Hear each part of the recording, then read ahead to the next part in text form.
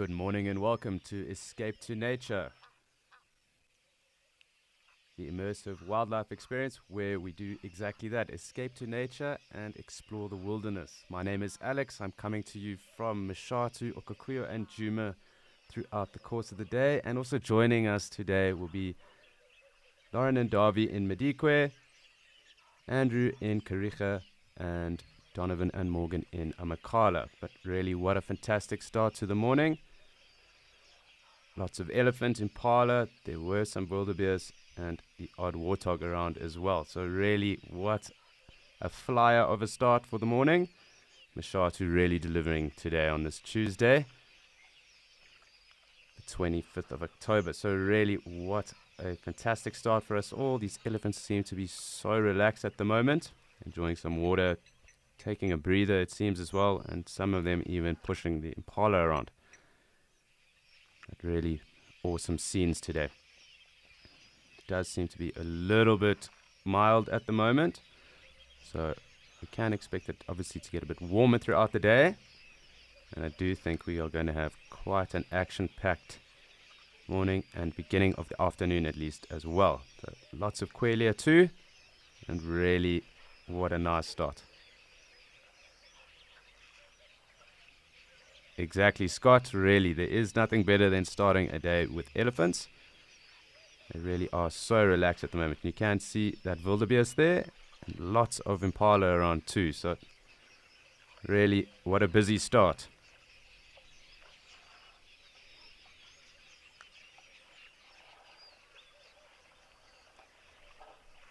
So it really is quite fantastic that we have got off to all these elephants, impala and wildebeest, but it is time for us to have a look at today's weather and what we can expect across the different locations.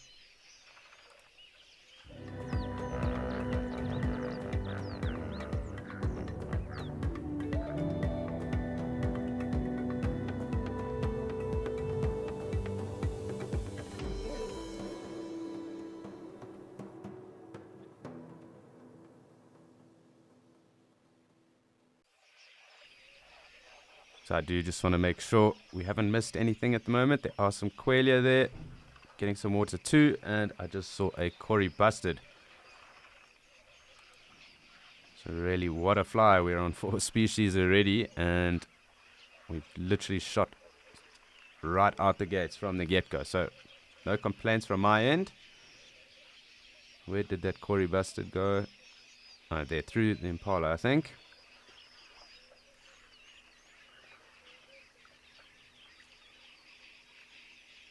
Taking a minute just to look through, but I do just want to scan the dam, make sure we haven't missed anyone else.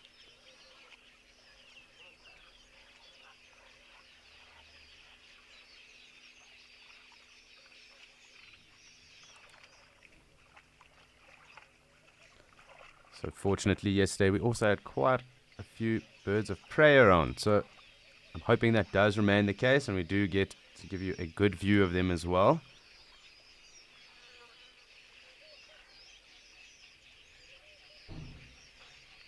Let us just see who else is around.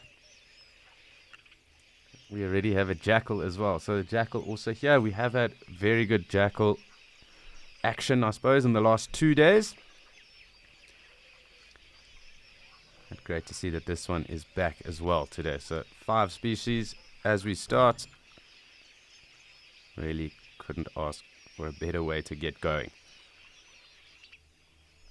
I'll try get in a little closer on the jackal, but I do think it might run off. There's a warthog coming through too, so it might be a little bit skittish, so we will just keep an eye.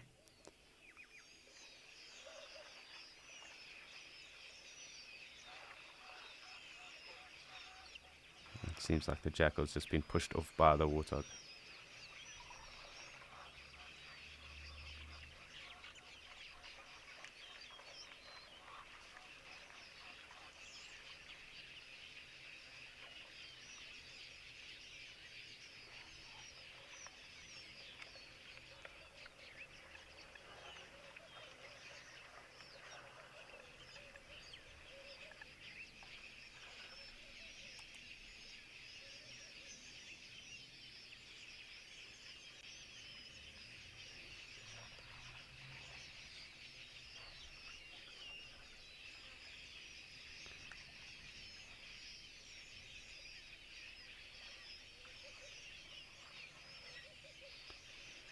So I think it's Penny. I didn't get it correctly there, but Benny. Sorry, Benny. And me and Jackal are highly social. They are also monogamous. So it's not uncommon to see them with around 3 to 4, even 5, because sometimes the yearlings pups will stay around to help out with the next set or next litter that does come through. So they are social and they do imprint on themselves very quickly and very well. But I'd have to say that elephants are far more social. They're in bigger herds, at least the breeding herds, and they really do have quite a social bond and structure. But it is, I suppose, not the most ideal comparison, because obviously the one is an omnivore and carnivorous and the other is a herbivore. So they do have different traits and they do have many other, I suppose, dissimilarities. So it is kind of hard to compare exactly who is most social, but they both have very social bonds. So in their own right, they are social. I just want to check in the tree here, because this is exactly where we had those birds of prey yesterday. And it does look like there is a shape there already. Nope, it seems that it's just the quelea for the moment. But obviously high numbers of quelea does indicate that they are a good resource for any birds of prey in the area too.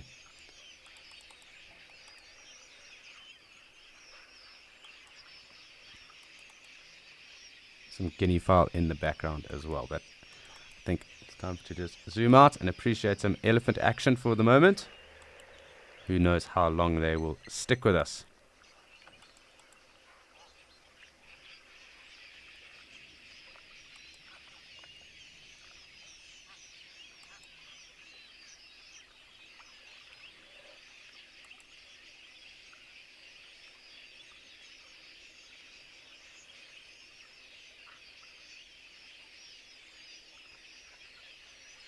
Looks like a zebra there on the right hand side too.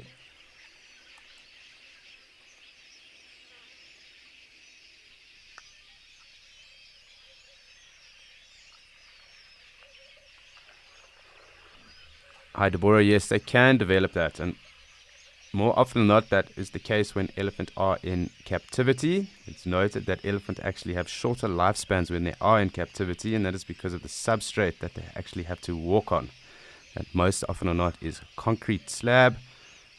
Obviously not very good conditions for an elephant anyway, but because of that and because of how much weight is actually on an elephant and how their pads have evolved, so their feet include a tertiary layer as well as cartilage, and then they have their digitera, so their feet, and those bones obviously help them cushion themselves when they are walking throughout the bush, and those pads obviously help with that. But because they are very heavy, and when they are in captivity and on those concrete substrate floors, it means that they put a lot of pressure and weight on those feet of theirs, and that causes them to actually live quite a markedly shorter life than what they would actually out in the open with a natural substrate. So that being sand, different rocks, different hardnesses, different softness as well of that sand. Obviously dry riverbeds around here. So, it really does change. They obviously have a variety of different substrate that they have to walk on, and in different areas, grass, So with having to put extra pressure on themselves, it does lead to joint and muscle problems, and obviously then to a shortened lifespan. So it is something that advocates are working on throughout. Ideally, there shouldn't be any elephants in captivity, but those that are, it is important that the quality of their life also gets improved. Seems we have another jackal on the edge of the dam there as well. And I don't think the elephant or zebra will be too phased with it being there. Parla possibly, and definitely a guinea fowl.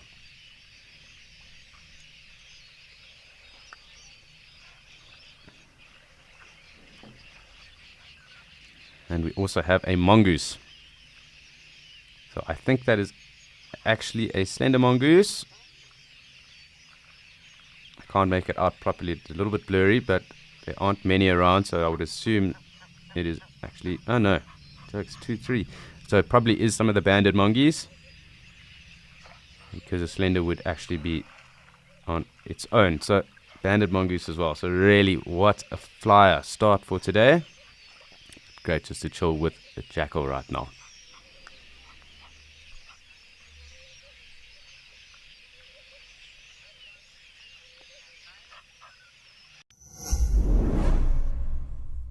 Every day brings something new here on Wild Earth.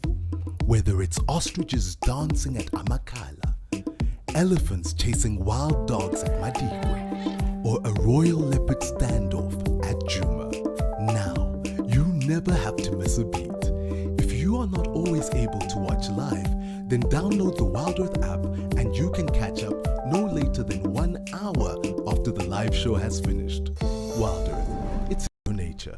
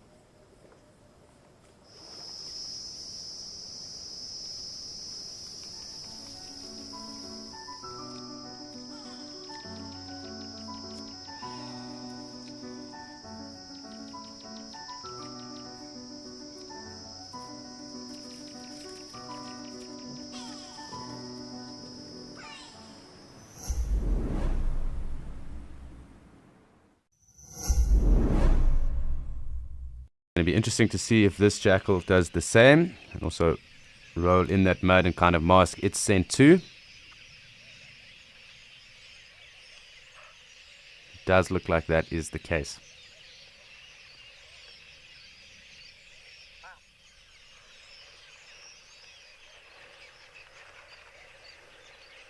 One or two of the birds dive bombing or mobbing the jackal.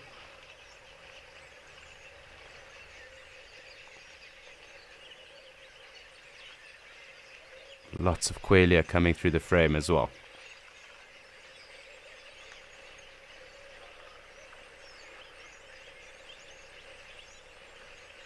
Morning, Helen. And they do have quite a wide variety in terms of what they do take. They are omnivorous as well, so they are known to take berries and fruits. They will take insects, lizard, mice, doves, little chicks, eggs. They do scavenge as well, and they do hunt.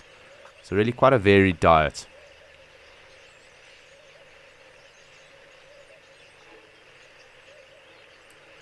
Really quite awesome to have had so much jackal action around the dam in the last 2 days.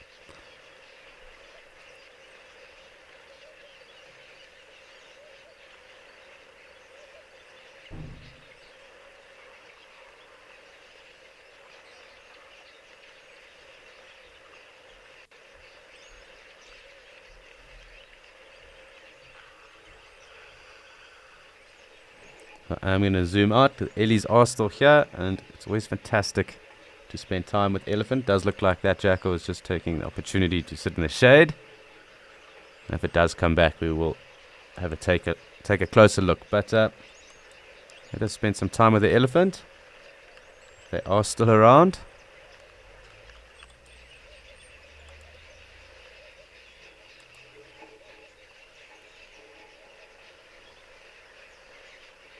Always good to see what's going on and how their social interactions are unfolding.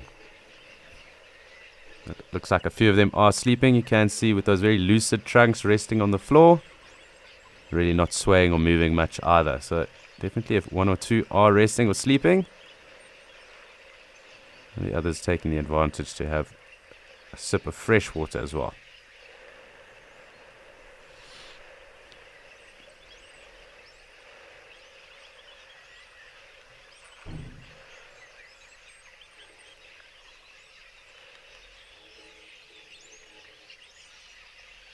And we have a hyena as well in the background. It really is a showstopper start to Tuesday. Wowee. And the elephants haven't budged at all. Obviously one hyena, I don't think is too much of cause for concern for them. But let us see.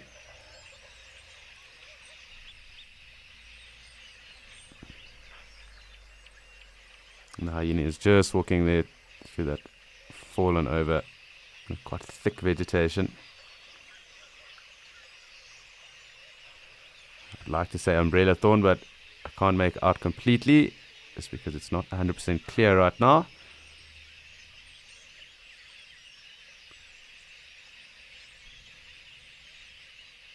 It's very possible that it has decided to lie up in there as well. Ooh, maybe off to the right of us. I'm going to just check.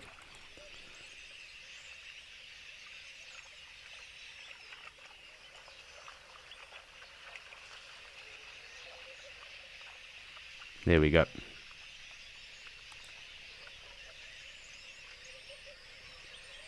Sorry, Kim, I do need to just get your question again. Wasn't clear.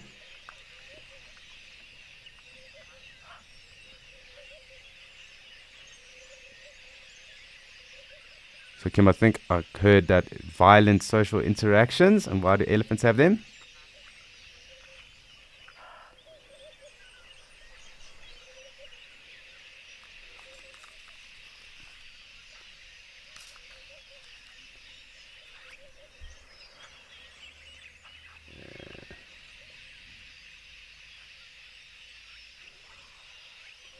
Kim, so why do elephants have divided social interactions? And it's not that they have divided social interactions, more so that the breeding herds obviously stick together and they are more social, but then as the bulls get older and come into adolescence, they also are then kicked out, and they also have to forge their own way as bulls, and they do form loose associations then as the Askaris with older bulls, and they learn the tricks of the trade really from them.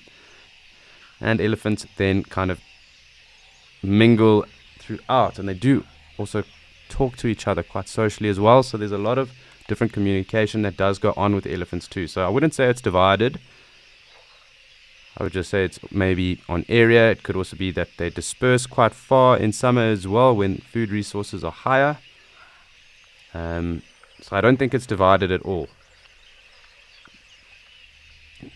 I suppose maybe the best way to pose it is how and in what way do you think they have a divided social interaction? Maybe a better way to give you an explanation from that.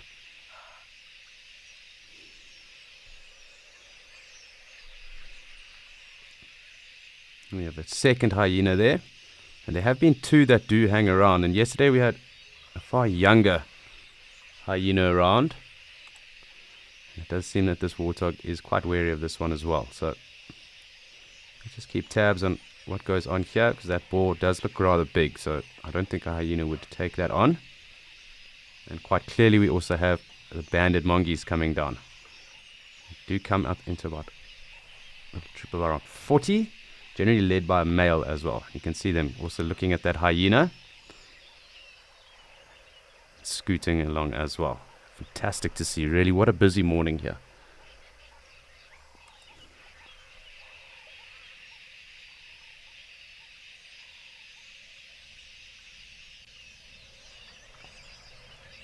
I'm interested to see if the hyena does come down and get into the water and wallow, because it does look like it's starting to get quite warm, and they do enjoy water.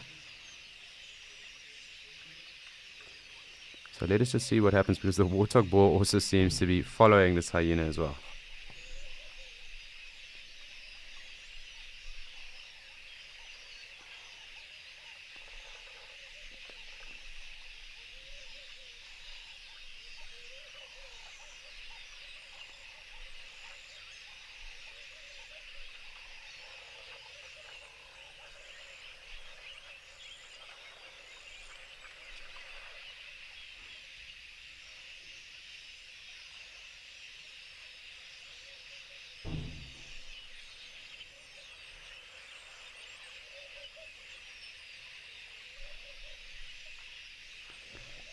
So interesting to see how these elephants just push that warthog away. I'm just going to go back to the elephant. Really cool to see those hyena, but they didn't seem to be too interested to hang around, and possibly because of the presence of these elephant. A third hyena really is popping off. Wowee. So this is the most hyena I've seen at once here at the dam. Possibly there might even be another. There are very good numbers of them here in Mashatu as well.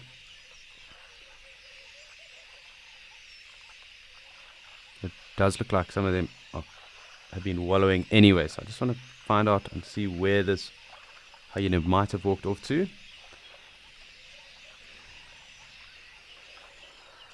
They all seem to be heading off in the same direction. So I can't tell you what they've been up to prior to this, but very cool to see them around the dam this morning.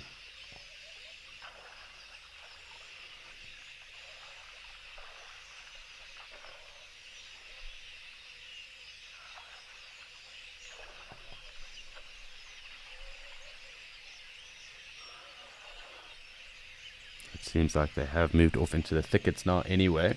I'll head back to where we were, because there's a slight chance there might be another.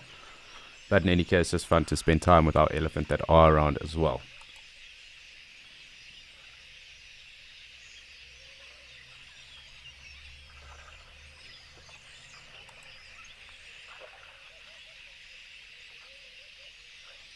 It's slowly starting to wake up for the morning.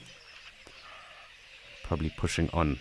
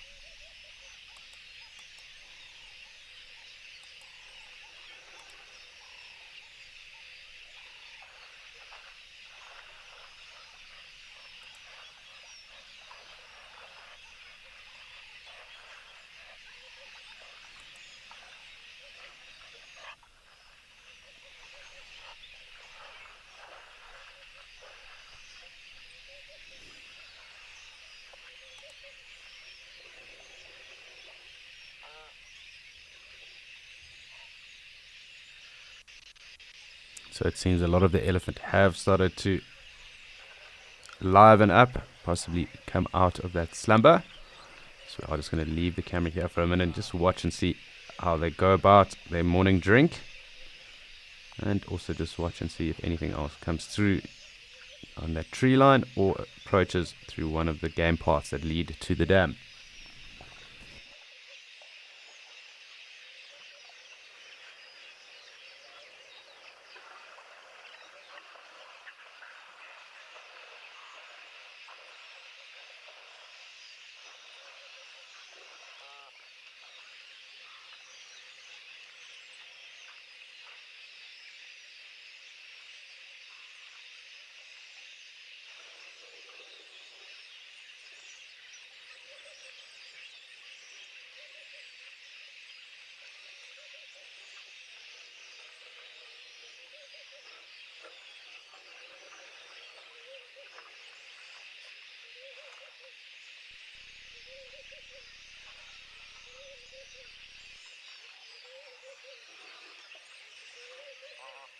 So very cool just to sit and watch all these elephants and all the action we have had this morning. But please do remember, this is a live and interactive experience. And we love to hear from you. We love to answer any of your questions. If you might have noticed anything, we'd love to get back to you on those points as well. So please do send through any questions you might have, points of interest, things you might have seen, conversations you might wish to indulge in. We really love to get back to you, and we love interacting with you as well. It does keep us on our toes, and a lot of your questions really do get the brain matter ticking over as well. So thank you so much for sending them through anyway. Please don't forget to send them through throughout the course of the day as well.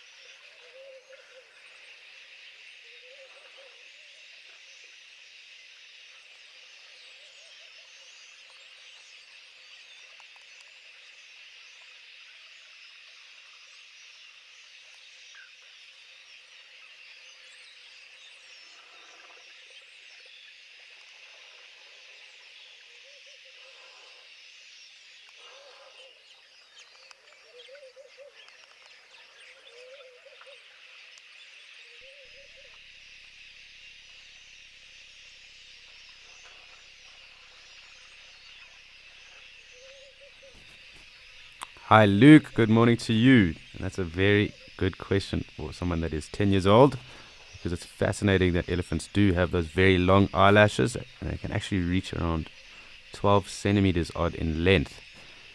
But they do have that also just to protect their eyes from dust and sand. That's predominantly the use of those eyelashes as well, to help protect their eyeballs. I hope that does answer your question, Luke, but a very good question from you. Thank you very much for asking it.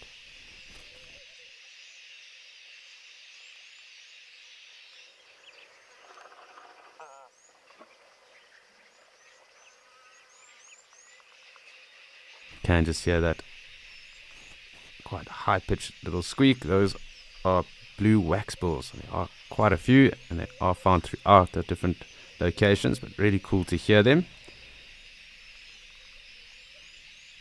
Little seed eaters. They are very cool birds, very pretty as well.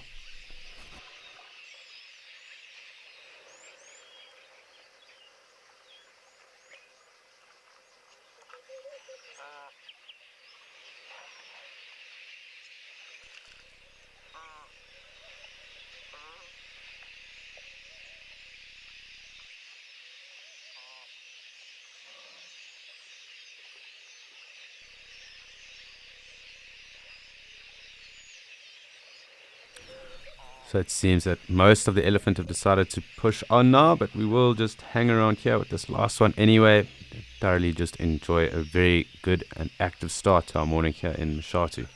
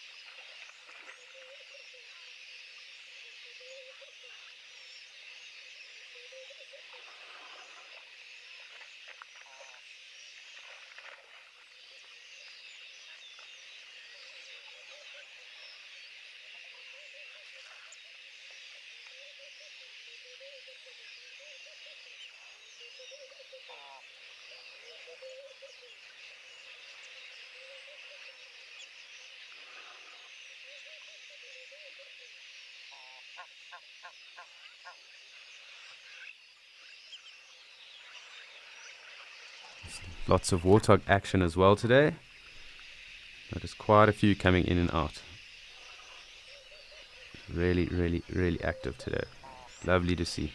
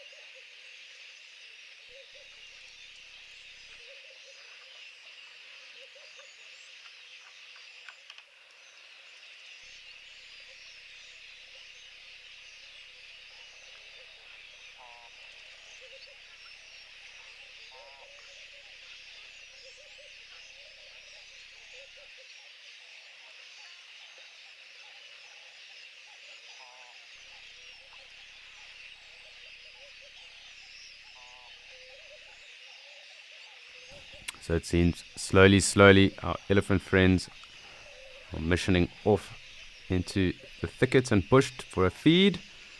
We do have quite a bit of warthog action still at the moment, so I'm just going to stick here for the moment. We can just watch these warthog as they come into wallow and just keep an eye on any other developments, because we really have had such a busy start here today.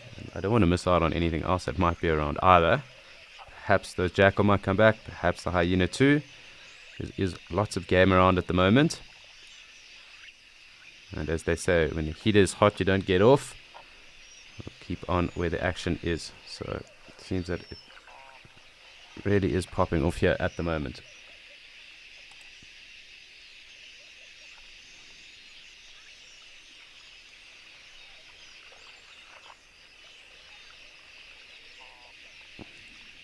Warthog wallowing over here, so I will just come in and we can have a look at this, because it is one of the favorite activities for warthog, to get right in there and in the mud. And the quarry busted as well is here too. So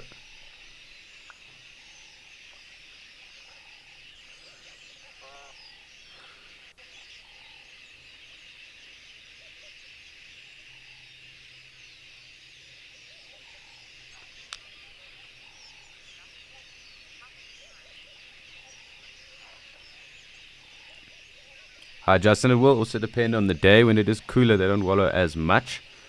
And obviously they do have requirements. They do need to go and get food, but they are heavily dependent on water. They are an indicator species for drought.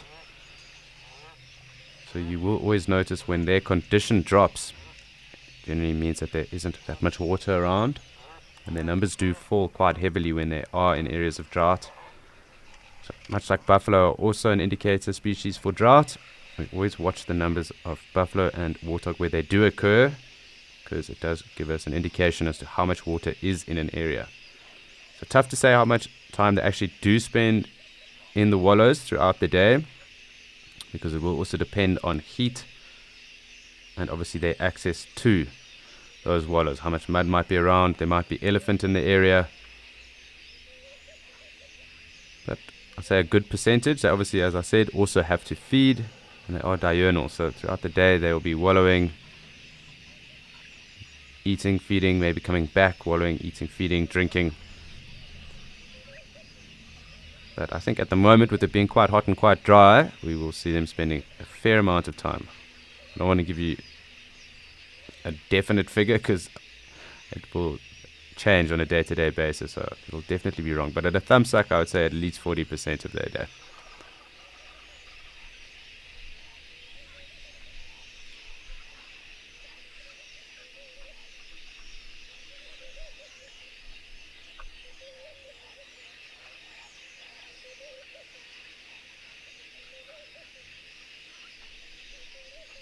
So we do have our elephant that have joined us again.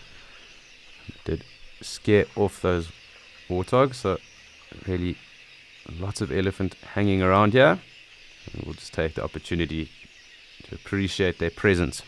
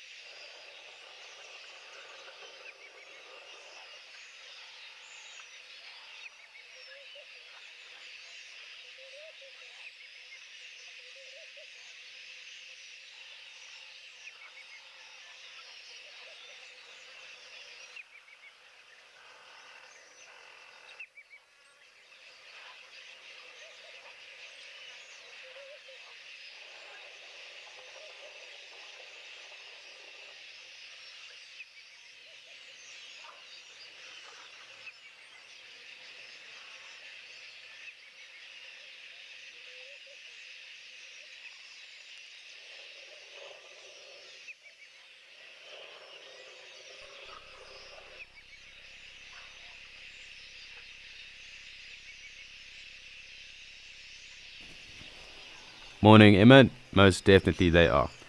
We can also just see as they approach too, we will just see them interacting with each other too.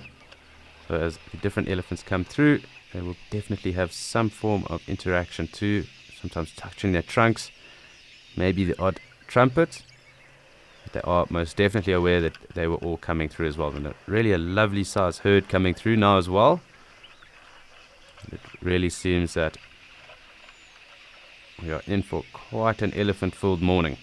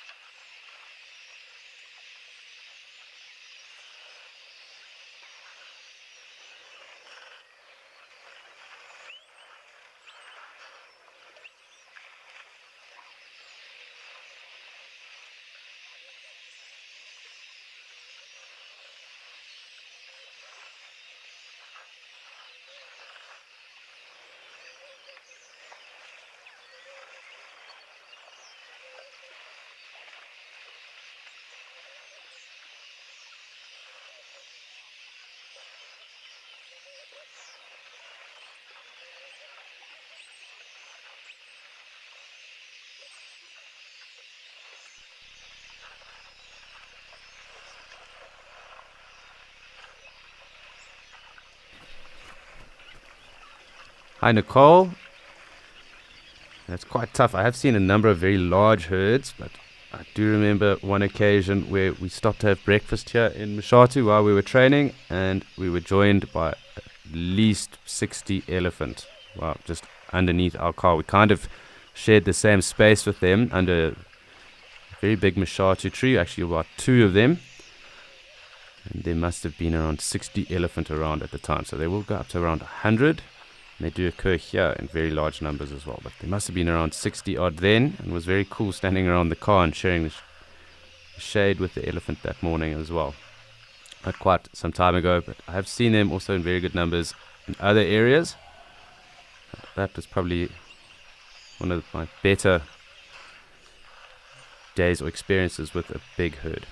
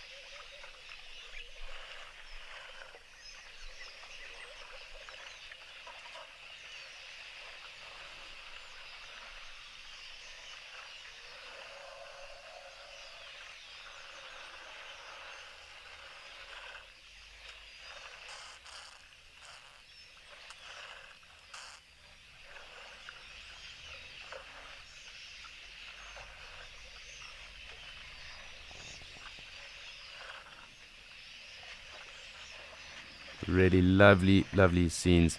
Just so cool to be able to watch these elephants come in and out, enjoy themselves and immerse ourselves with their presence.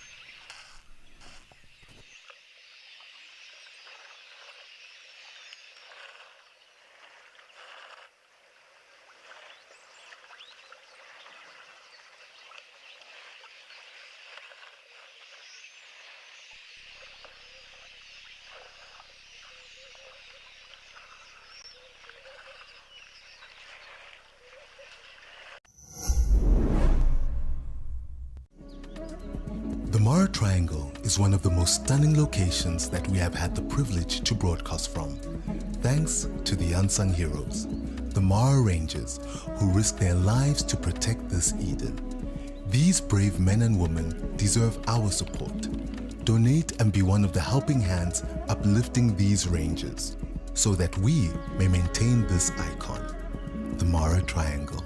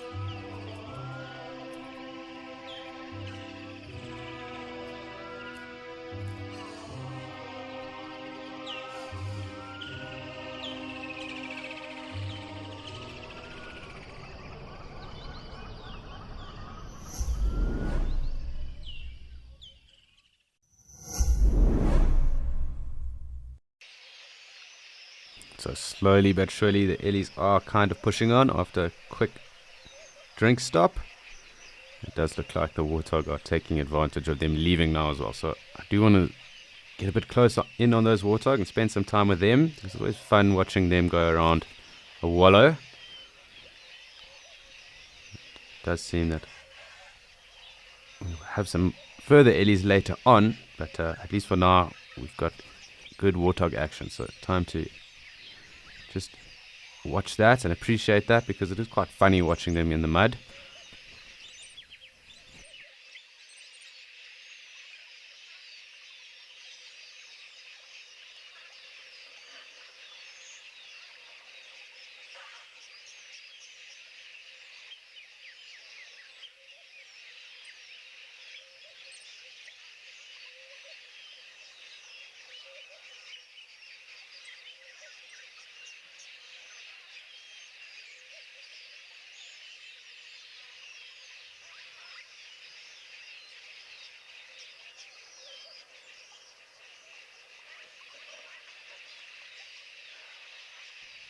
What's so interesting is that because of that lack of water that's now supplying where that wallow is on the left hand side there, we haven't had anyone moving into that wallow since it dried up, and it was very active around a week to 2 weeks ago.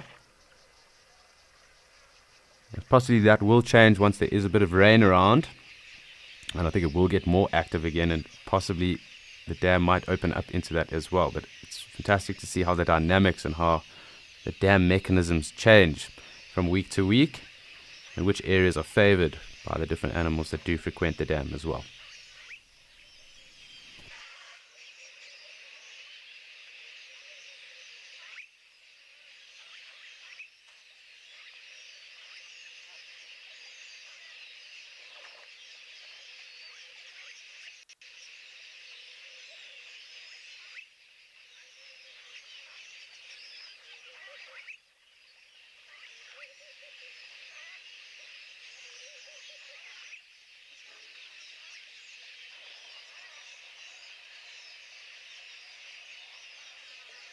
It looks like no respite from the Ellies. This one has come through as well, so probably going to get it quite close here and drinking from the spring as well.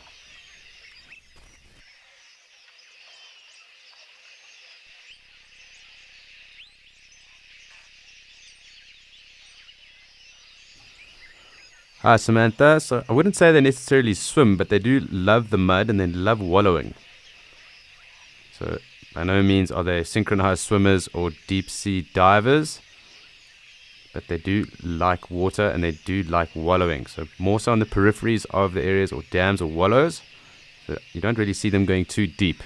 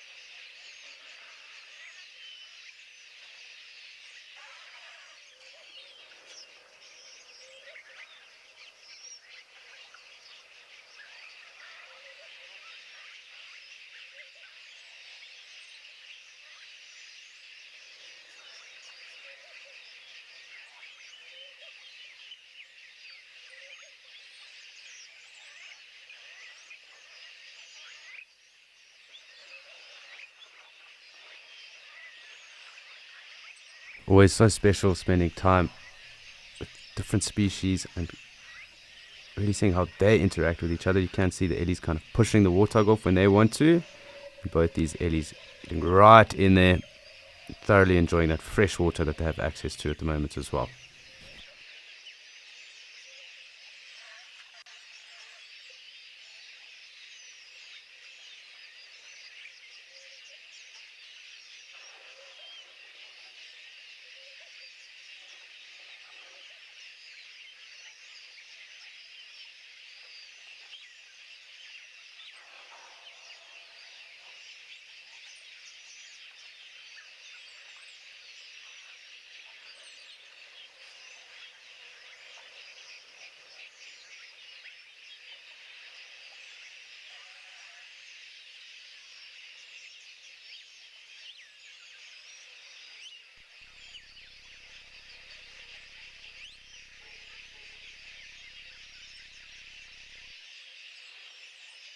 Eric, so I do just need to double check. Obviously, that does also depend on the size of the ellie and how big they are too. They do drink around 100 liters a day. But obviously, in certain areas, it's noted that they can take up to more.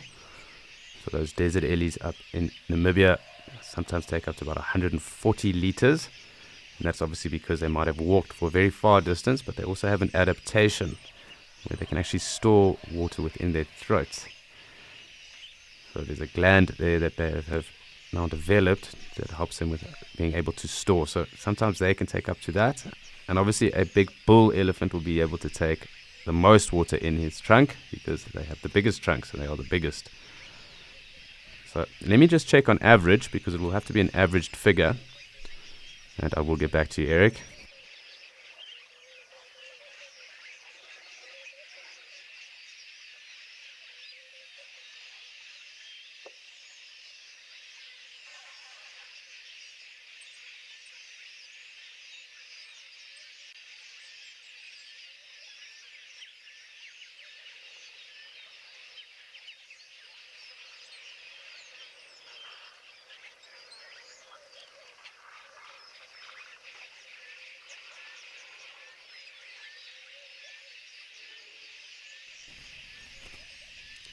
So roughly in a big bull elephant, we're looking at around 12 liters or so at a time. A big bull elephant's trunk can be anywhere between 110 and 140 kgs in weight and roughly 6 feet odd in length, so about 180 centimeters long. You do get longer ones and bigger ones, so sometimes they can get up to about 7 feet long, and that'll be a really big elephant, probably close on the benchmark of 8-ton elephant bull. So hopefully that does give you some insight, Eric.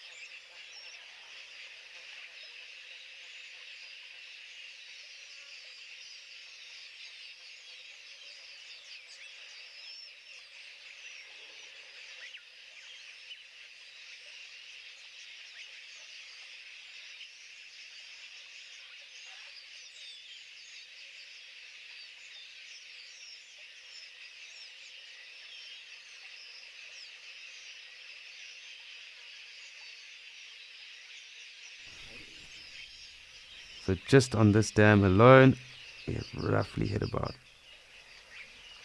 7 species. So really quite fantastic. What a great start.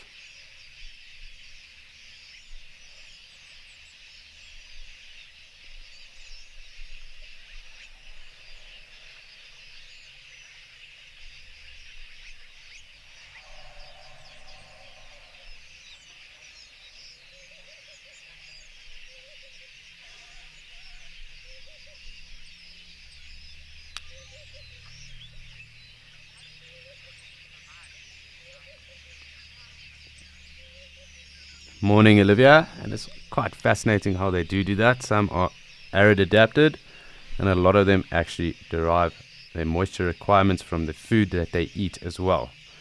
So it will obviously depend on the area and how much browse might be available to the browsers, how much graze might be available to the grazers, but there are others like the gemsbok that have also adapted to dig up roots and tubers and some of those Kalahari melons, and they derive a lot of moisture from what they eat and what they take. It's quite a funny looking antelope up in East Africa called the Gerenuk, probably the strangest looking antelope out there, and it also is very arid adapted and takes a lot of its moisture from the browse and the leaves that it consumes. So a lot of it comes down to their diet and what they're actually eating and how they derive that moisture content that they need.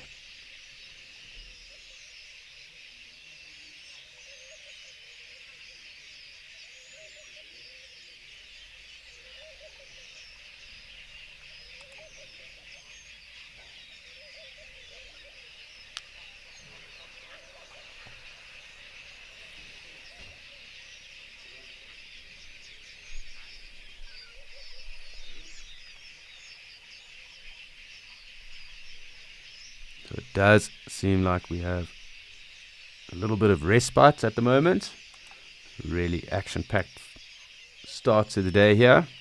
And I'm just going to make sure we haven't missed anyone that might be coming through quickly.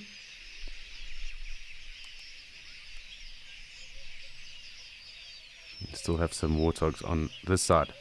And I did suspect that I saw the crocodile going into that low-hanging vegetation that is on the left of here.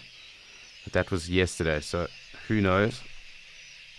We are still waiting to see the croc.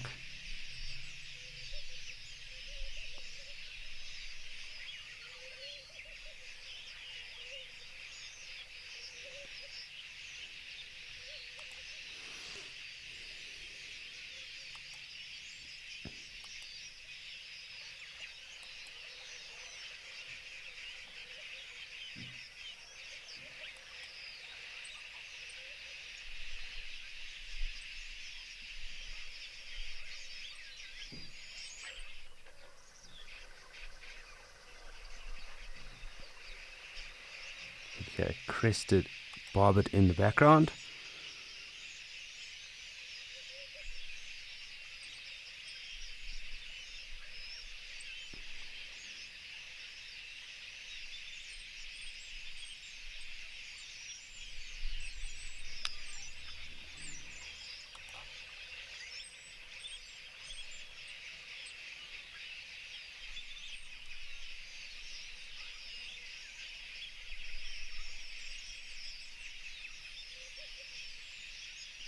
Looks like the Cory Bustard is there where the warthog were just now. So I'm going to zoom in on that because we haven't spent too much time with the Cory Bustards while they have been around.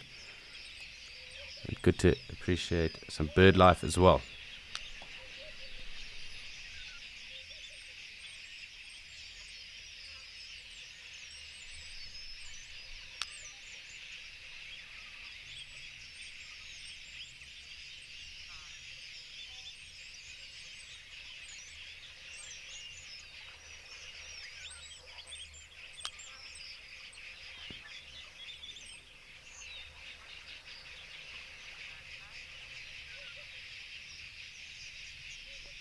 So really quite cool watching Cory Bustards drink because they do kind of get into that 90-degree angle and then suck up water. I find it quite a weird pose, but obviously it works best for them. I do thoroughly enjoy spending time with Cory Bustards as well. They really are fascinating birds. I'm going to try and get a little bit closer for us. It does seem that no one else is really hanging around, and we do now get an opportunity to watch Cory Bustard.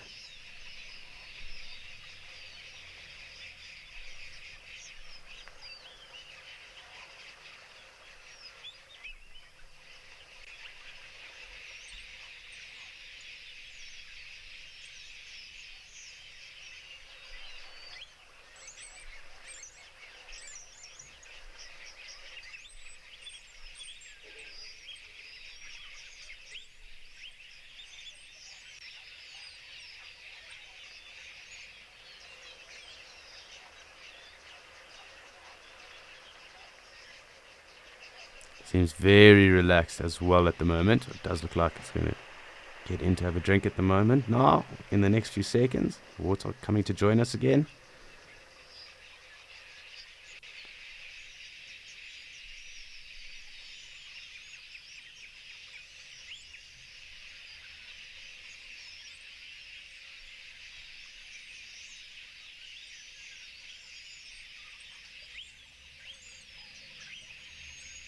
Looks like the warthog is having his weight around as well.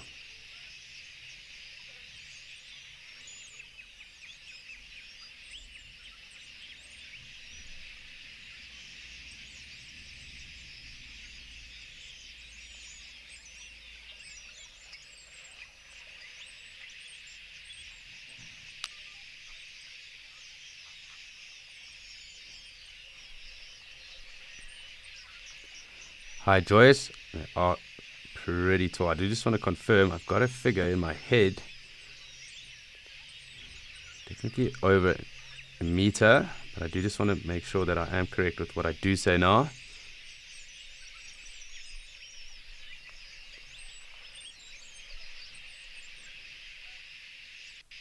So up to about 1.3 meters, sometimes as high as 1.35 meters, 135 centimeters, and they can get up to around 20 kgs in weight too. So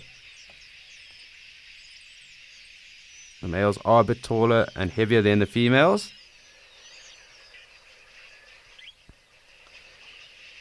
They really are such cool birds. It's so cool to see these warthog also just getting into the action over there, getting their sunscreen on for the afternoon, I suppose, or preparing for an afternoon too after this mid-morning. Looks like a few guinea fowl starting to come towards the water.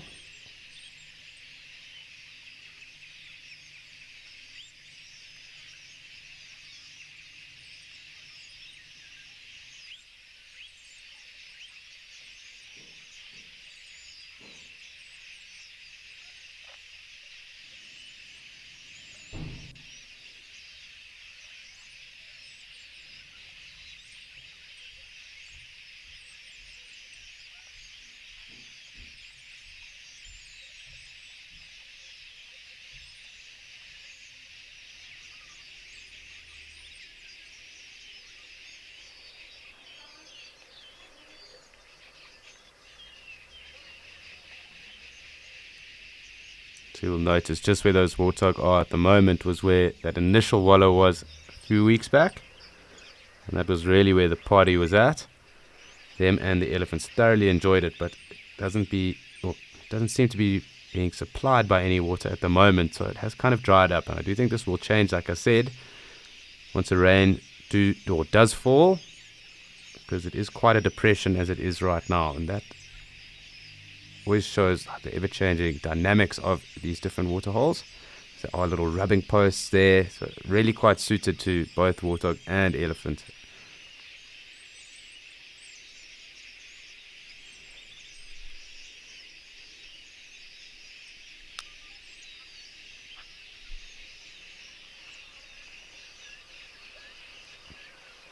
Exactly that, Victoria. They really have found the perfect spot.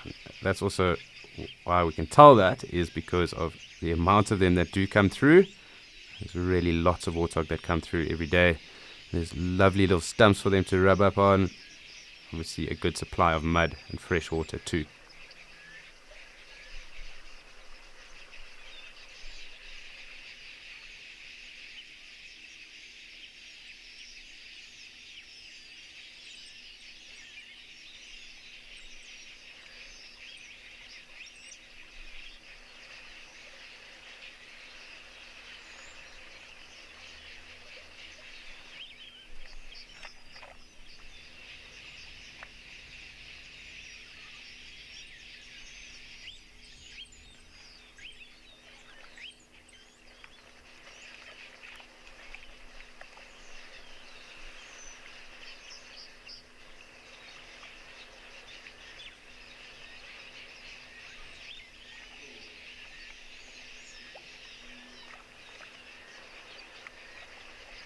Great to have these guinea fowl come through and join us now as well.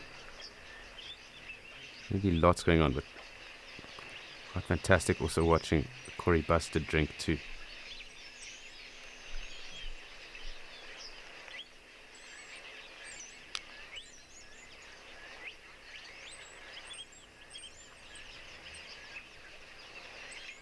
Hi Ronnie, it is actually kneeling. Quite weird because the knees actually go backwards like that, obviously not like ours. And that is why it kind of forms that very perfect 90-degree angle that does then form as it comes down to drink. But also noted to be one of the few birds that actually suck up or drink water as opposed to scoop it up with their bills too.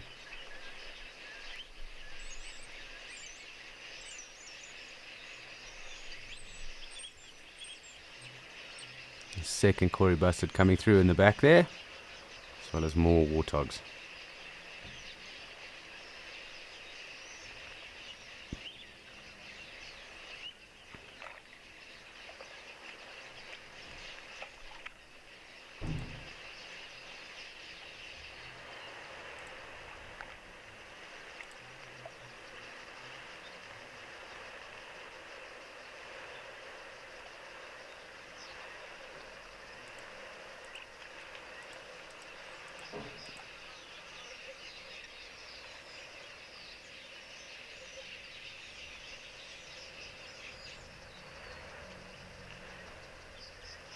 Ostrich walking through in the background too, so we really have had so much action here today.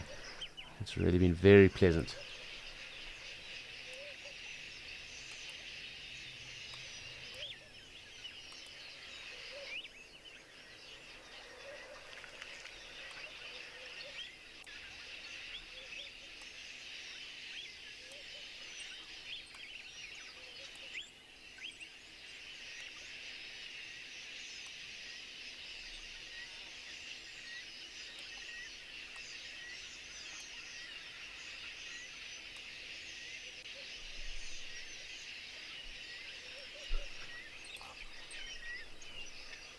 Corey Bustard's interacting as well. I do just want to come out again and make sure we haven't missed anyone else that might have joined us here at the dam. Just great to see the amount of variation and action we've had here already so far.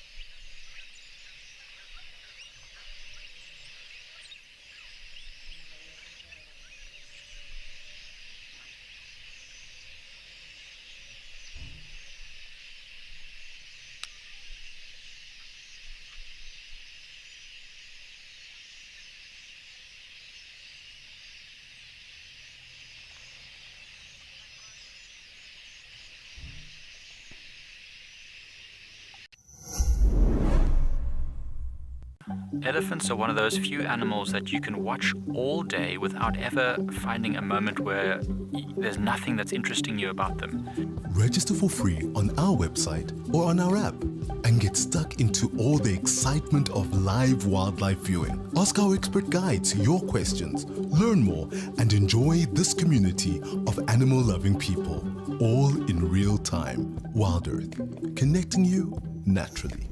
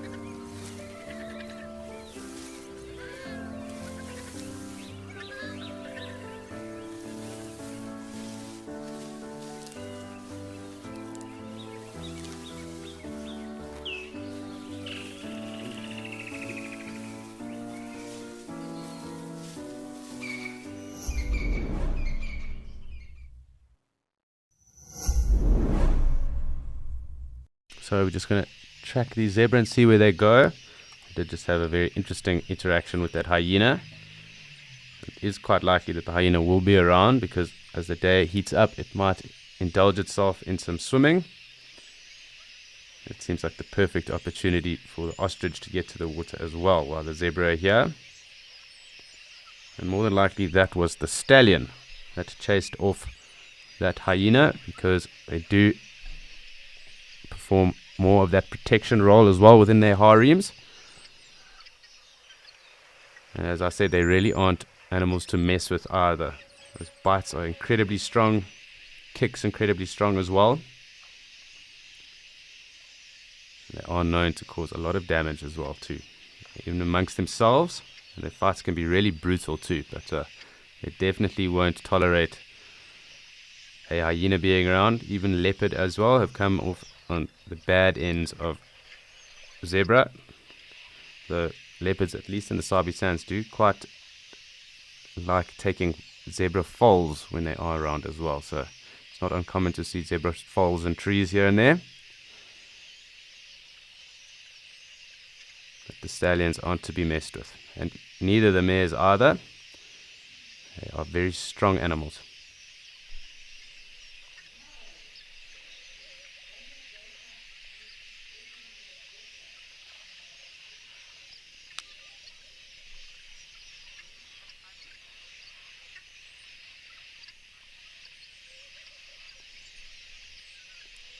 Hi Megan, who's 10 years old, and that's a very good observation of yours.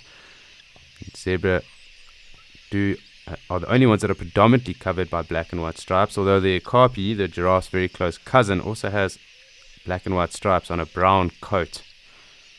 And there's also the striped hyena, the fourth species of Hyenidae, and it occurs from East Africa into Asia, across the Arabian Peninsula as well.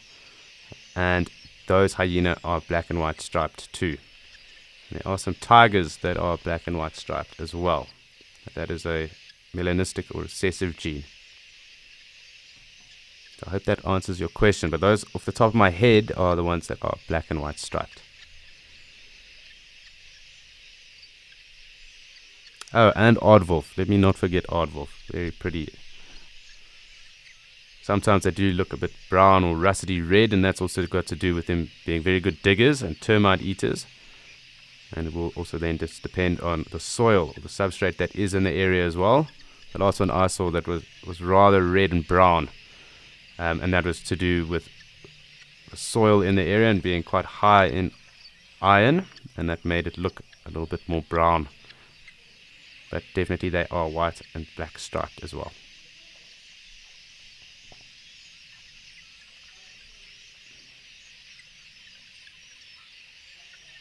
And if I think about it, actually brown hyena have the odd black and white stripe on their coat too. But the fully covered black and white striped individuals, zebra, aardwolf, striped hyena, they are the ones that are black and white striped.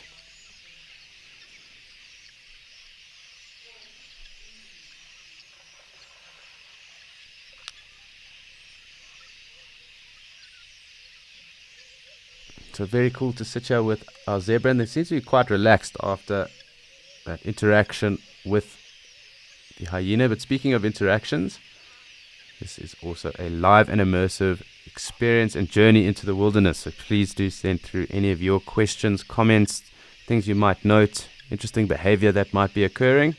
We love to interact with you as well, and we love to answer your questions. So please do send them through. It really is fun interacting with you as well.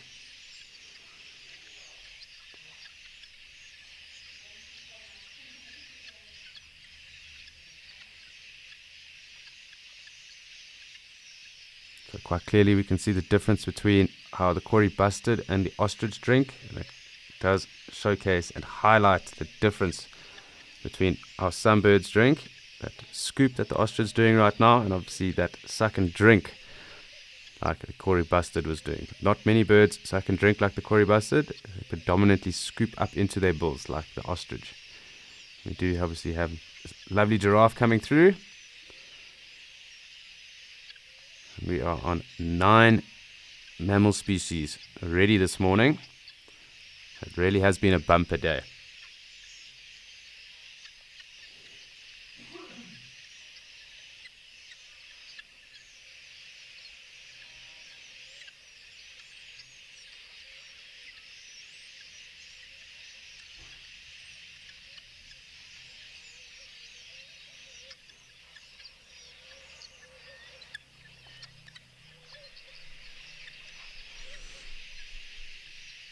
It's always cool watching giraffe approach.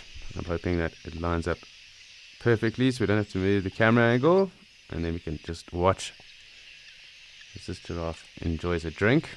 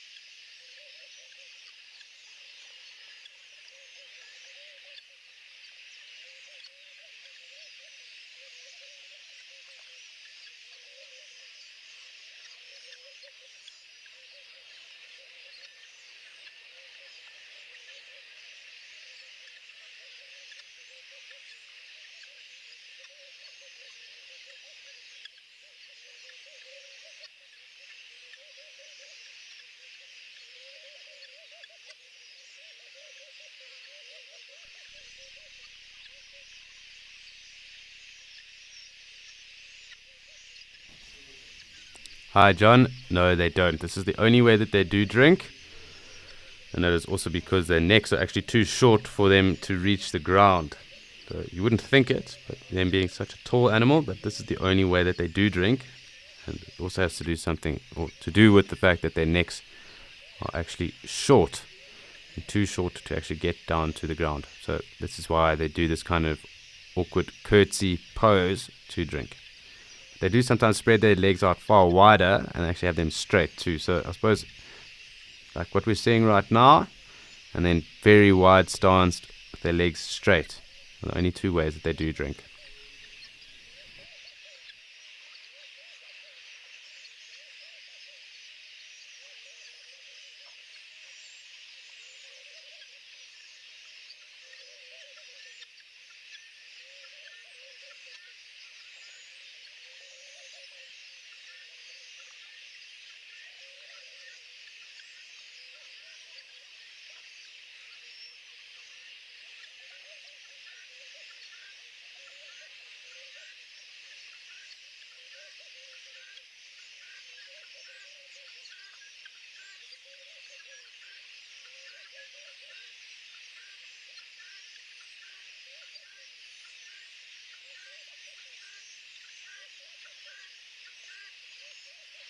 Nice wildebeest as well through the background.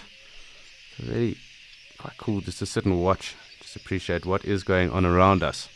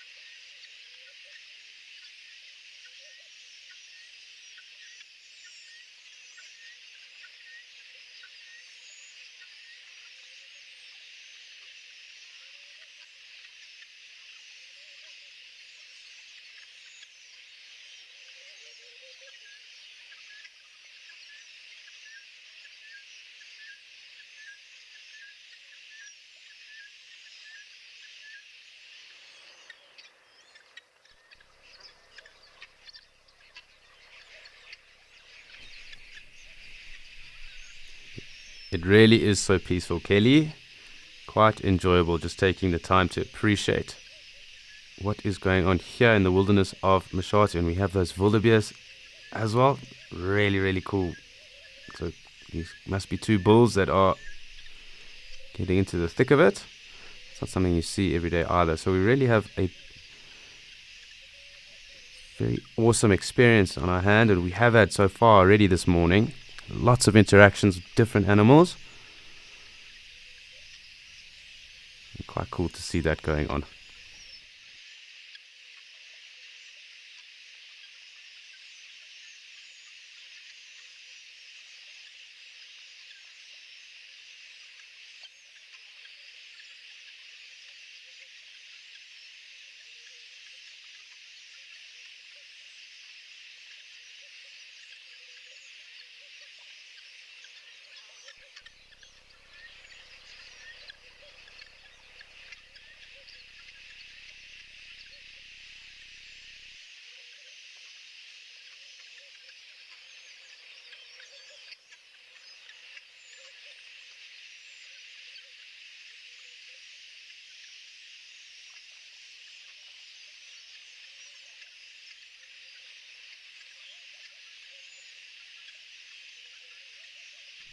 thoroughly enjoying the experience of just sitting and watching the wildlife at the moment.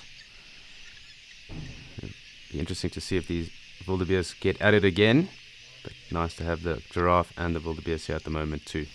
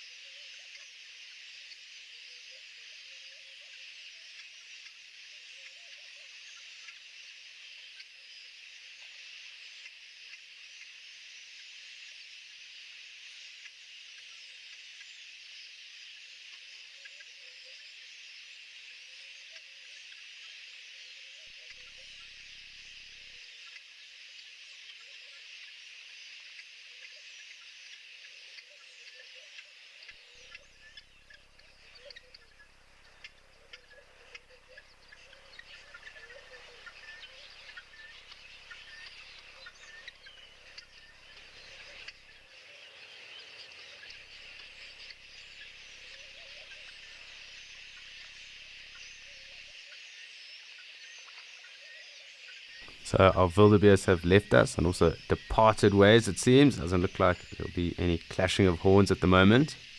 But great to still have this giraffe with us. Lots of guinea fowl action too.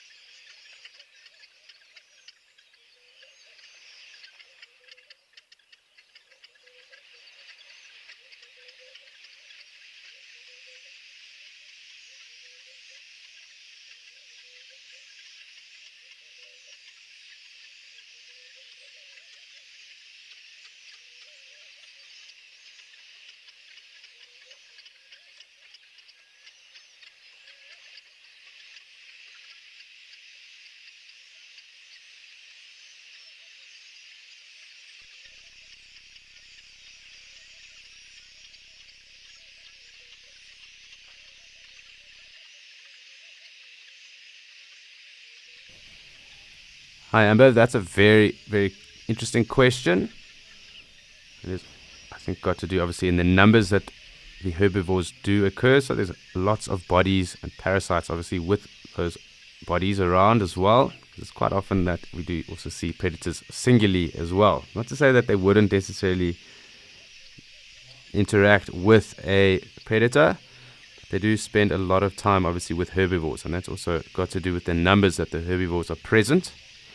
And also they spend a lot of time walking around too, so they do obviously get ticks and get ticks onto them quite regularly. And the oxpeckers are mostly after the blood that is found in those ticks or even on the scars. So if, for example, a buffalo has had a run-in with lions and is pretty scarred up, they will actually pick at the scars, at the blood and the dried blood that is actually there. They sometimes even drink that blood if it is freshly flowing too. They can actually become quite pesty to certain animals as well. But I think it's got to do with the numbers that herbivores are present, and obviously the fact that they move around so much, constantly kicking up ticks and the rest onto themselves, different parasites, so they have a lot more access to those ticks too.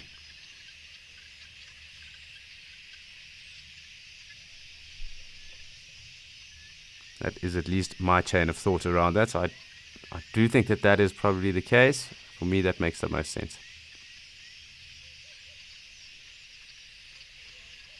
That doesn't mean to say that ticks aren't on predators or on different animals. They are, but I think there's a higher occurrence with larger numbers of animals or individuals in a herd structure. And also the fact that both oxpeckers and herbivores are generally diurnal, whereas predators and that are far more active at night or in the evenings and during dawn. So I think those are the factors that lead towards that.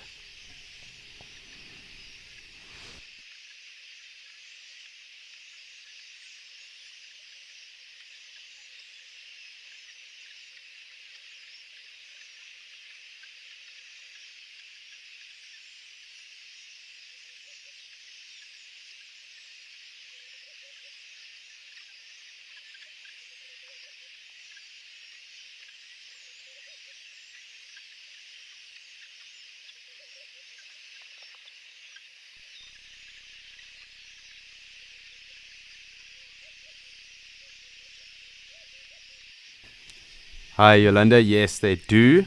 And also height is a factor that will also aid them with their sight as well. So being so tall and having good eyesight means that they can see quite far and they can spot danger at quite a distance as well. So height and eyesight is definitely something that aids giraffe. The other one seems to be feeding right here as well. So I'm just going to scoot across here.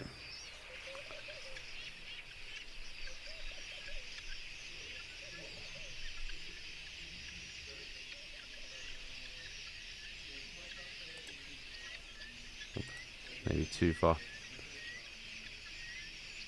Sorry. Trolls aren't being my friends at the moment.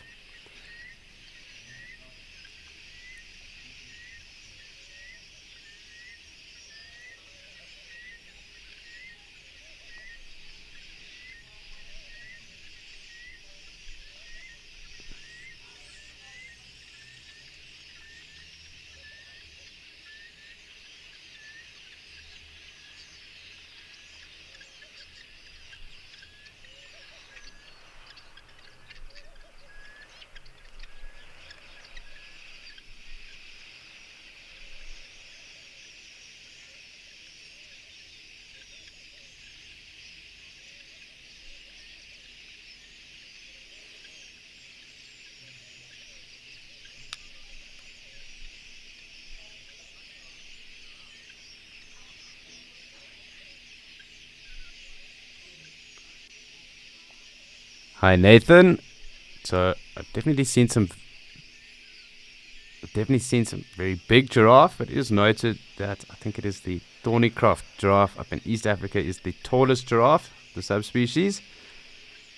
But I've only really seen the southern or Cape giraffe, to be completely honest, but I have seen some very tall ones, and I would definitely lead to plus 5 meters in height in a big bull giraffe.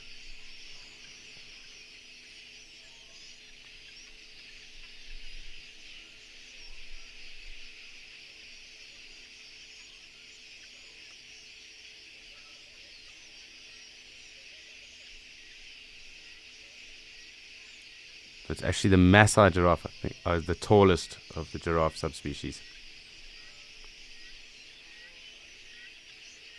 And that's on average. There obviously are outliers on tall giraffe through all the subspecies, but generally the Maasai giraffes are the tallest.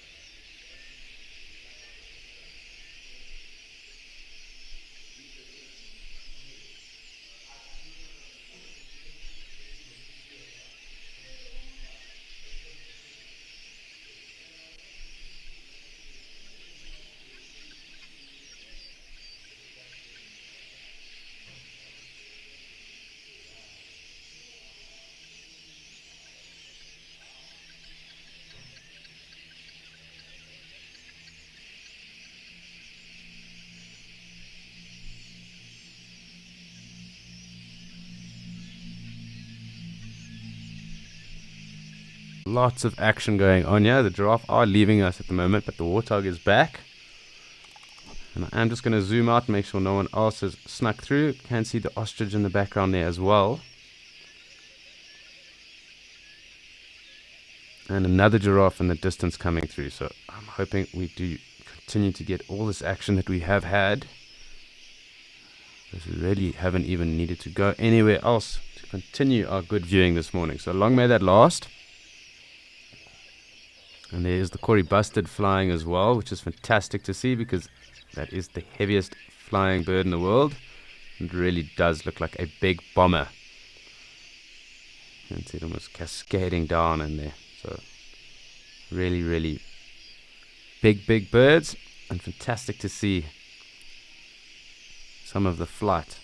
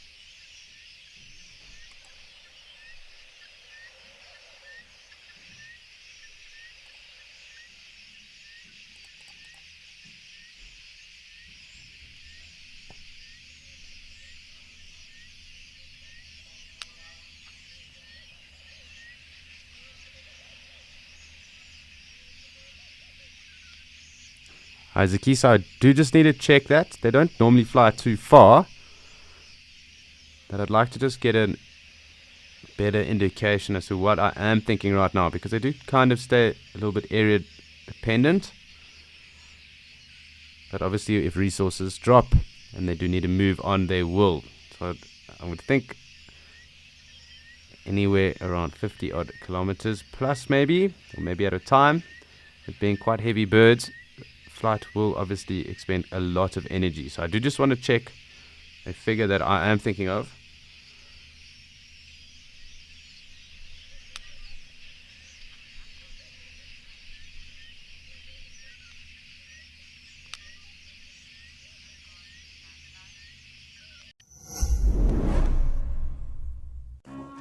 It's that time of the year filled with tricking and treats. Join Wild Earth and hang on to your seats. There'll be creepers and crawlies to thrill and delight. We're looking at what keeps you up at night. So come take a peek at what we've got in store. Turn out the lights and lock up your door. It's a spooky safari coming to your screen. Come one and come all to Wild Earth's Halloween.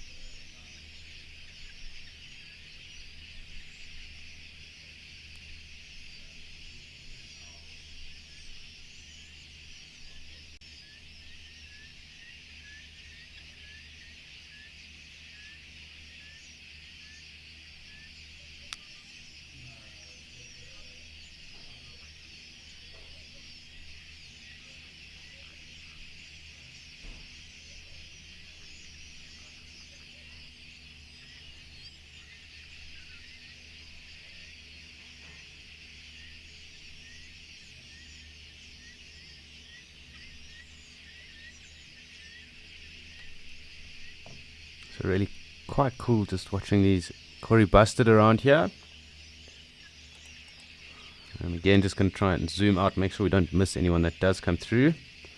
I do think that giraffe might have made its way through and come to the other side of the dam, but it's quite fun watching the Kori bustard as well.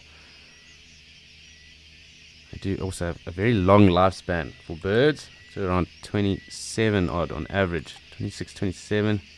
I mean, there are outliers, maybe a few older than that, but quite a long lifespan for birds in general as well. Up to that.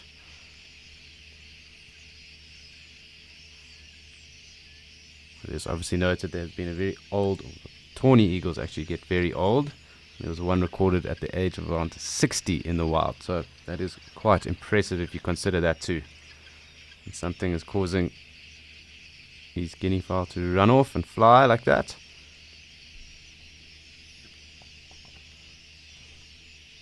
They really do run quite fast. Looks quite interesting when you do see them scooting along like that.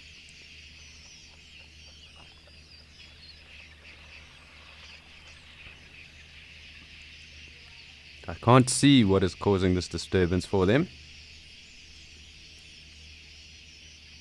Looks like there's some mongoose still in the distance there.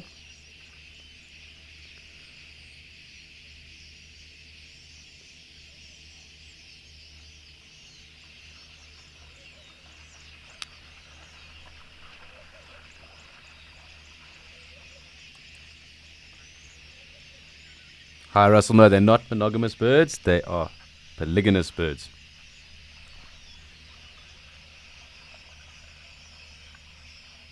And we do have some elephant backs. So great for them. Very grateful for them to come in to join us. This must have been what shooed those guinea fowl off. Looks like they're in a bit of a rush.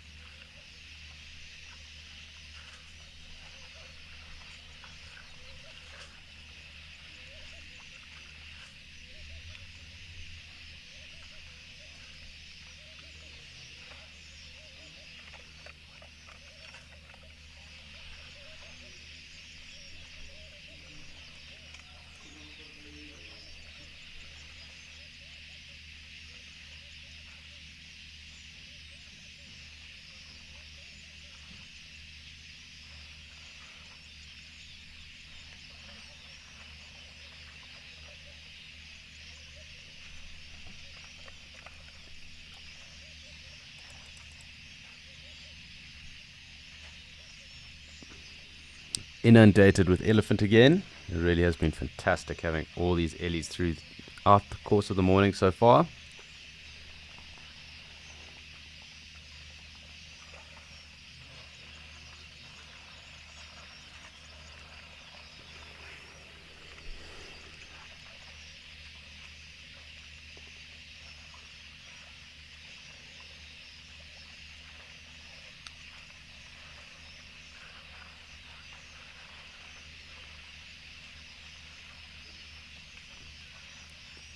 Morning, Anna, and that is ingrained behavior. So it's handed down or taught knowledge from the older matriarchs or bulls down onto the younger elephants or calves. So they pick up and they learn as they get older through life. So it is something that is ingrained or taught behavior. That is how they learn what is good for them to eat, as well as what other things to avoid as well.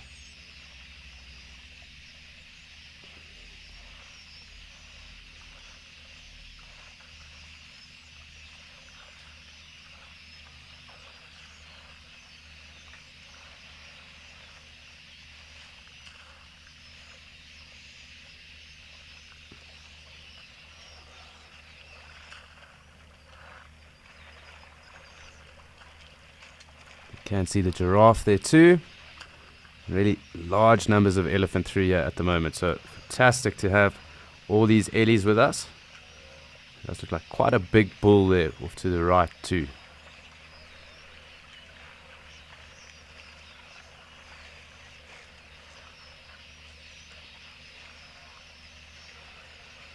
Some mud bathing going on as well.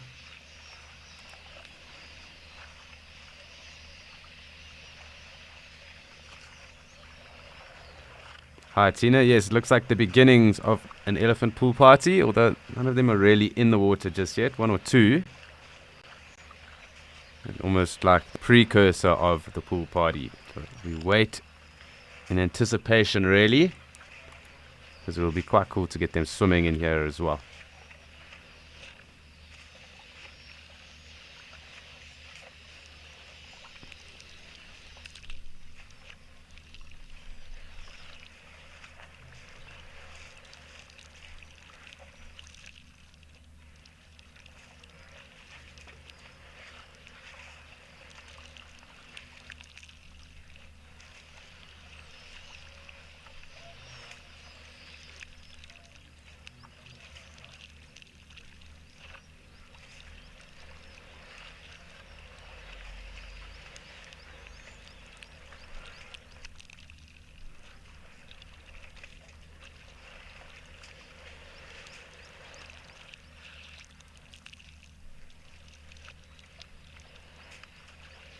So just cool to be able to sit here and enjoy the elephant for a moment while they are with us. We're going to do exactly that. Just sit and enjoy any of the interactions that do occur. enjoy having the elephant spend some time with us. Nice to also have our giraffe in the background. So we're going to do just that and immerse ourselves in the experience.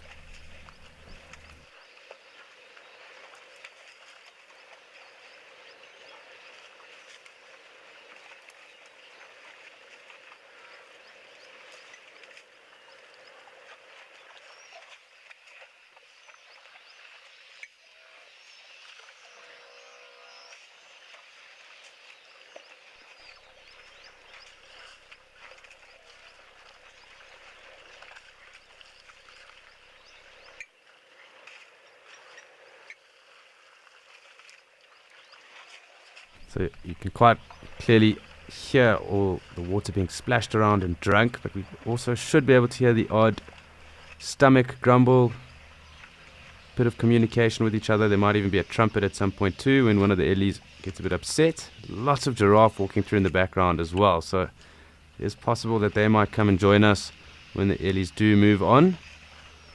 Something also just to keep our eyes on.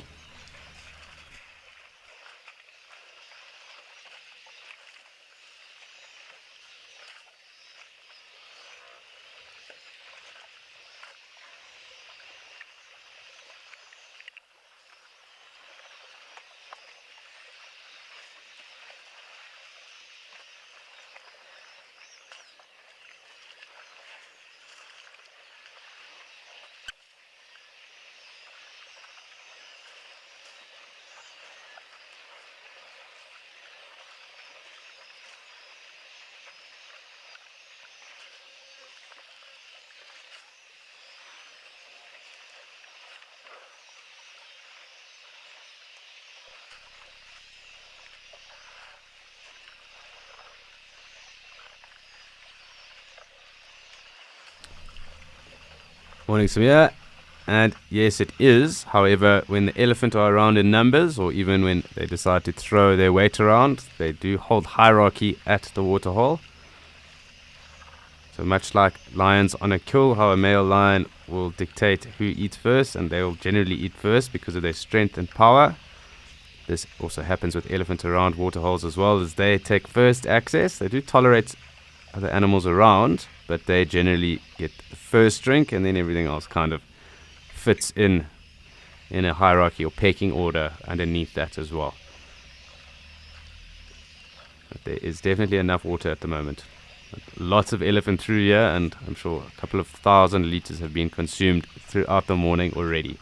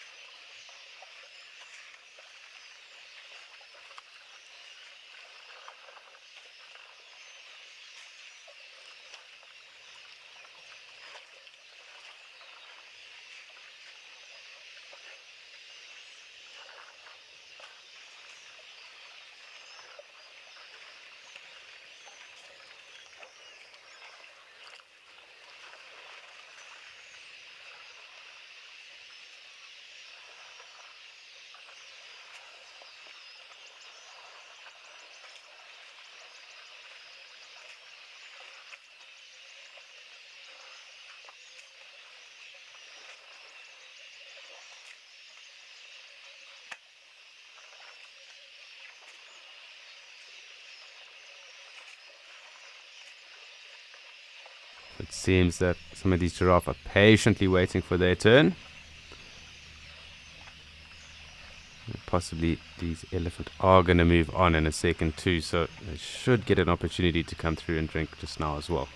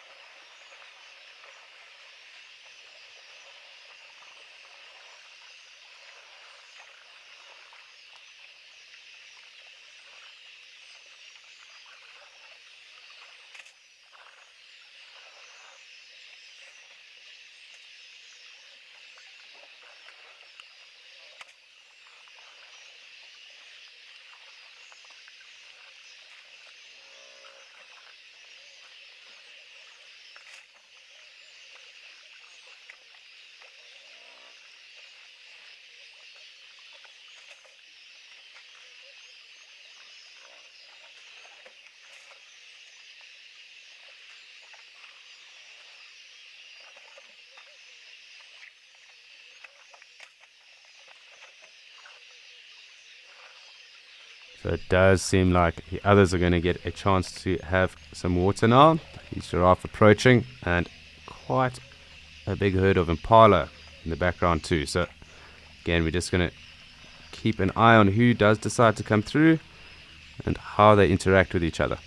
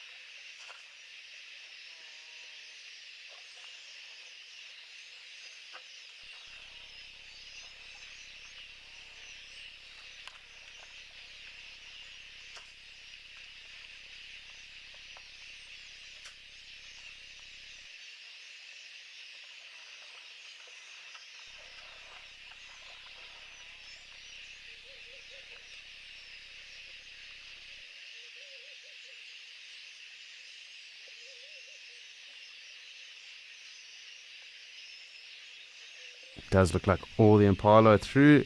Some of the giraffes seem a little bit hesitant, maybe pushed off by that younger elephant. Good for us just to have a look and see what's going on. Those Ellies are pushing that giraffe off, but really large numbers of impala that are here at the moment.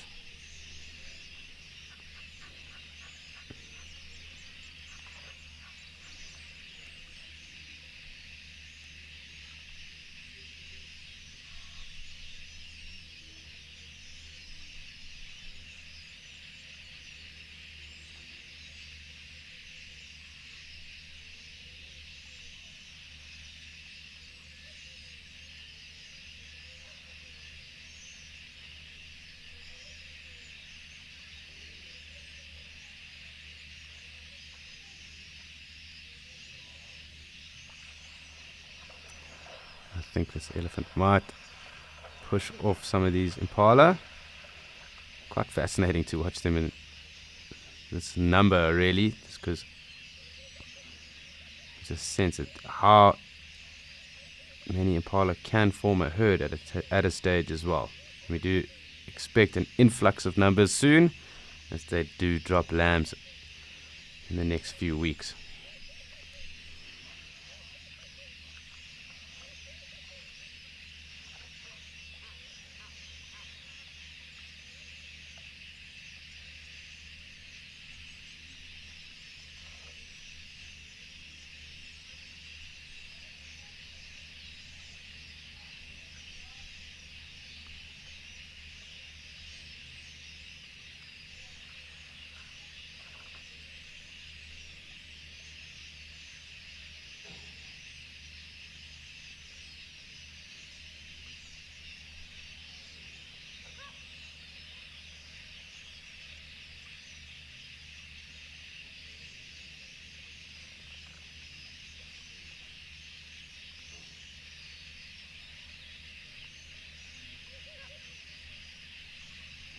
Think I can start to hear some baboon coming through. It'll be fantastic to keep adding to our mammal count as well.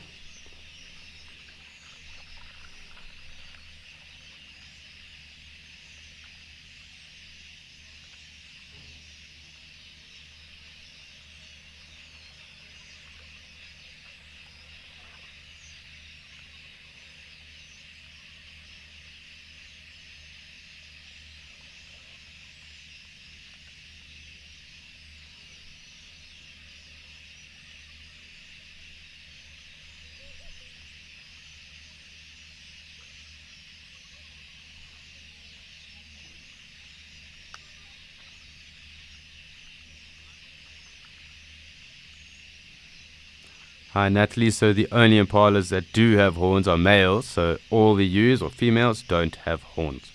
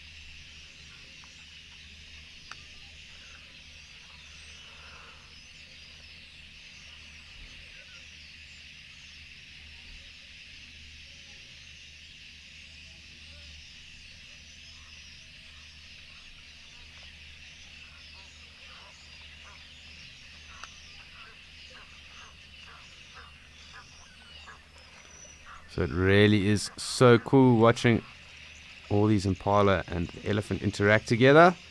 Speaking of interactions, it is a live, immersive, and interactive experience here on Escape to Nature. So please do send through any questions, comments, points of interest, interesting things you might have seen, anything you would like to know around the wilderness. We do love to hear from you. We'd love to answer your questions as well. So please do send those through.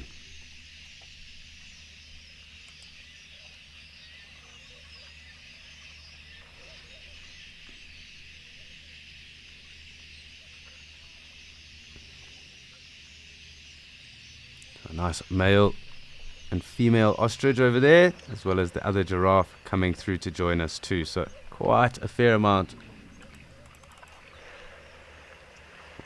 There's a fair amount going on right now here at the waterhole.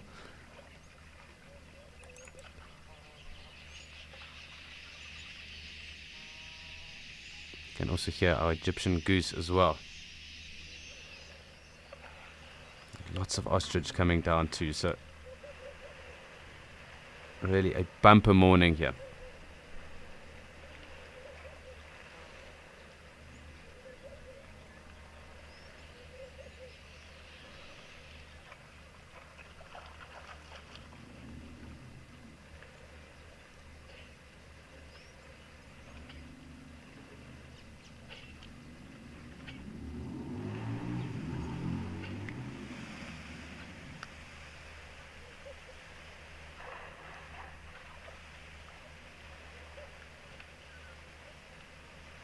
Definitely the theme of the day. Molly coming past into the water and then heading out seems to be the theme of the day right now. But we really had so much action here. So Mashatu is our shining light at the moment. Really great to have all the different species around right now.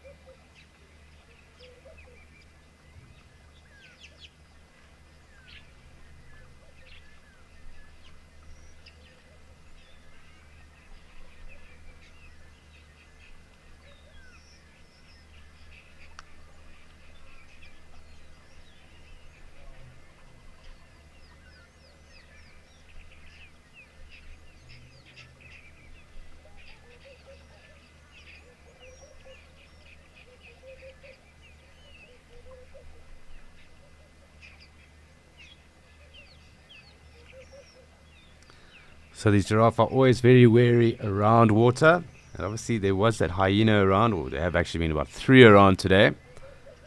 But as a giraffe approach water, they are always very wary with what goes on and who it is that might be in the vicinity. So really just cool to watch. Quite a young giraffe. I'm assuming this is its mother as well. And there seems to be 1 or 2 other individuals a little bit more to the right of us that I will check up on. And it looks like some ostriches waiting to drink as well.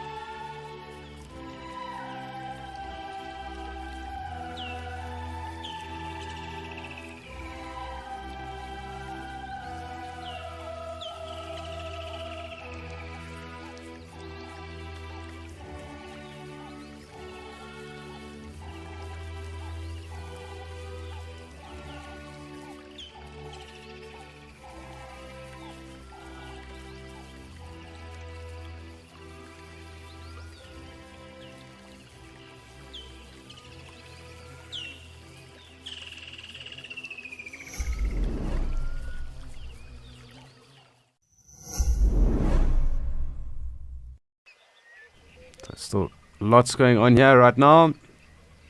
Lovely ostriches. Did just have some giraffe right close and drinking, and we do have another that seems to be approaching. So we're just going to sit here and wait. All Egyptian geese are out as well. I can't seem to see the young gosling, but that might change quite quickly as well. So again, we're just going to hang around, wait and see who decides to come through for their next drink.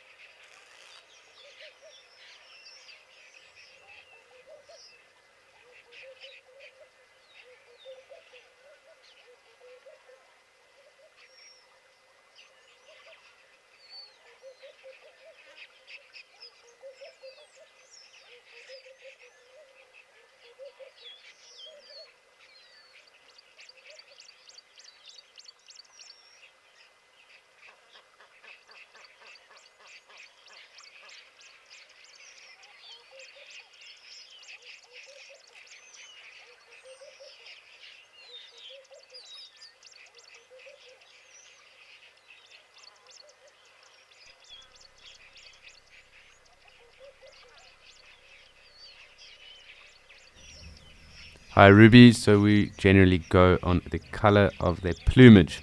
And the individuals, as you can see here, there are two of them. The ones with the black, the very dark black, and the white, those are the males. And the ones that are brown and quite dull in color, so a little bit smaller, are the females. And when it is breeding season as well, we will also notice that the shins in the front of the ostrich's legs will go quite a bright pink or red color as well. So those are generally the traits that we use to identify males and females.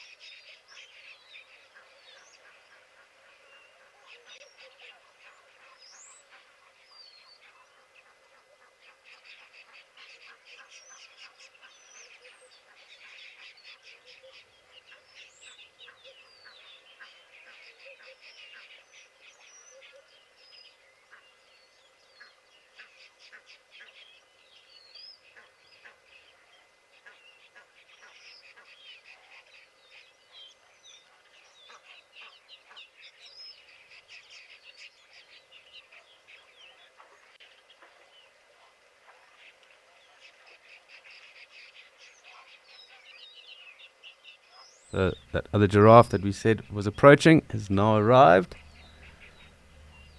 Quite a cool background with the 4 ostriches and the giraffe coming to drink as well.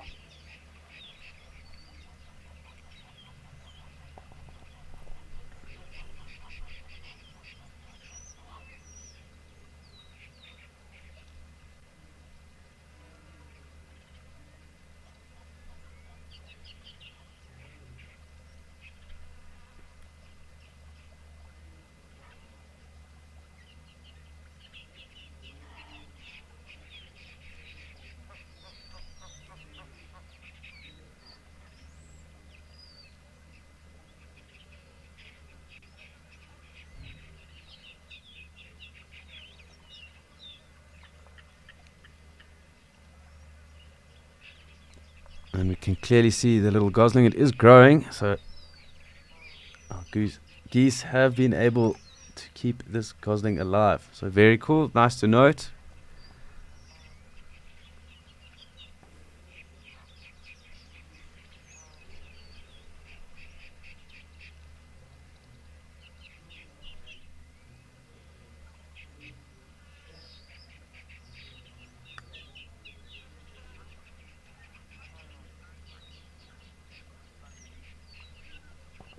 Hi, Bobby. So an ostrich can run for very long distances at a very high pace. They can actually outrun human beings as well because of the elasticity that is within their joints and legs. It allows them to do that, but they aren't as quick in top line speed or top speed as cheetah. They do actually get predated on by cheetah as well, although it's generally coalitions of cheetah that do take them on. And in thicker areas, they get wiped out very quickly by things like leopards and even hyena at times as well. And lions are also known to take them. It's a very good area for them here, being quite arid and open. But I do know that when we've had them in the low velds, they get taken out within weeks, and in particular by a leopard and by hyena. But ostrich probably has the ability to run the furthest in terms of endurance and at pace, and that is because of their evolutionary makeup and the elasticity that is within their tendons and joints. But at a top speed, a cheetah will still be faster.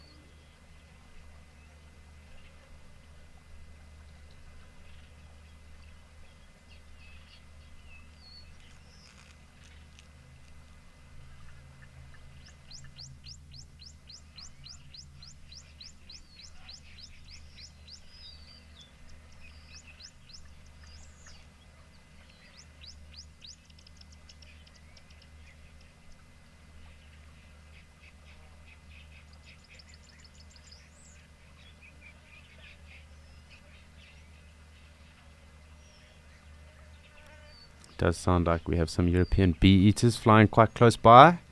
Can make them out too, but really just cool. Just watching this giraffe drink and those ostrich just kind of stand like statues there.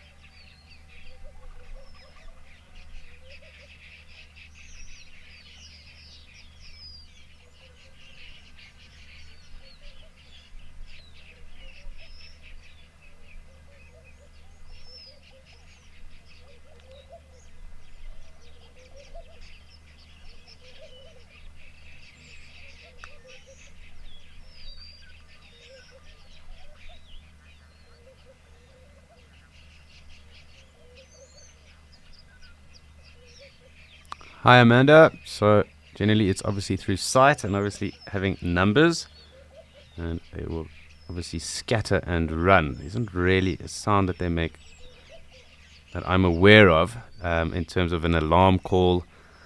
They will obviously pay attention to other animals as well. It's generally through sight and then obviously sprinting off like they do. But when ostriches do call, it sometimes is mistaken for a lion roar. It's a rather deep kind of bellow that does go on. But I'm not aware of them making alarm calls itself. I do just want to check or double check that. It's something that I also kind of find quite interesting. I haven't thought about it like that, but I'm not aware of it. I haven't heard of it being like that either. Generally kind of a flight or something that maybe is inaudible to us as well.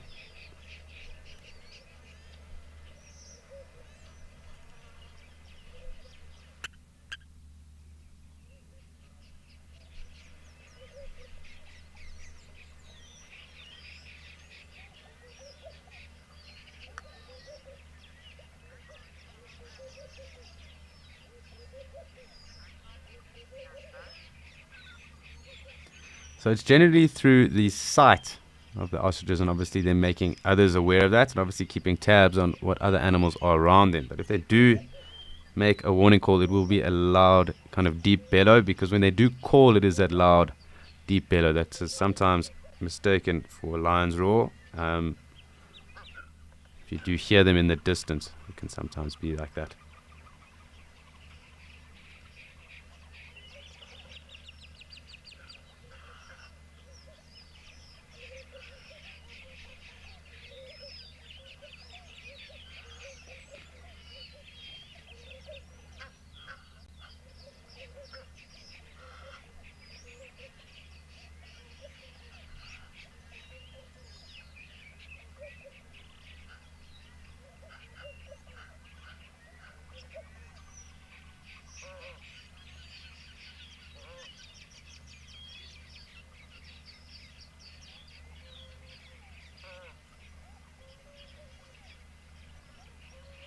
So sometimes also ostriches also even hiss.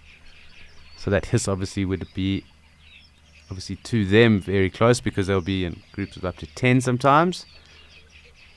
But if they do get cornered, obviously they are known for those two big nails, claws in the front of their feet. And they do kick out, and that is definitely going to cause a lot of damage to a lot of animals that would be interested in trying to take them on. So generally when they are taken, it's from behind to avoid those two claws, or talons really, in the front, but generally claws.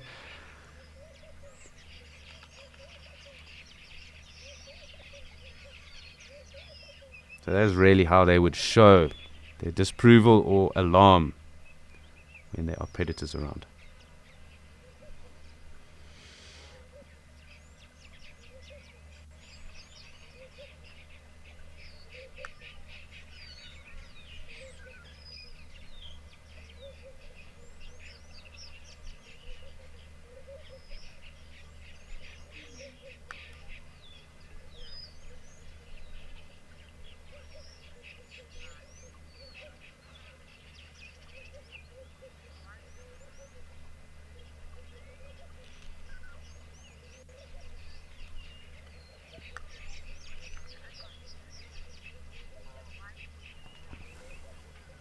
So these ostriches are pretty stationary at the moment. I'm just going to zoom out to make sure we haven't missed anyone else on the other side. We really have had such good sightings here throughout the morning.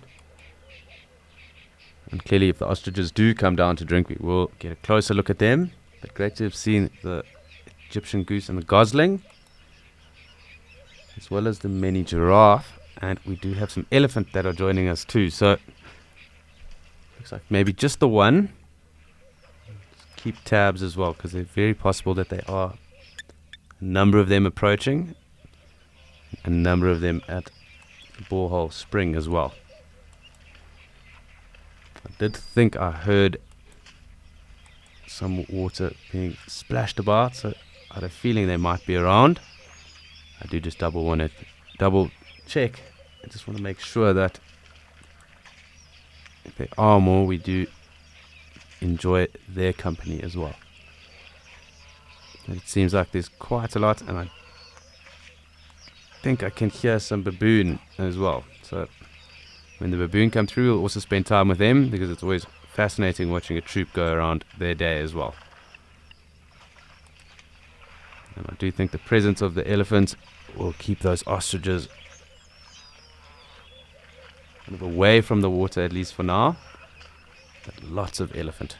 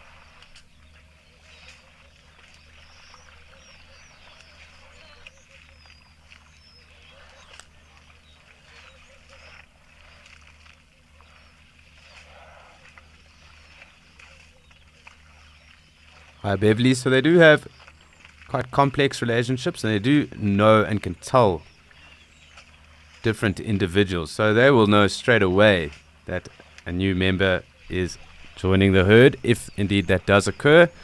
A lot of the times that would probably occur through orphans, maybe even separation if they were to get spooked out in the bush at night. So they'll definitely know that it is a new individual, and that individual would have to be accepted as well. So elephants can definitely tell the difference between each other and who's who in the zoo.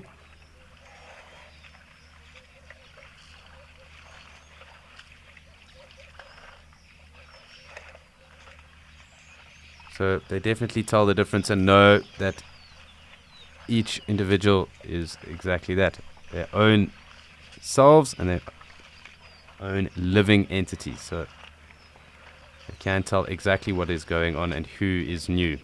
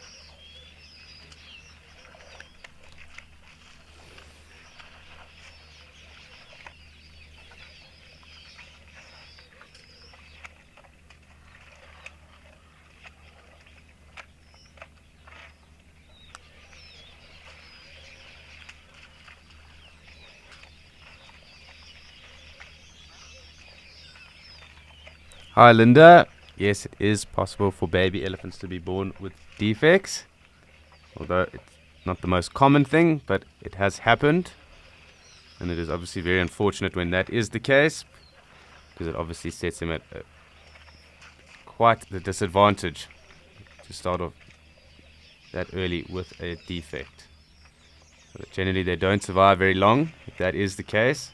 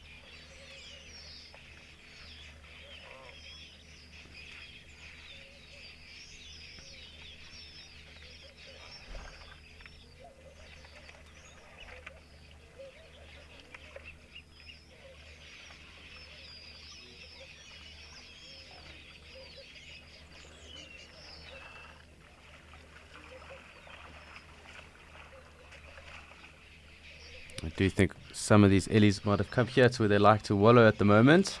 I'm going to just have a look here on the left-hand side of us. We do have that giraffe coming back, so I will come back now. But when we've got the opportunity to watch some ellies throwing mud on themselves, it's always quite fantastic.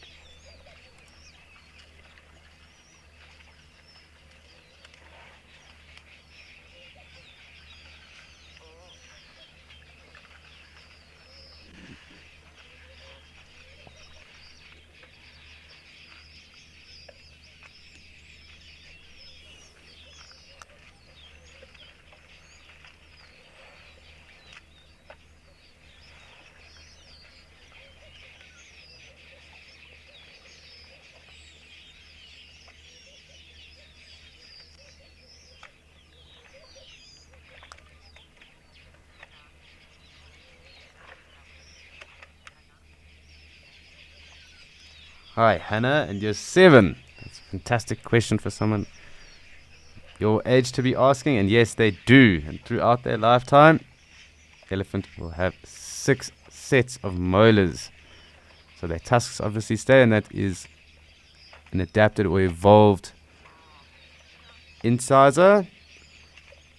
But they do get 6 changes of molars throughout their lives as well. So they do have teeth, like all herbivores. And all mammals, really.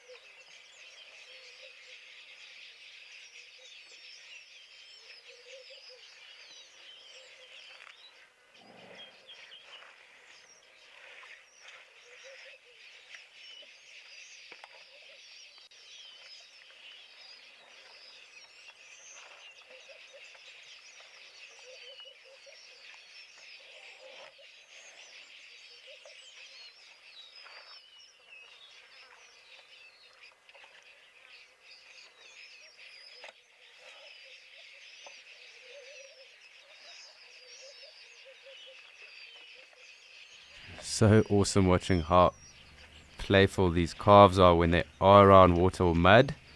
Really just doing the most and getting right into that mud and thoroughly enjoying itself. So really cool to see. And nice that we can have them so close to us as well.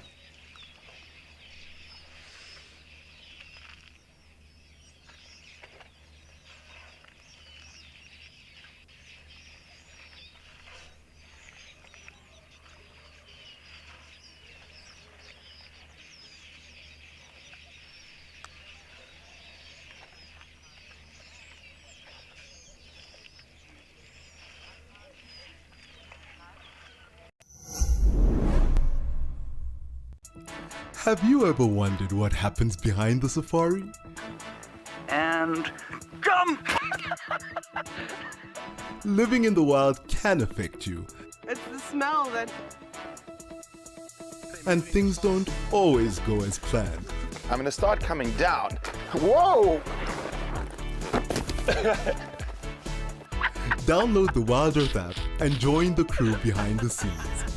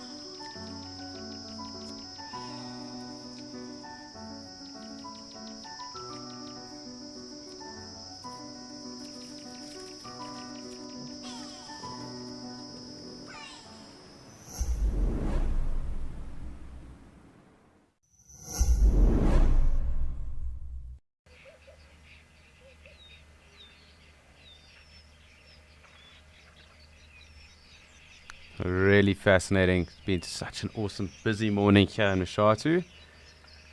Thoroughly enjoyed our time. Really just capitalizing on the elephant action that is still going on, as well as the giraffe. We will actually zoom in a little bit on our giraffe because it's always fascinating and fun watching them drink.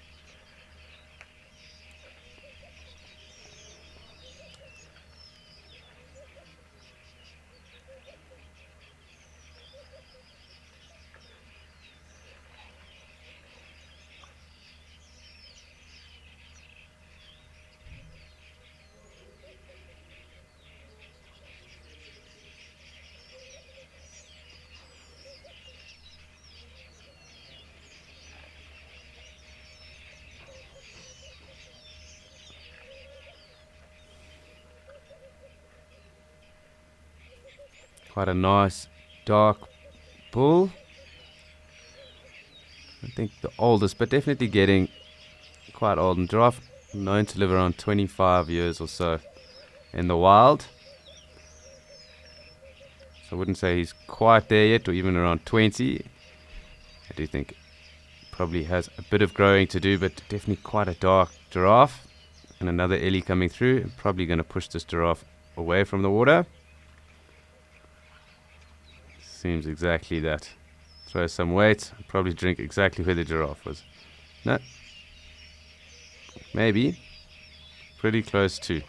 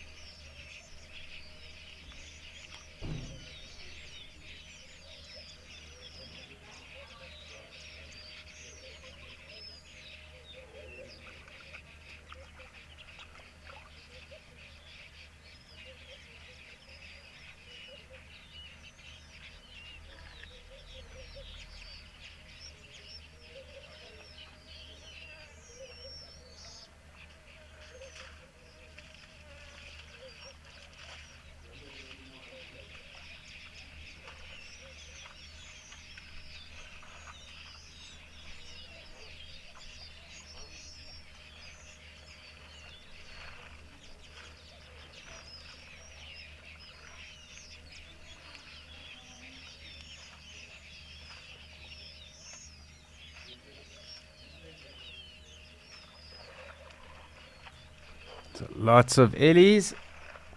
And some interesting facts around ellies is that these African savanna elephant that we are looking at right now have 4 toenails, so 5 digits, but 4 toenails on each front foot and only 3 toenails on their back feet, which differ from the Asian and the African forest elephant, who have 5 toenails on their front and 4 toenails on their back feet.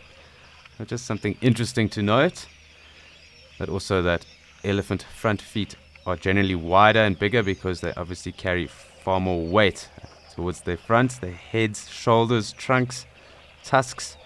So they are adapted to carry more weight in the front, and that is why their front feet are a bit wider in diameter, and their back feet are actually a bit narrower, as they don't carry as much weight. So when we are tracking and IDing elephant tracks, we will always note that the back feet are a bit smaller and actually even a little bit elongated compared to the front, which are far bigger in diameter.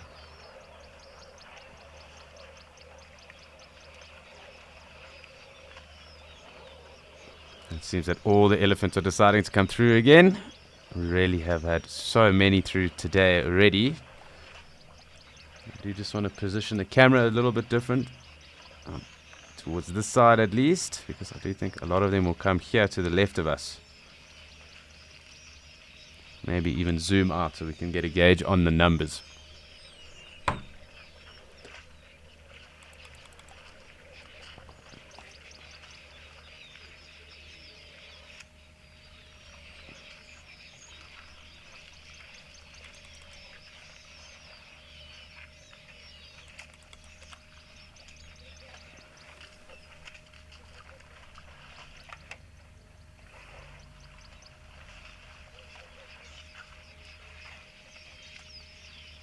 You can see the swallows coming through and drinking as well, just off the water surface too.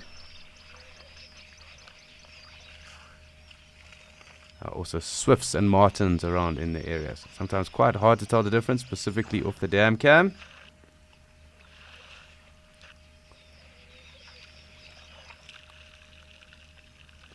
Very cool.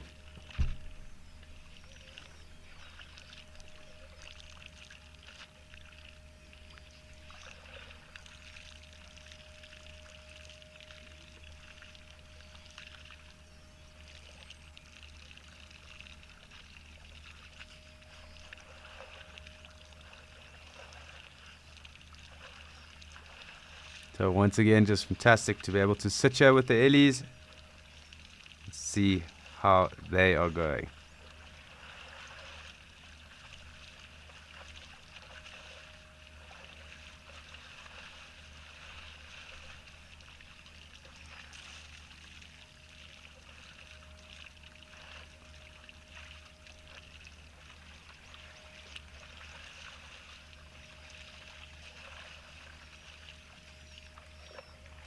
Looks like another hyena in the background. I do want to just zoom in. Hopefully it won't walk off. That to me looks like a hyena.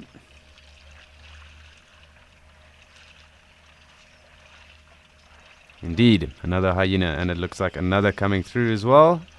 So it's very possible that there's actually another wallow around us, possibly to the back, because these guys do look quite similar to the hyena that were around and have been around throughout the day. And I do think with the elephant action that is here, they probably will stay off the water for now. So I'm going to zoom back out, but great to have seen all these hyena today. It really has been great.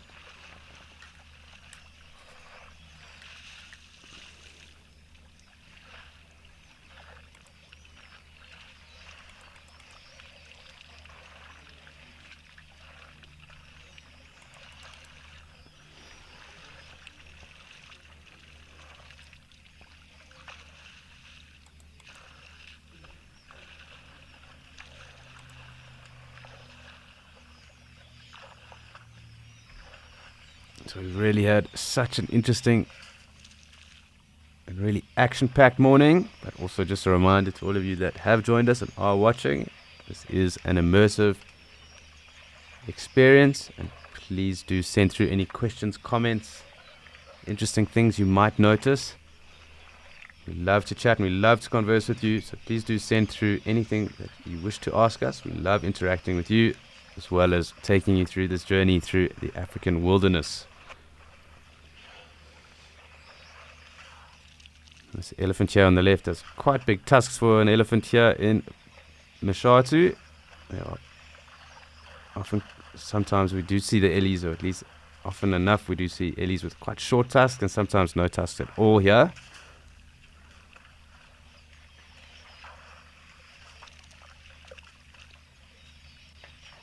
And sometimes are a bit smaller than the ellies that we see in other areas as well.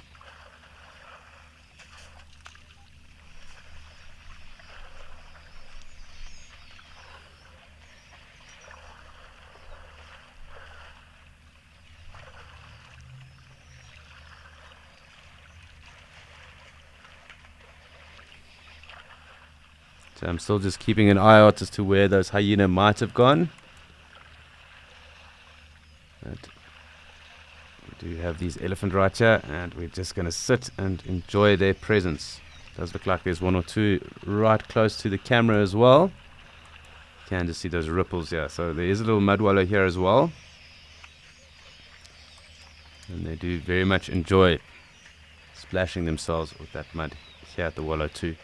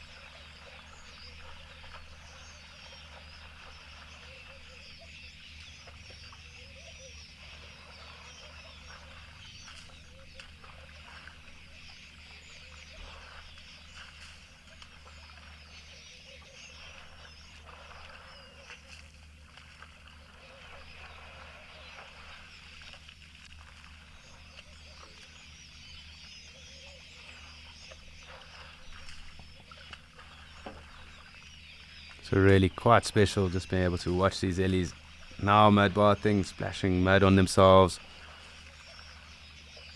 Even the water as well, but also just drinking, really just enjoying themselves here.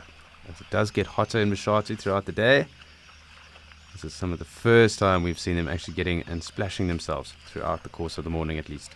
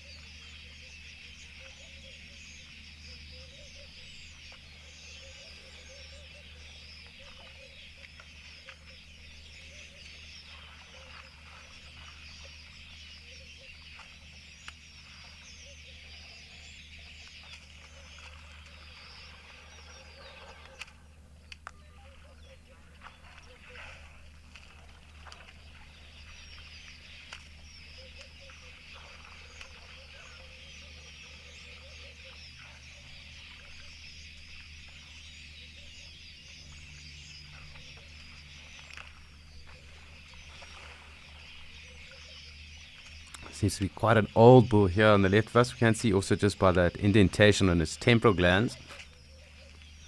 One with the big tusks as well. Possibly around the age of around 40, I would think.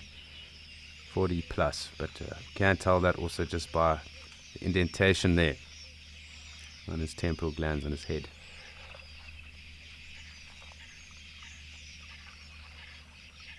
And the roller is back. So that raucous call, that is the lilac-breasted roller. I've been waiting to hear that for most of the morning. Great that it has popped up.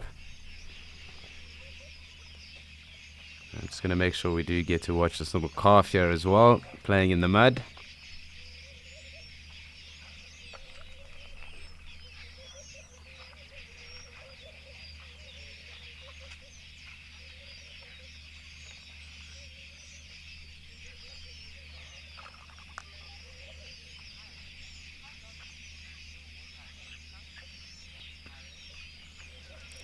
Hi, Harrod. They generally don't store any water in their trunks because they still need to breathe and then operate them for feeding purposes as well. So what they will do is obviously draw that water into their trunks, spray it or drink it down their throats.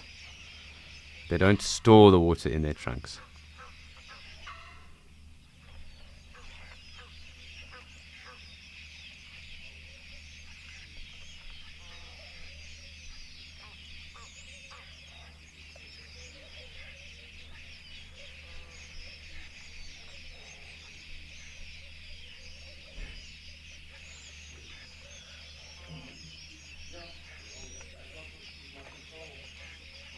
There's a couple of ellies that have now taken advantage of that little mud wallow that is there, and prior to them enjoying the mud wallow that's basically at 12 o'clock from us on the camera, really to the right of us where those other ellies are. So when the camera's facing forward at 12 o'clock,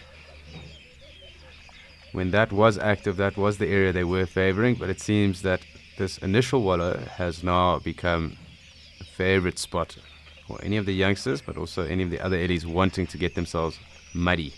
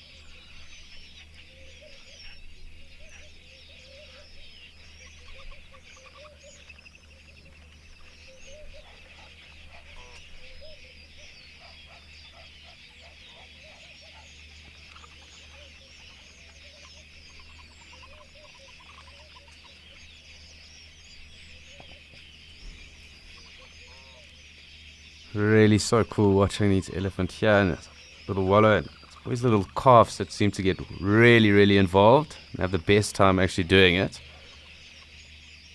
But all the elephants seem to just splash and spray themselves.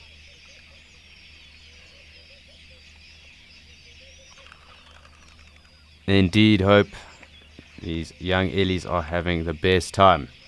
And if you were a young Ellie, I'm sure you'd also be wanting to do that.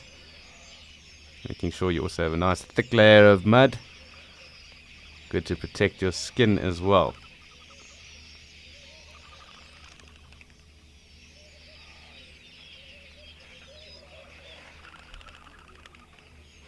Really lots of elephant around. Kind of been a never-ending line. Almost like we're on a conveyor belt of elephant at the moment.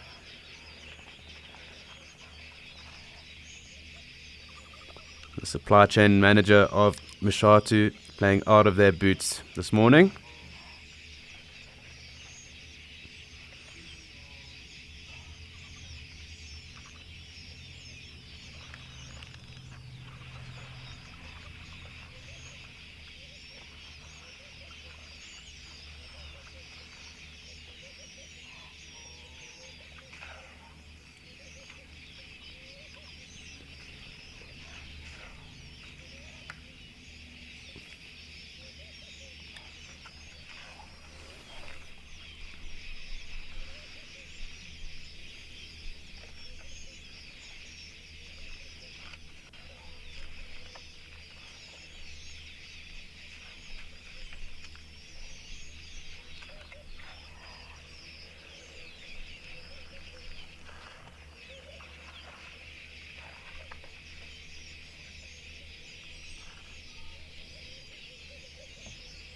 I do just want to have a scroll back to the other side of the dam. Make sure you haven't missed any of the giraffe action that has been around. We will come back. It does look like these Ellies are quite happy playing in the mud there.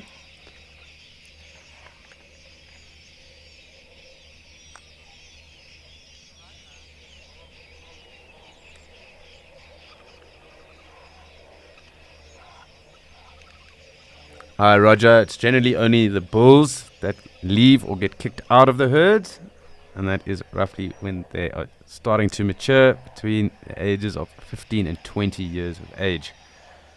So that is when the bulls start to leave the herd, and then they do form those little loose association or ascaris. They become the older bull ascaris. That is the term that we do use for that. And they do follow then the older bulls and pick up knowledge and insight from them. Almost like finishing school before they become big and dominant and can start to contest for mating rights.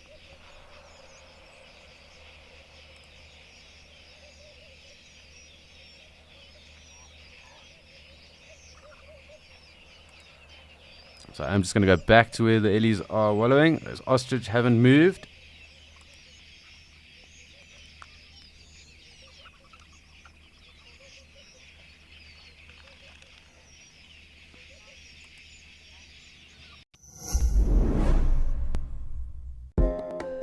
Here at Wild Earth, we know it's not always possible to watch your favorite show live. If catching up on safaris is critical to you, then download the Wild Earth app and watch the catch-ups here first. Catch-ups are available on our app before YouTube, and in addition, there are cut-downs of each show for those who only have time to watch the best bits. That was incredibly cute. Download the brand new Wild Earth app today and don't miss out.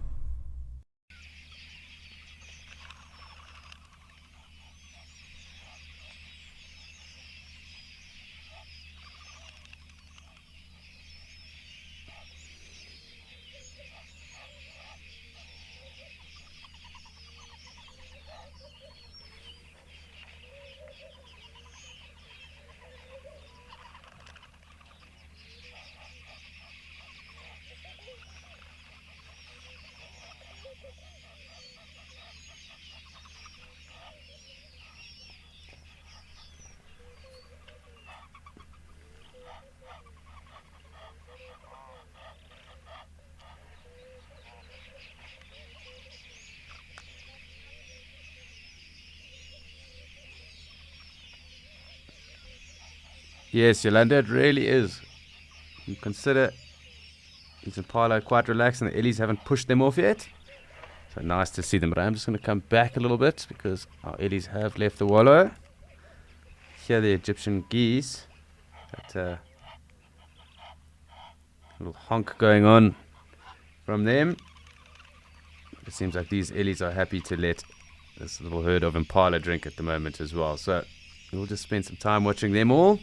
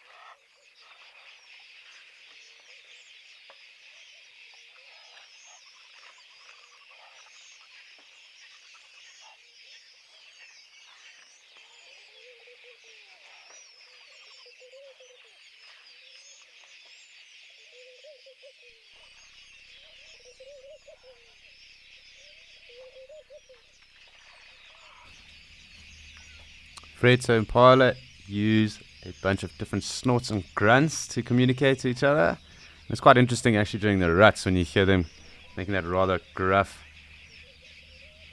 kind of snorting noise as well.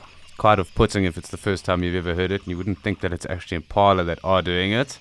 A lot of people on the first time actually think it's a predator.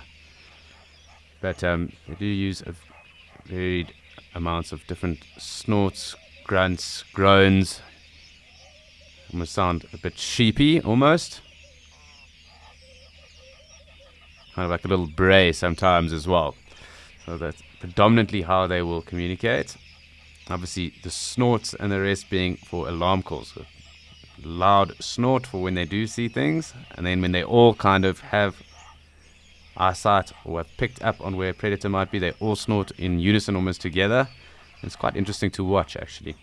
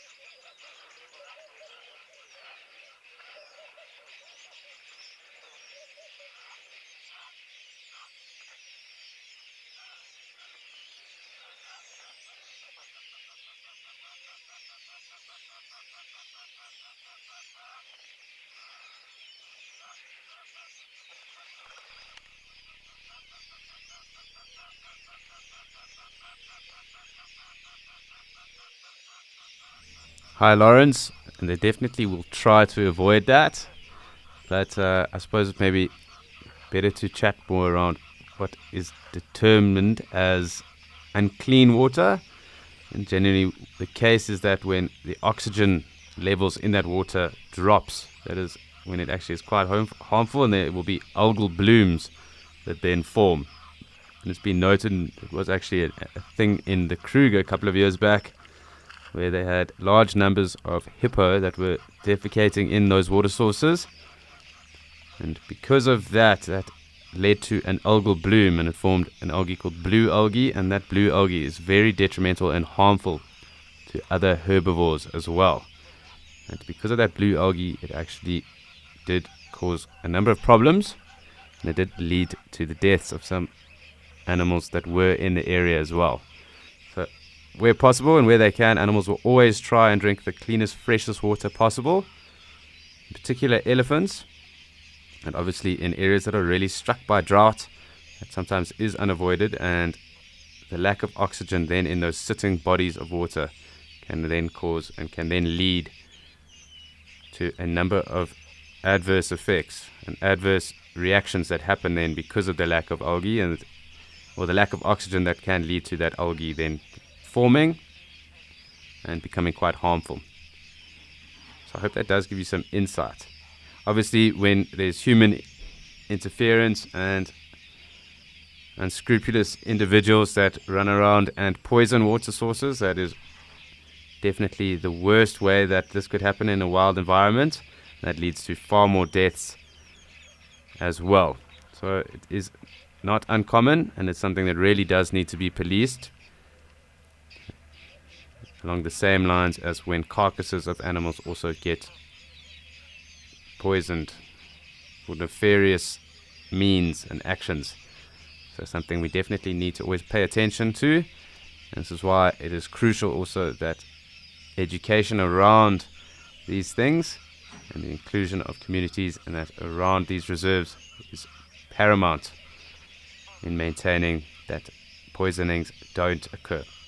But I hope that gives you a bit of insight.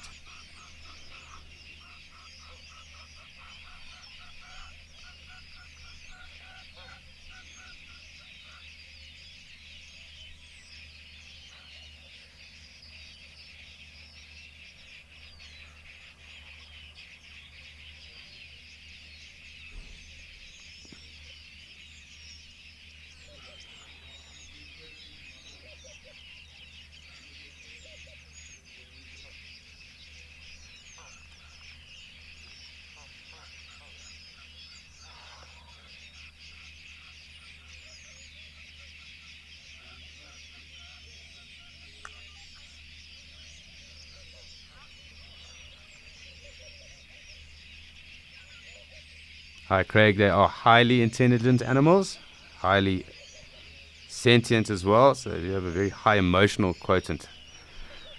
I can just see a reflection of a giraffe. So I will continue to answer your question now. I just want to move across here.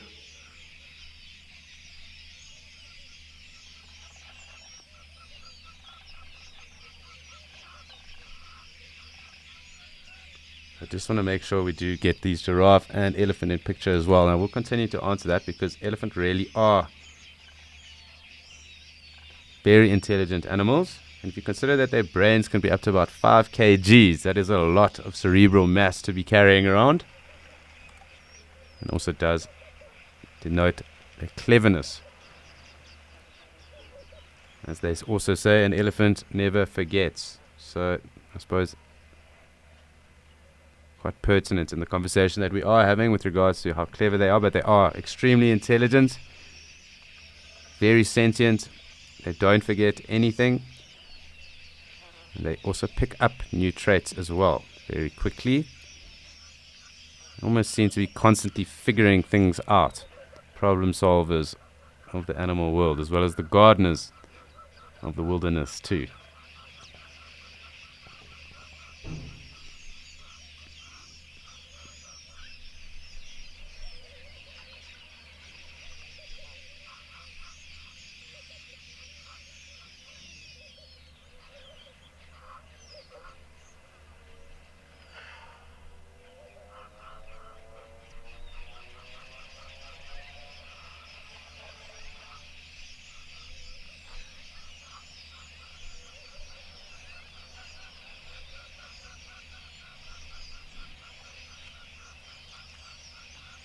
Quite cool scenes. More giraffe, lots of elephant.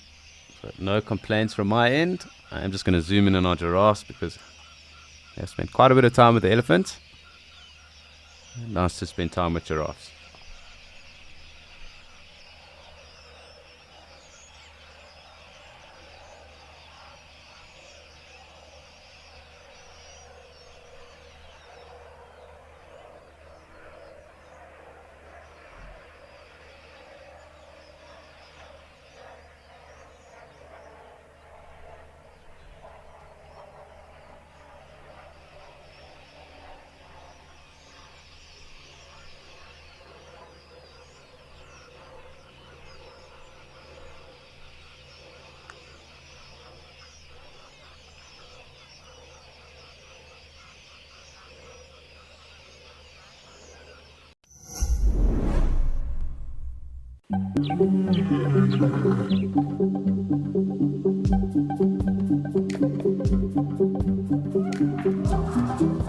What is your role at Eco Trading? Tell us more. I'm very excited to actually be talking on a more personal level. 2, 1, live. Some early information before it kind of hits the wire. General banter, just connecting.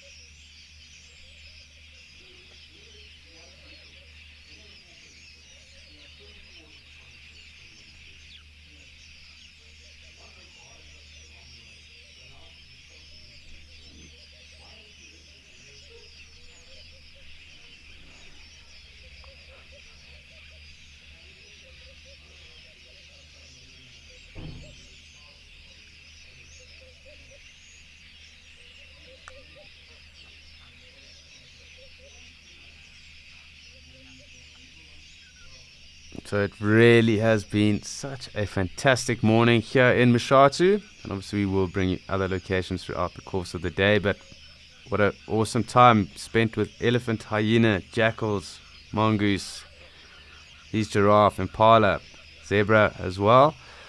and the odd wildebeest. So really, what a nice way to start and kickstart our day. But it is time for us to head across to Amakhala and say hello to Donovan and Morgan. We have another awesome sighting for us.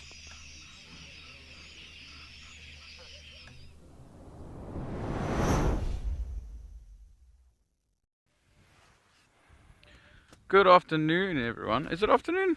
Oh, we'll wait a couple seconds. It's still morning, so good morning and welcome to Amakhala, the Escape to Nature show. So we've got some little, very cute jackal pups here. We're very lucky that they've actually come out this early. They usually come out later in the evening. Sorry about the angle. We are sitting kind of at a weird angle, trying to be able to film these for you. My name's Donovan. Morgan is behind the camera.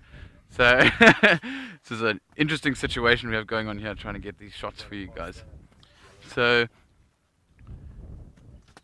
we will have to clean the camera every now and again just to keep the bit of spits and spots of the rain off a bit, so apologize for that, but looking forward to giving you guys the best show we can today. So these little jackal pups are very cute. There are 3 of them out at the moment. So we have seen 4 here before. We saw 4 yesterday, actually. Yeah. So they won't necessarily all be here. One might still be in the den, which we are pretty sure is just off to their left. There's a big thicket clump that they will go and spend a lot of their time in. But now, because it's nice and cool, there is quite a breeze, so I apologize for any wind noise as well. We have managed to come right with these little pups, and they are very, very cute. They're very playful as well, very curious. Yeah, they're growing up fast. Hey, you can see that tail is getting nice and dark. Hopefully one of them shows their tail now. Come on, why don't you turn around?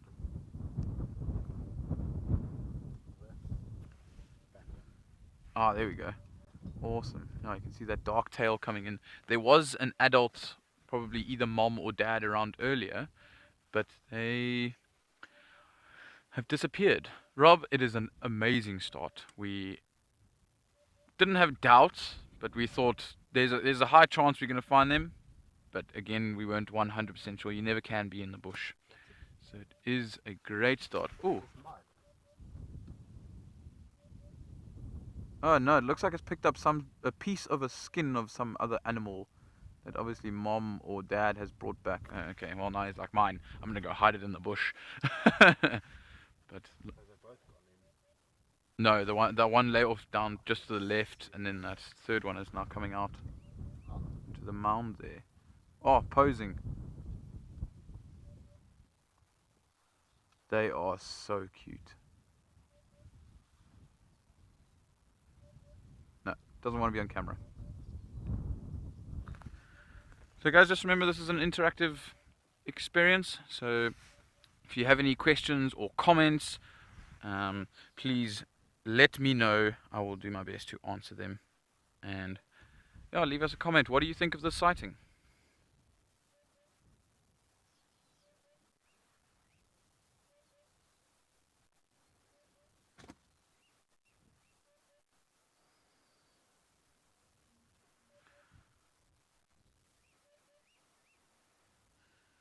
We've got an African hoopoe calling in the background. That whoop whoop.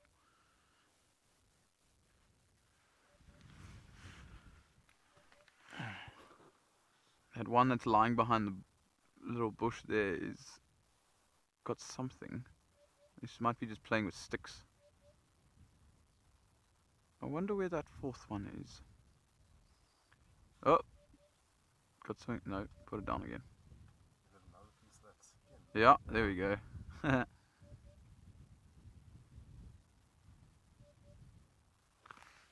So when they are young, they will often pick up old, well not just old, but they'll pick all sorts of things up. So like snails' shells, sticks, bones, pieces of hide, like that. I've seen one with a stone in their mouth. That didn't last very long. Picked it up and sort of realized that it can't chew it, and then dropped it again. So they will do that, and it's kind of like the teething process, almost similar to what humans do. So where they will chew on stuff to strengthen their teeth. And it appears the third one has come back out again. I think it's left it in the den waiting, having some for later. Keeping some for tonight. Might need a snack.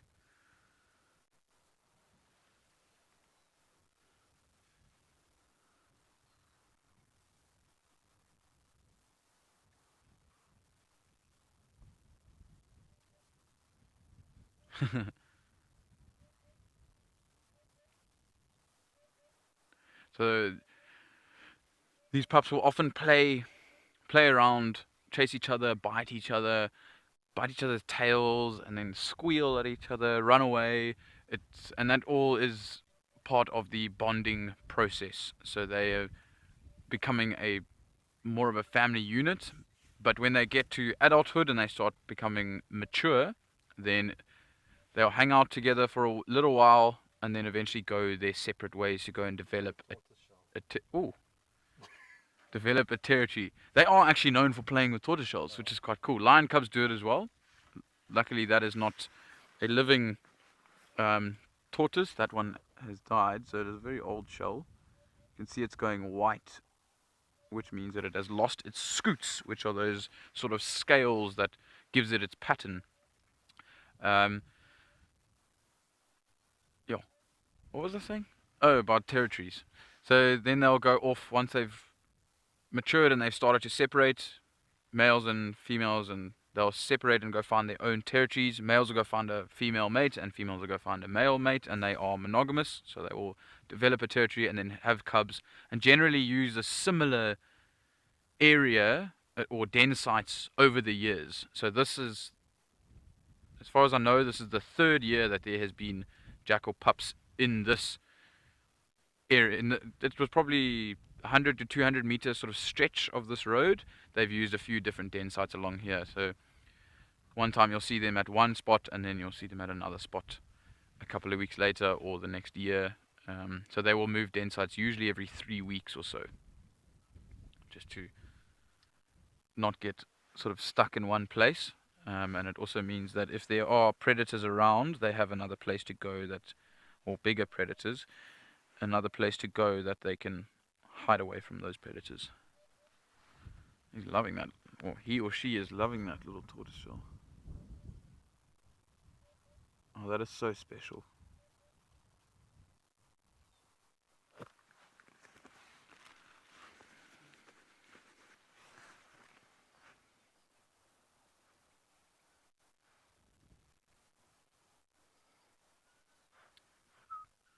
Got a black cuckoo.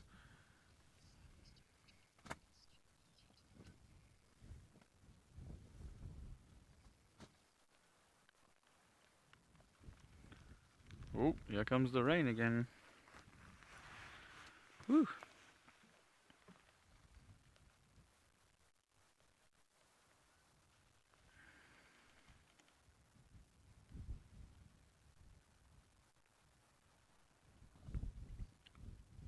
Might have smelt something or heard something. Just standing up to investigate, figure out what's around.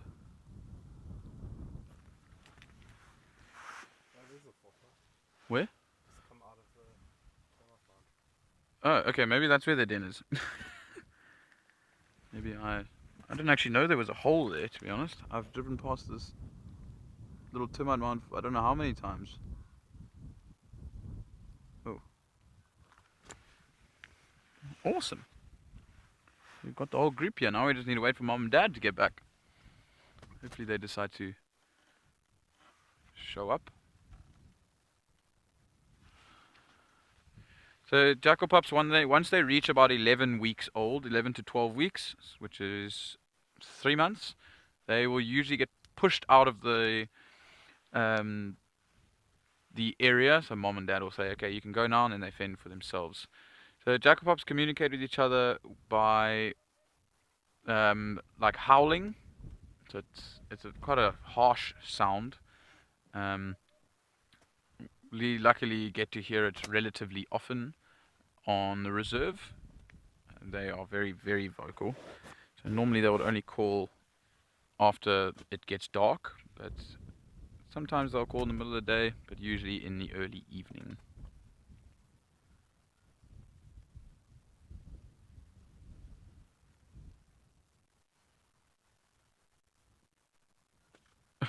That bush looks very tasty. I don't know what it is.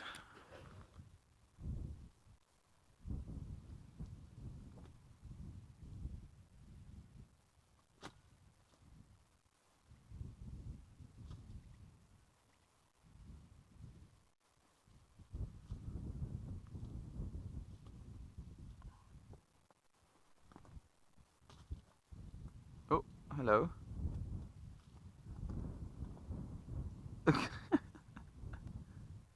Probably trying to use that bush as a pillow. Doesn't seem to be working very well because as soon as it leaves it, it folds away from it.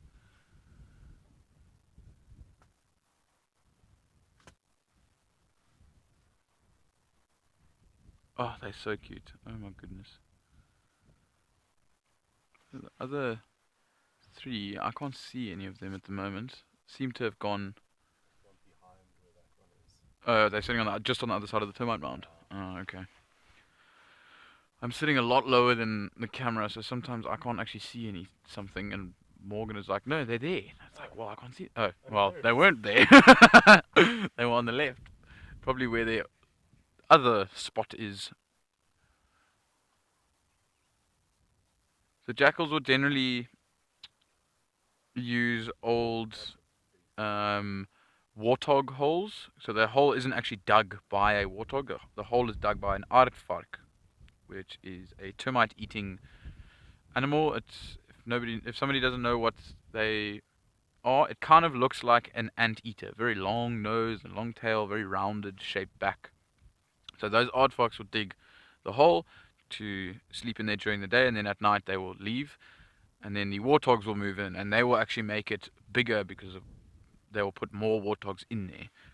And then once the warthogs abandon that hole, then all sorts of things will live in there. Aardwolf, jackal, porcupines, other warthogs might come and move in there. So it's well used. It's not just sort of left and not used again. So it appears that apparently there is a hole there because that fourth one came out there. So that would have been an old aardvark hole, which probably was used by all sorts of different things.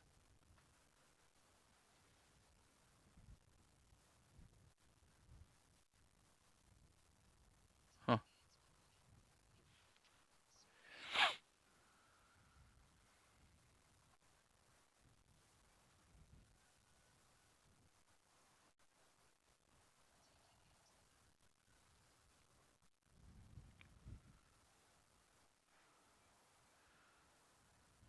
Got that stick again.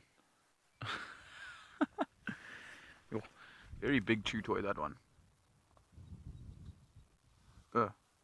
Really struggling to try and pick that up.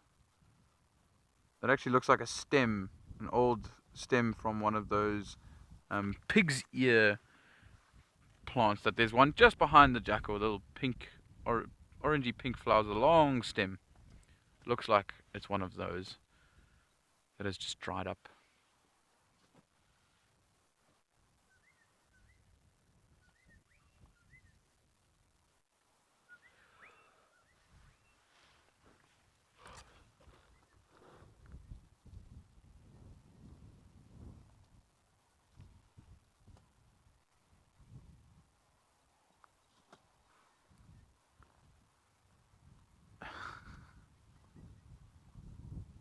Lost interest in that tortoise shell. Got boring because it didn't do anything.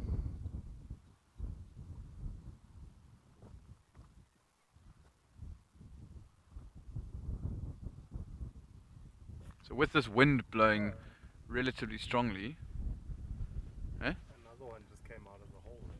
Are they too big? These things are good at disappearing. There must be another entrance or something. Oh, having a little play fight? Do you think there's a little tunnel from there to the dead zone? Could be.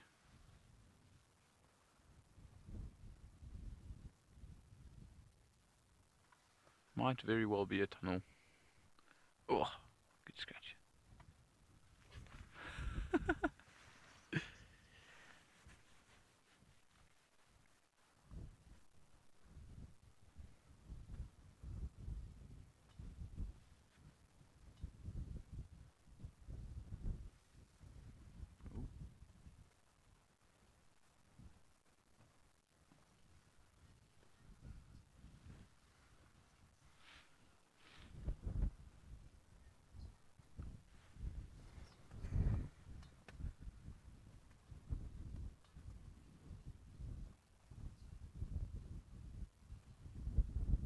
I really don't understand how these things are getting from one to the other. There must be a tunnel of some sort.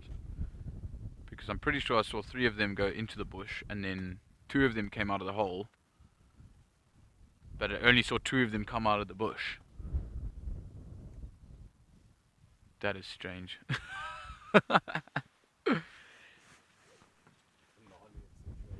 Yeah, it is. Gloria, the most I've seen is 4. I can imagine that they could potentially have 5 or maybe 6, but I think that is pushing it.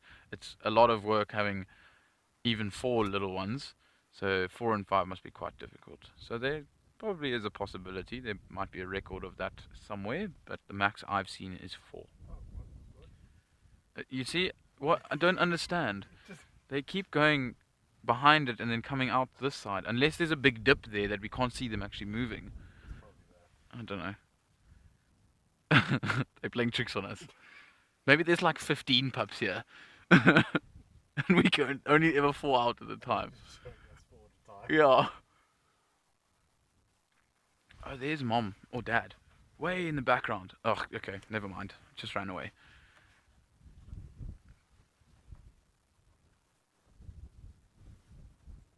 Might come out again, I don't know. Sort of stop to have a look at us and investigate to see what we're doing.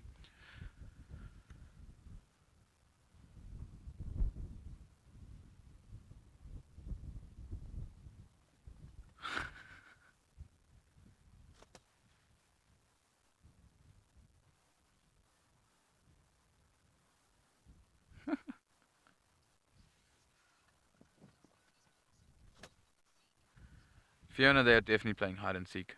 I think they are magicians because they keep pulling tricks on us. They seem to be good at it. They want to play together, but it's almost like they don't want us to see them, so they disappear and then all of a sudden they pop out. And every now and again we get a little bit of head movement and their ears pop out and then they stop and look. Okay, everything's fine. And then go back to playing.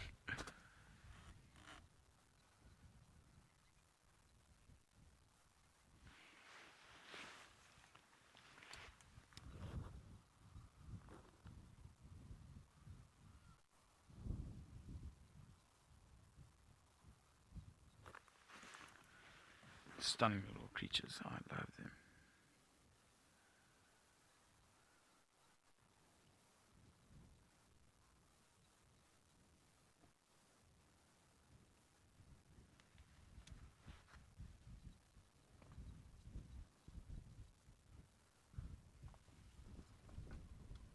This is very typical Eastern Cape weather.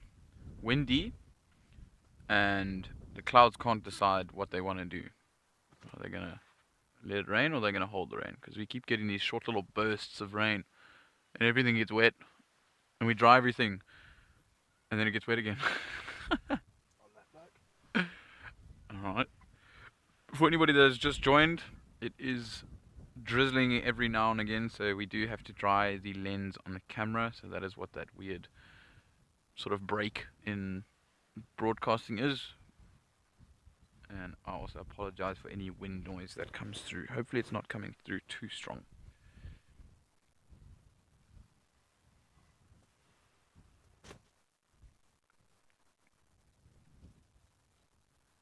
We have another vehicle coming down the road.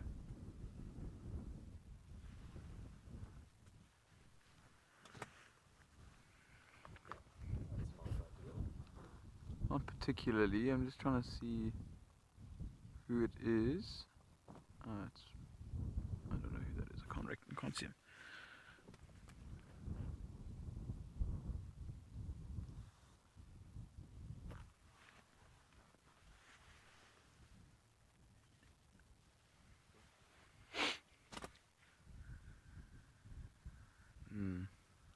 This is going to be an interesting one. So we've had to park in the road because we can't get up on either side because the banks are quite high. So this vehicle is slow down.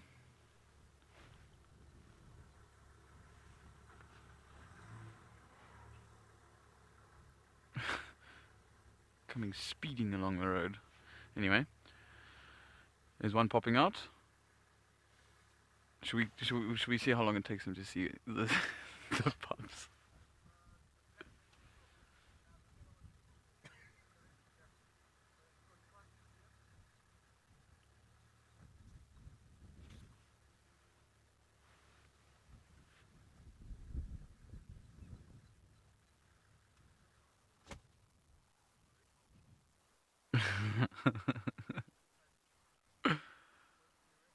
Ah, they noticed.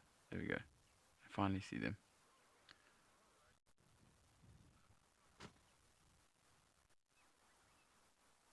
Has that one picked up something else now? Because they left the tortoiseshell on the sticks. And they seem to have hidden their little... The one top right. Yeah. It looks like it keeps dipping down and is picking stuff up. There we go, that one's come out. Okay, nope. Coming back.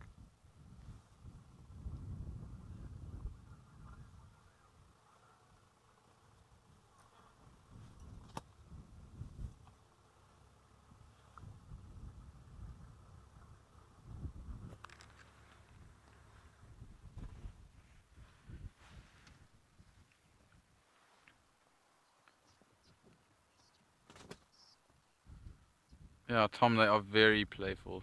So they are very curious as well. So they'll come out and investigate when they hear an interesting sound, or if we turn the vehicle on or something makes a noise that they haven't been hearing consistently. So they can hear us moving around and talking and things, but they haven't heard anything that sounds different for a while. So the other vehicle that showed up now piqued their curiosity. So we've got a nice shot of them sitting upright, which is cool.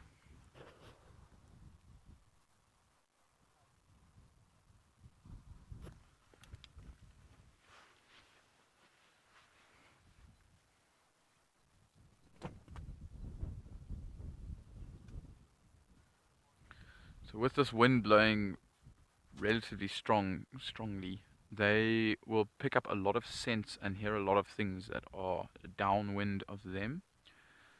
Sorry, not downwind, upwind of them.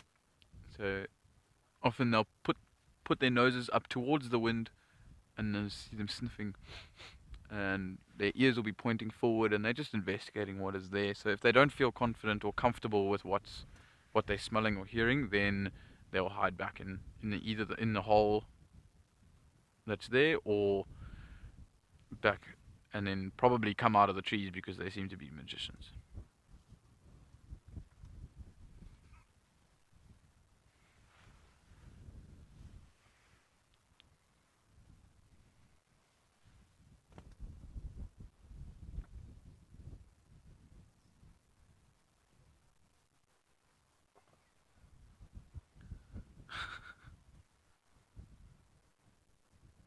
Oh.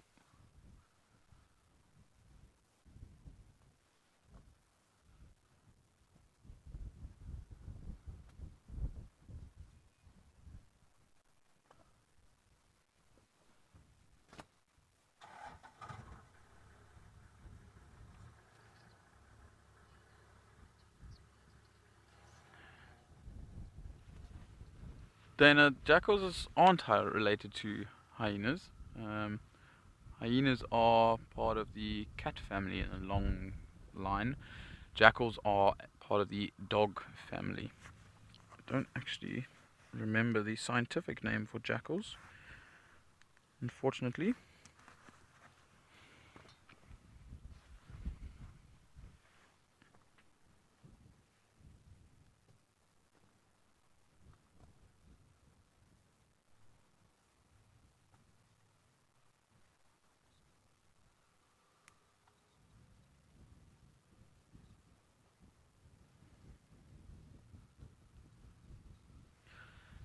Just doing some research. The scientific name for a jackal is Canis mesomeles. I might have butchered that pronunciation, but that's the best I can do. So I don't think anybody knows exactly how to pronounce every single scientific name, because it is Latin, so Latin with it being no longer spoken, I think pronunciations are varied depending from person to person. Getting a bit of them squealing at each other. They seem to be going at it quite hard.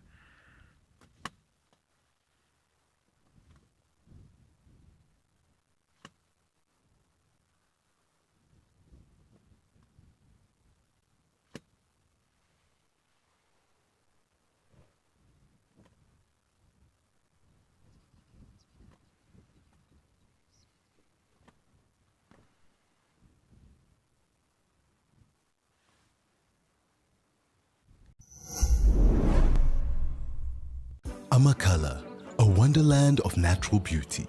Now you can experience it for yourself at the Amakhala Safari Lodge, the perfect safari getaway where luxury meets nature seamlessly.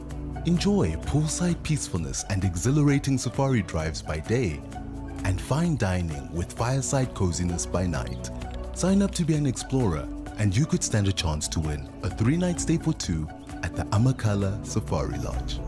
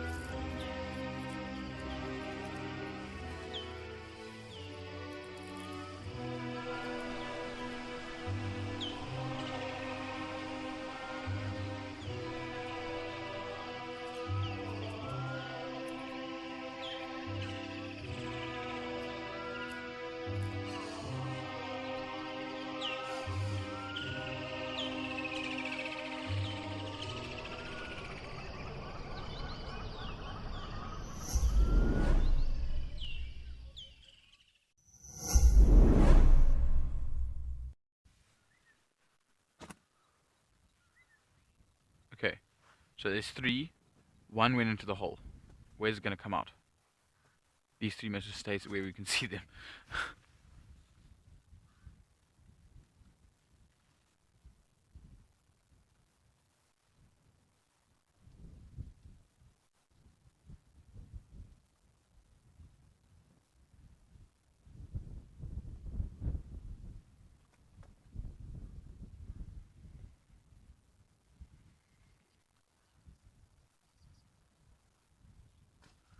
So we're going to hang out with these pups for a little while. Maybe the adults come back.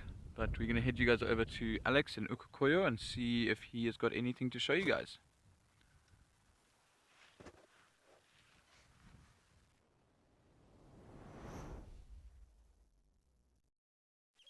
Awesome to watch jackal pups like that, cubs. So really, really cool and fantastic to hear. One of my favorite dove sounds already, the morning dove, that little drrrr in the background. However, we do have some gemsbok, some springbok, and an ellie moving off in the distance. So we are adding to our ever-growing mammals list for the day. We're already on 11, and I'm sure we will increase that as well. Really fantastic. Such an awesome start so far. Cape crows as ever. Going full tilt here. Really is such an interesting sound.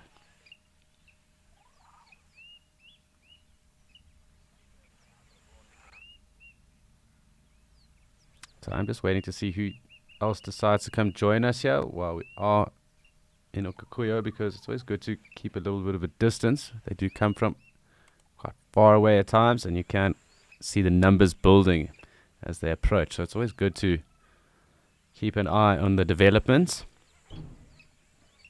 Being quite open, it does give us that opportunity and that advantage as well. I do just want to see what's on the top of our tree here, the camel thorn. Let's just see, we have been keeping a lookout for birds of prey. We did see a number of them yesterday. It looks like some starlings and crows. Really? Also fantastic to see the green starting to come through now as well in Okakuyo too. So spring definitely underway and summer fast approaching.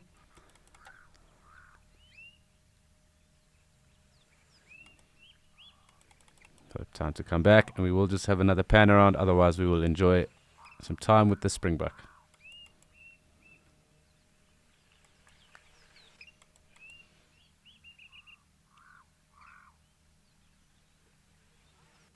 Hi Jeffrey, and that's quite an interesting question, because there are a number of birds that obviously take vegetation, and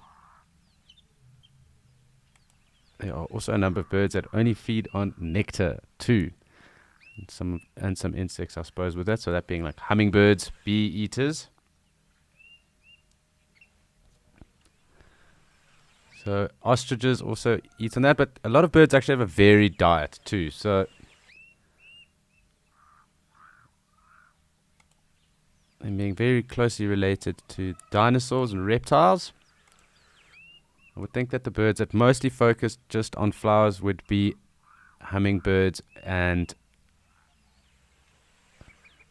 sunbirds, at least. So hummingbirds being new bird or new world species, that new world being the Americas and South America, Central America, and old world being everything that falls east of that. So obviously here, Europe, Asia, Australia as well is where we find these bee eaters, and obviously sunbirds and the rest. So to my knowledge, those that focus purely on plant matter or nectar would be sunbirds and hummingbirds.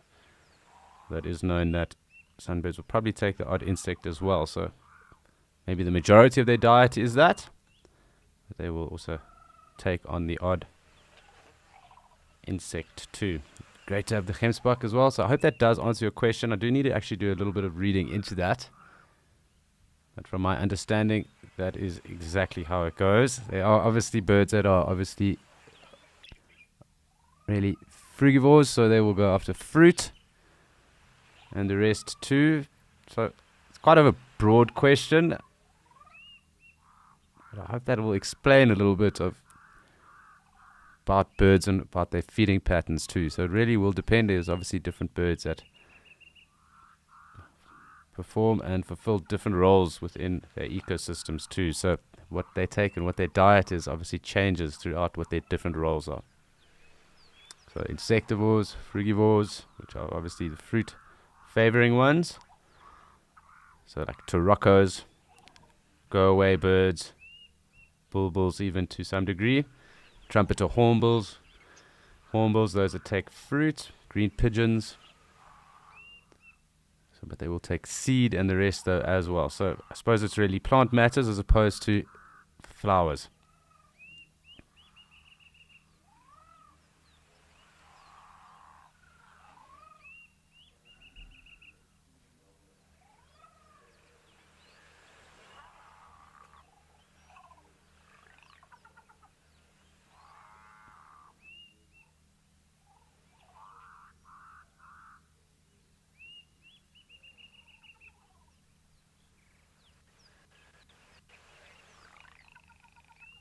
I'm also just trying to keep an eye out. We have had that black-headed heron around, and sometimes the odd tawny eagle, and we did have vultures a couple of weeks back too. Always good just to keep an eye on what is going on, but great to see these gemsbok and springbok as well. add to the diversity of what we have seen already.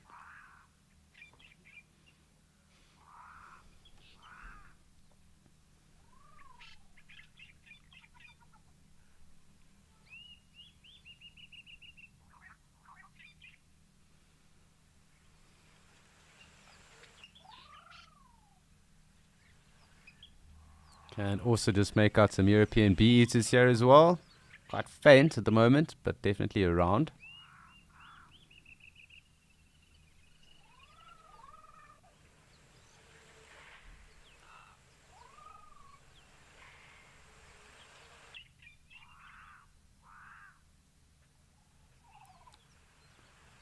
One of our grebes that's ever present here as well. Very faintly also the acacia-pied barbet that seems to be in the area.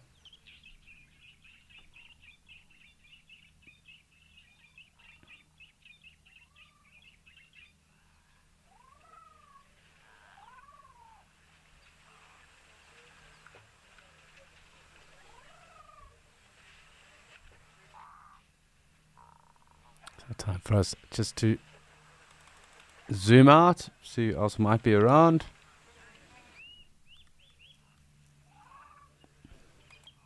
Clearly lots of mourning doves around today. There's constant little chatter going on in the background.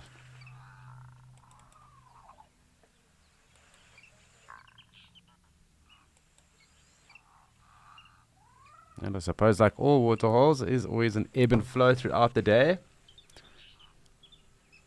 And we are currently waiting for one of those flows. I suppose much like surfers wait for the tide and the waves to turn in their favor. It's kind of like that with regards to waiting and viewing on waterholes. So we have a zebra approaching, and generally where there's one, there are many more. At least that's what I've noticed here as a pattern. It does look like they are slowly starting to congregate off in the distance there, so something just to wait for.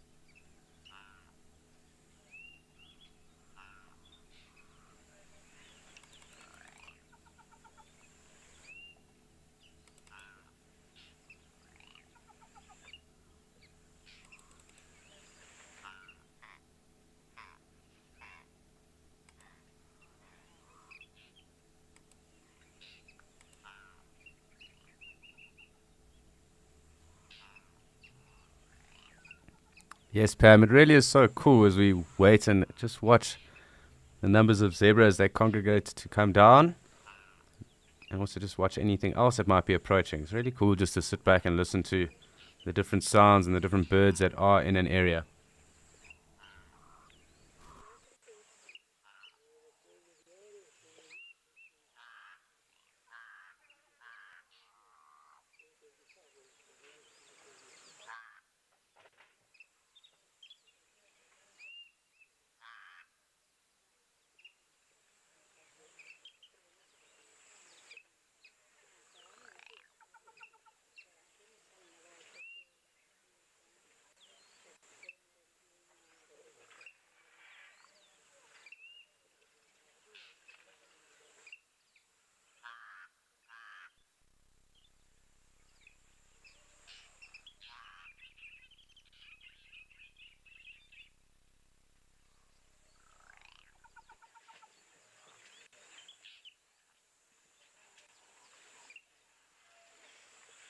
So it seems that one lone zebra is slowly making its way across to us, or down to us, and it looks like 4 others just waiting off in the distance, and the odd springbok in and out of frame as well.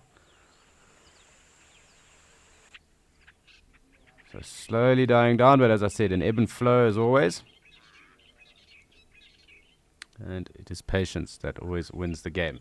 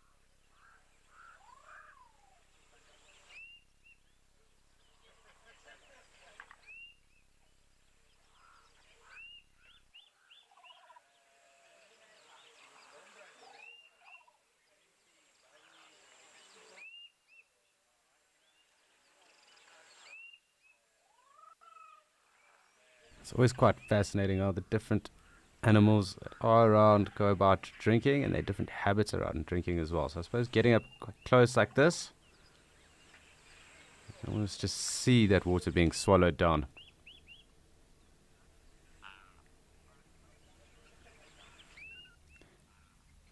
So while we do engage in a game of patience here in Okakuyo, it's time for us to head back over to Donovan and Morgan, who have those lovely jackal pups.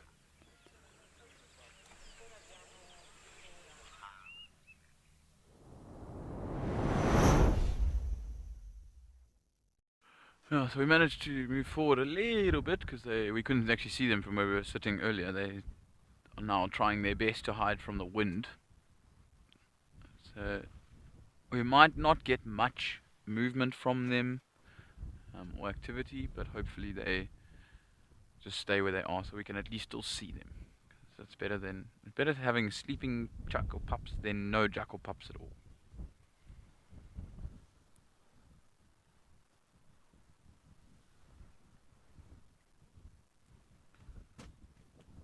Oh, the wind's getting a bit cold. Goodness. I'm actually surprised that they're still out because the wind is so cold.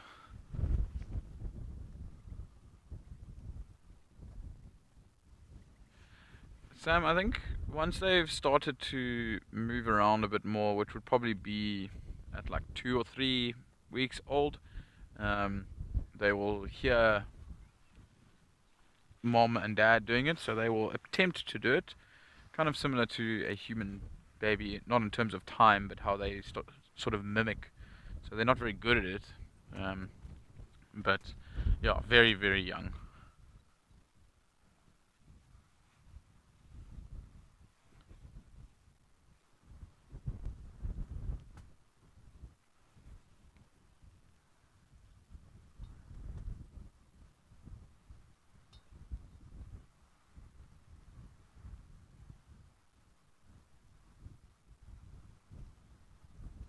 You can see their coloration quite nicely. You can see the contrast between the back and the sort of stomach. So they develop that back as that color, the black on the back, as they get older. So when they're really small, they like a dark brown color. I've been lucky enough to see a very, very small jackal pup. It looked like it was probably a day old, if that, and it was a dark brown, which I didn't expect. So I saw it and kind of didn't believe that it was a little jackal until I saw an adult coming close to it and to check it out, because it was squealing. But yeah, I looked at it and my guest asked what it was, and I said, I don't know. And then the mom or dad came close, and we were able to confirm that it was indeed a jackal pup.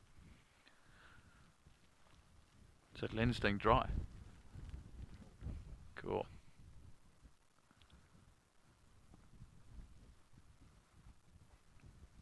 Very, very sleepy little jackals. Notice how even if their eyes are closed, their ears are still moving around. So they never fully go to sleep. They will essentially nap, but leave their ears open in a sense, where they will hear things that are, even if it's a very low sound or soft sound, they will still pick it up, which is important if they're going to be in an area where there are potential threats. So other predators, not just like lions and leopards and cheetah and big stuff like hyenas, but also birds, big birds of prey like your eagles, your bigger eagles like your crowned eagle, as well as your Verreaux's and martial eagle are big enough to take a jackal pup. It's not necessarily something that they would particularly look for. They'd rather go for like monkeys or dassies or things like that. But there is the potential that they could pick them up and take them off, so they have to be a little bit aware of what's going on around them.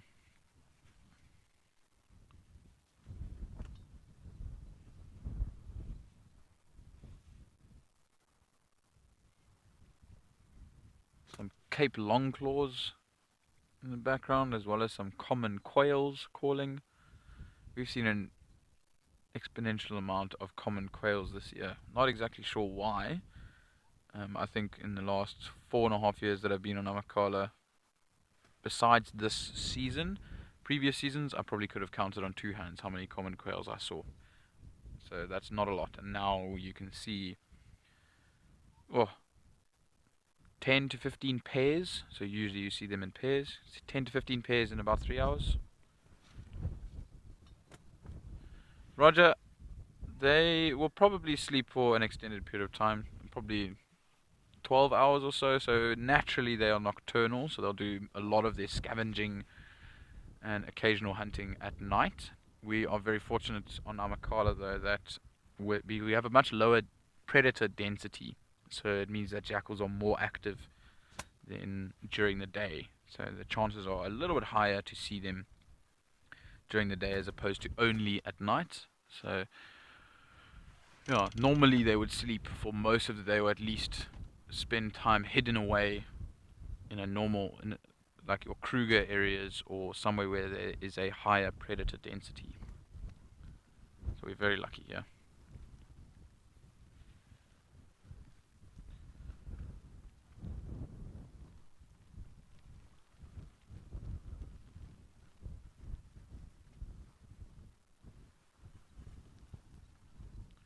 If you guys have just joined us, it is raining a little bit and a little bit windy, so every now and again we do have to dry off the camera lens just so that you guys can still see clearly, as well as apologize for any wind noise that is coming through.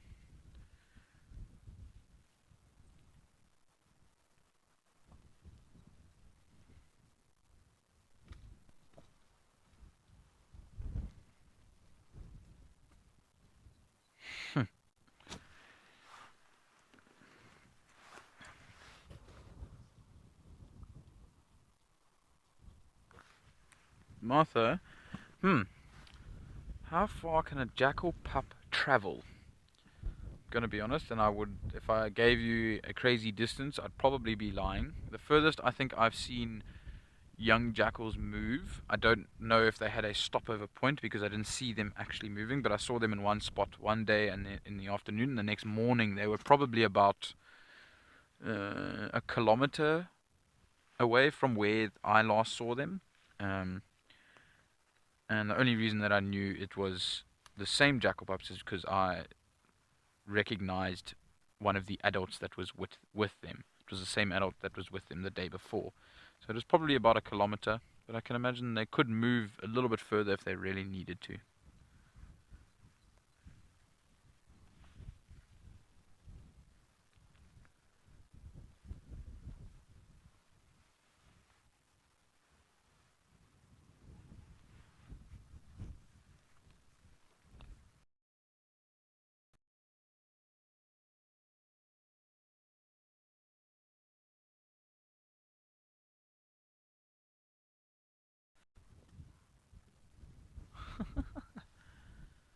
Very, very sleepy little pups.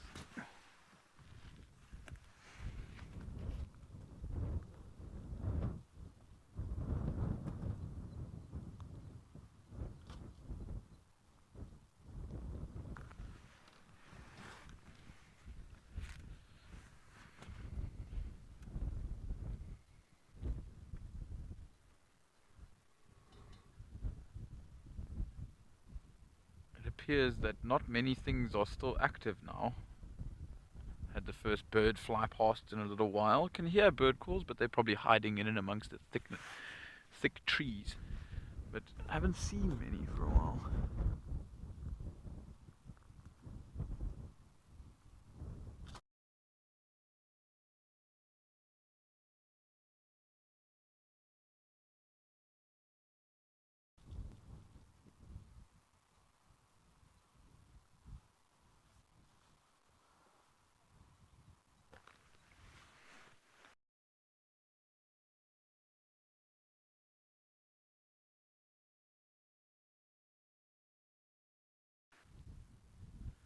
So we're going to head you guys over to Alex and Mashatu, and we're just going to sit tight for a bit, hope the rain dies down, but let's head over to Alex.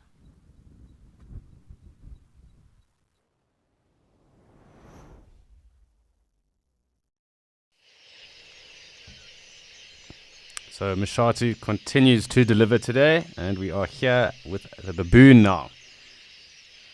Really always awesome to spend time with the baboon. You will always see them scooting around up to something, even if it's just preening and grooming. And this is obviously a huge part of their day because they do need to maintain their social bonds. Being social and highly social beings, they really do need to maintain and keep those bonds strong. So it is something that forms quite a big part of their day, and it really does mean a lot to baboons to be able to reinforce those social bonds with themselves as well. There's always something going on, so just fantastic to be able to spend some more time with them, and again with a different species around the waterhole here in Mashatu. We really have knocked them off.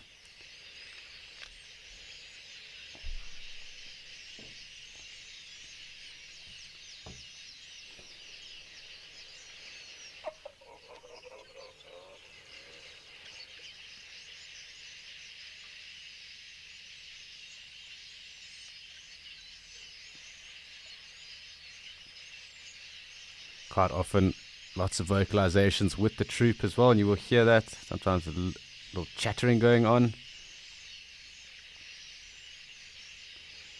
So always cool just to also just sit back and listen when we are with baboons, just because there's always something that we can learn as to what might be going on within the environment around them.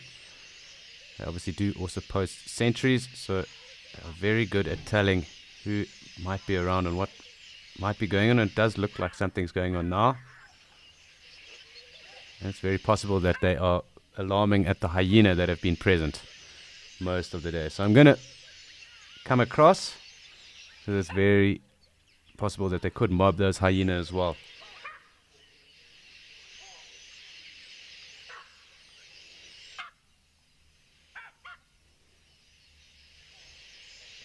And you will just see them keeping a constant eye like that on their back feet.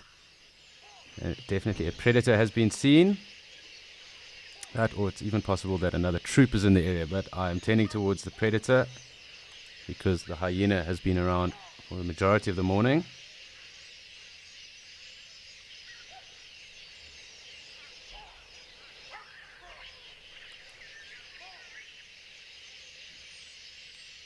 So I'm going to try and see if we can't get through and have a look here.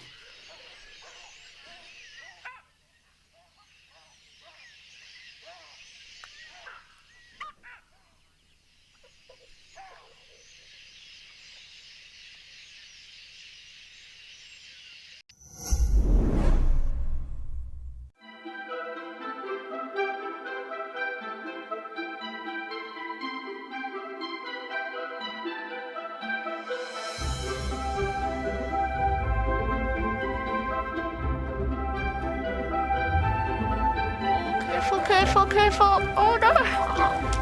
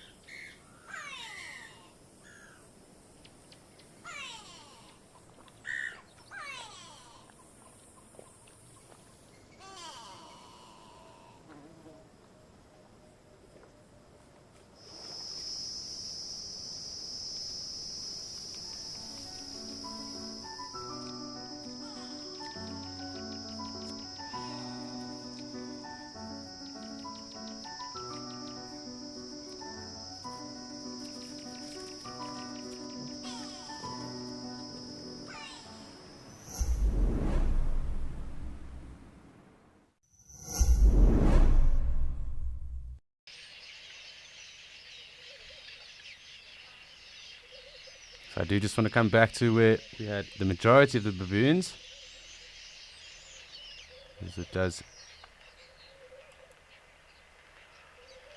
seem like a rather interesting affair that's going on right now. And you'll notice it kind of heats up, gets very loud, lots of action, and then kind of cools itself down again.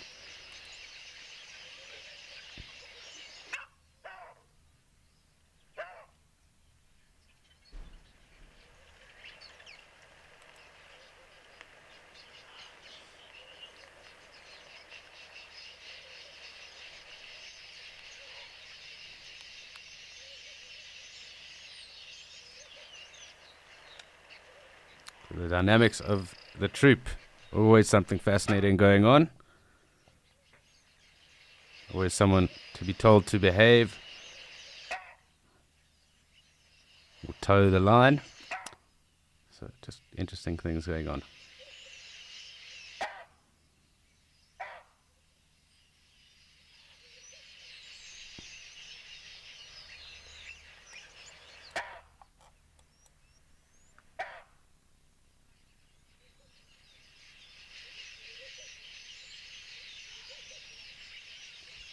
Hi, Kyle. So that's a very good question. And there are a number of things that can lead to this. It could be that one of the younger males, or maybe a male that is feeling rather dominant, is sticking its neck out. perhaps even mating with one of the females, and that might have upset a dominant male, as well as some of the younger baboons in the troop even needing to be disciplined and just being naughty. It could even be that there's been a change of dynamic within the troop too. Maybe a new male coming in and just asserting his dominance throughout. So quite a number of things that can lead to this at times as well. So, as I said, I don't really know the full dynamics of this troop. And I can't really tell who is who in the zoo here just yet because they are quite spread out. So we will assume with a number of factors that could be the change of things. As I said, it could have also been a predator in the area. There have been a lot of hyena around. And they could have also seen those hyena and gone and mobbed them too. So it's hard to tell because we can't really drive around. We have to be stationary here. So we'll have to work on assumptions at least for now.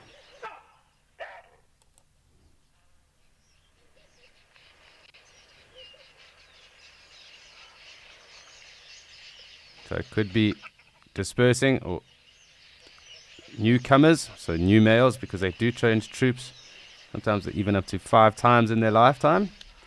So they do kind of go, and that does ensure that genetics are spread equally and there aren't any genetic issues. Females also do disperse sometimes as well. Sometimes the troops split up as well and they go their own ways too because they can get into rather high numbers as well. Up to their hundreds, and in this area there are lots of baboons as well.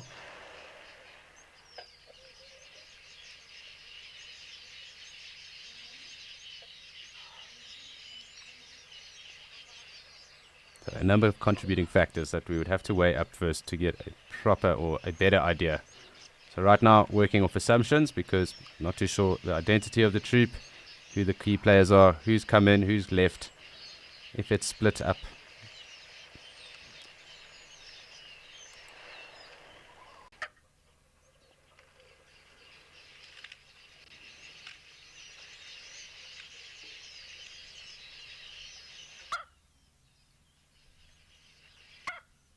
It's always fascinating watching them drink as well. So we'll just do that.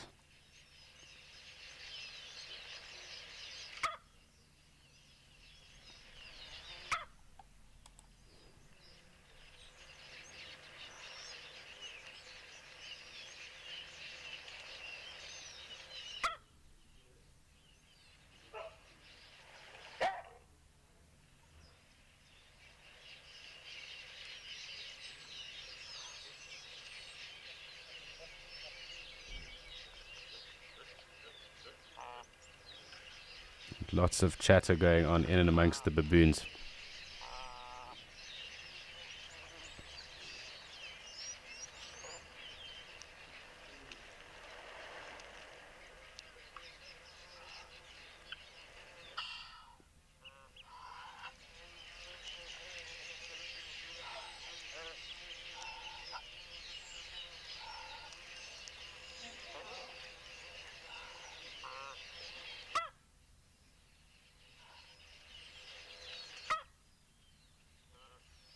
We're just going to spend some time here, make sure that we are having a good view of what is going on, the change of dynamics that is happening within us or around us, at least right now.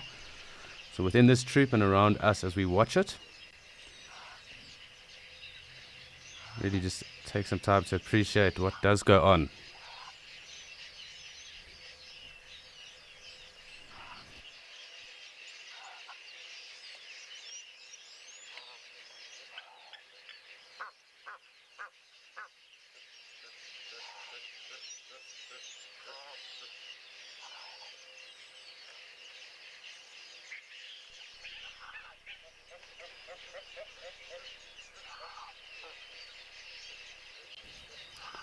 I know, a very good question, and they are most definitely scared of leopards and lions and humans.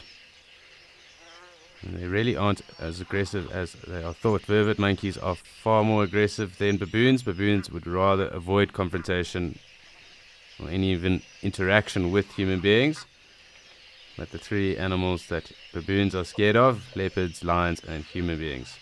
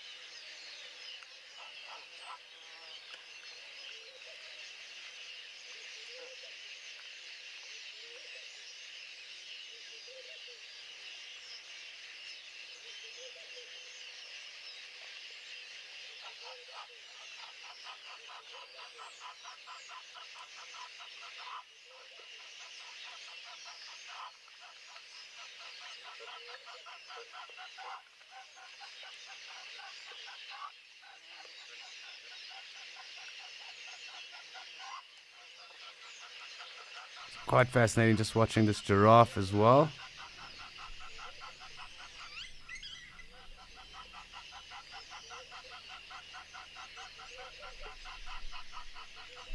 Just to see how the giraffe views what's going on with all these baboon around here too.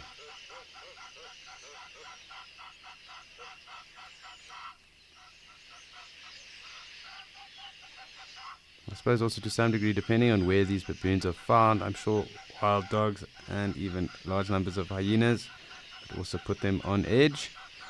But if we talk about reptiles too, snakes definitely get under the skins of baboons, and they really don't like snakes. And one of the best ways, or some of the best ways some people have used to try and keep baboons from coming onto their properties is actually leaving rubber snakes outside. How effective that is, I'm not too sure, because they can tell the difference after one or two times that they've seen the snake, purely because the snakes don't move. And they are very clever. But I can remember having to use, or putting snakes out growing up, or rubber snakes out just for that exact same purpose, but then having to move them because the baboons would always figure out that those were rubber or plastic snakes. You need to keep them guessing too.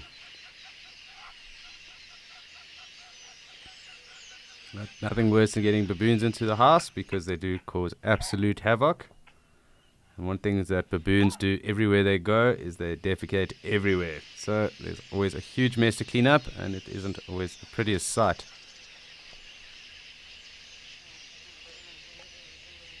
And their feces is actually very acidic. It's actually even been known that if you do get baboon feces even on a car, it can actually damage the paintwork because of that high level of acidity within it. It kind of almost melts the paint. So you would have seen, or you would see, marks on the paint as well. So if you ever do have a baboon on your car, make sure that it is cleaned afterwards if they do leave feces on your car, because it will damage your paintwork.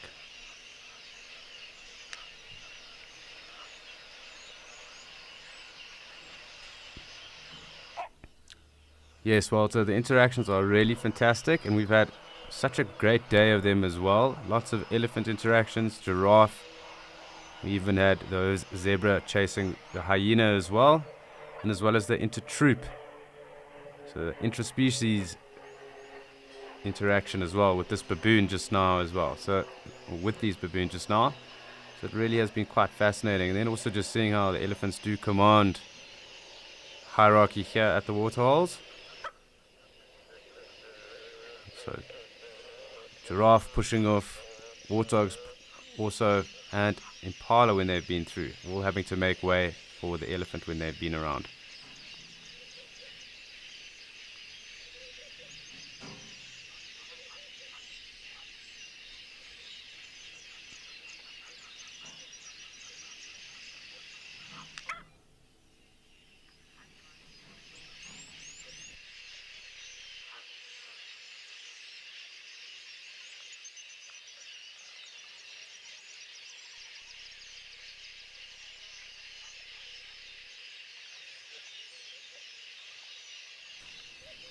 So really quite fascinating.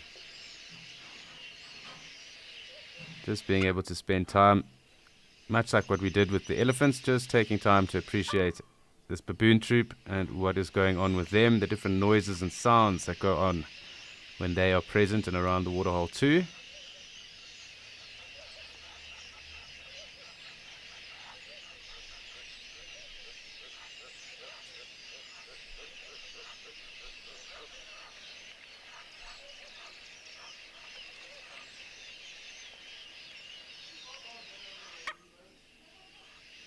So we were just chatting about baboons and snakes. And I suppose it's maybe time to put a quiz or question out to the viewers that are with us today.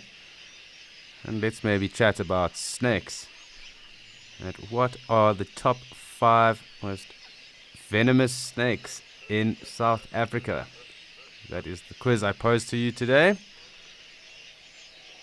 And those with the answer, and those who get it correct, we will definitely acknowledge you, as well as giving the correct answer just now as well. So we'll give you a few minutes.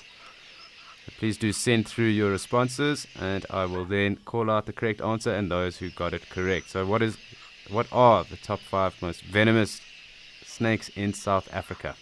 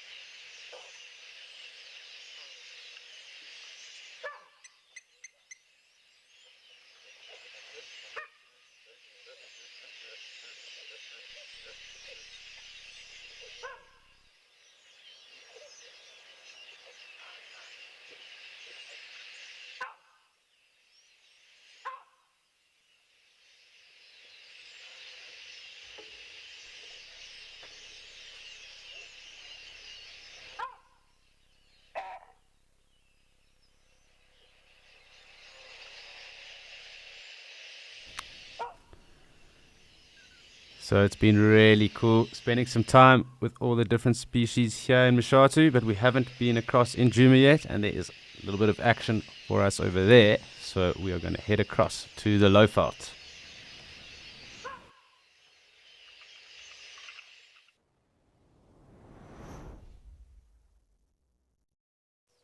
So we do have a lovely bull, Ellie, that has joined us here today. And as I said, we haven't really spent too much time around Djuma yet, or actually any time in Djuma yet this morning. So great that we are joined with another Ellie, and an Ellie from a different part of the world. So quite cool. I'm hoping he's going to stop, probably come towards the mud wallow, spray himself. We'll get ready for the afternoon. Does look like it's going to be quite hot. Definitely very humid. There has been quite a bit of rain around of late as well, so probably is time. Although it does look a bit wet anyway, but what is a second coat of mud for an Ellie in a hot summer afternoon or late spring afternoon?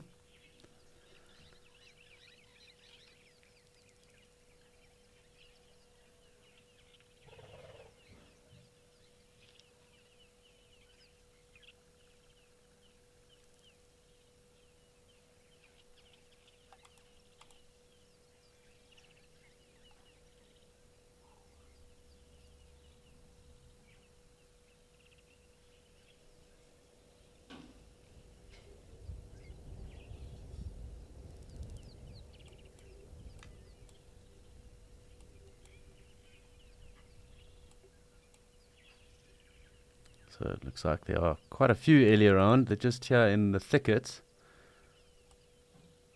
It's always interesting in the different areas. There is always different interaction that does go on with them.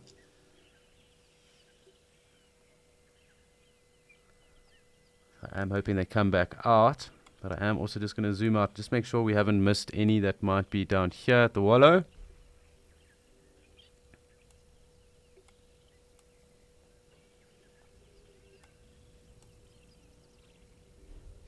Or any that are on the other side of the dam as well. Otherwise we will just try and get a bit closer and spend some time with the elephant here in Djuma. It doesn't look like anyone else is still around the water, so we're going to zoom into the thickets and spend a bit of time.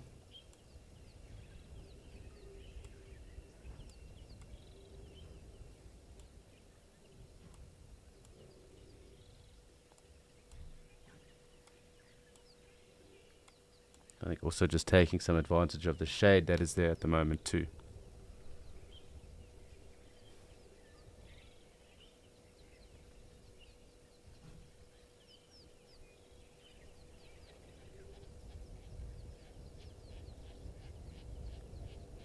You can hear the lilac-breasted roller there.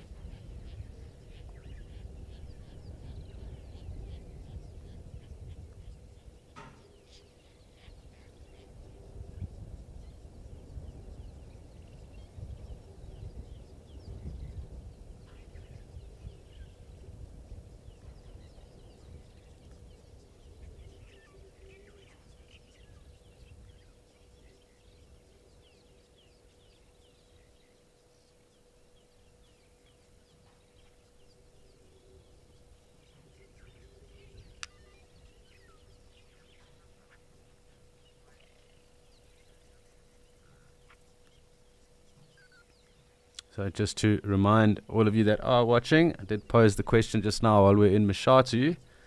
The question to you viewers is the following. What are the 5 most venomous snakes in South Africa?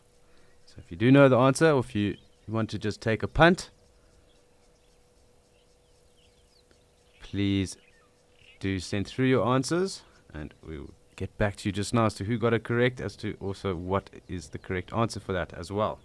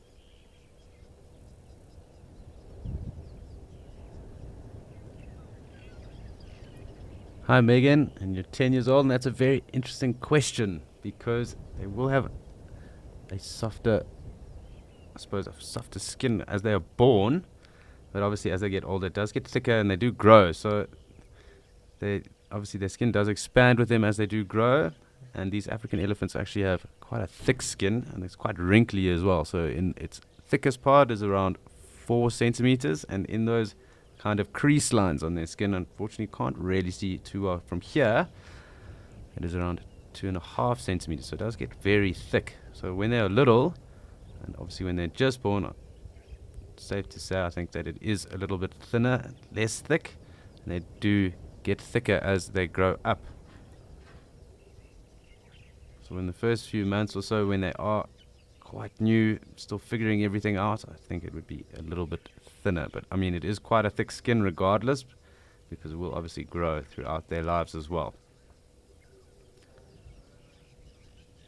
But I think just as they're born, as they're newborns, it will be probably at its thinnest it'll ever be in its entire life.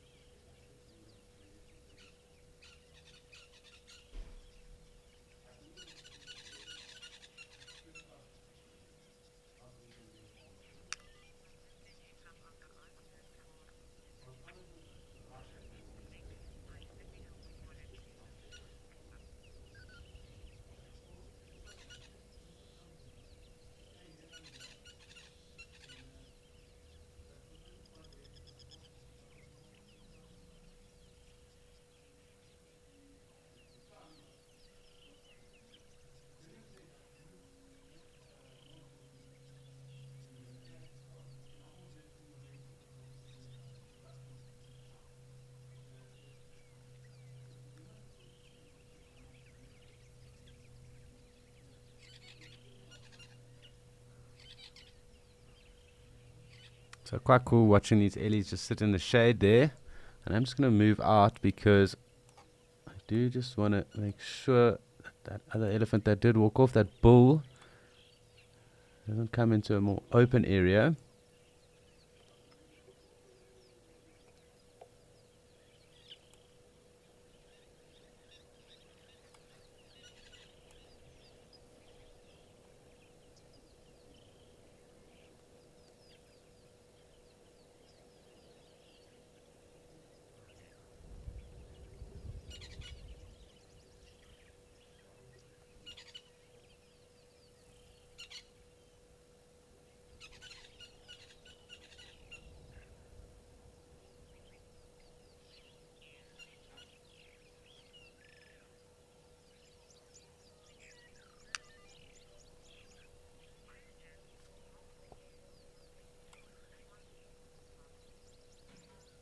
Hi, Mo, but that's actually a very interesting question. I haven't thought about how long their tongue is. I would think around 30 to 40 odd centimeters in length, though, just because of how big their jaws are. I do just want to double check that.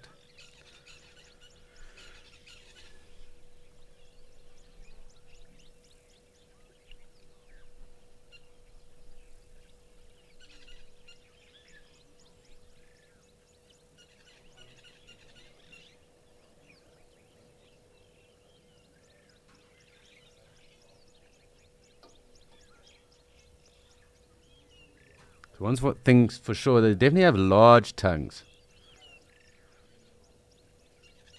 But to the length, I need to just check that out because those tongues are very large. They are quite heavy as well.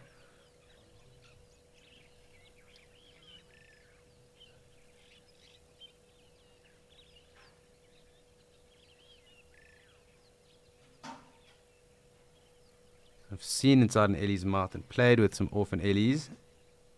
So I can definitely confirm they are very big and they do actually enjoy, and when you do feed them and you do see them, you know, kind of they do put out their tongues a little bit as well.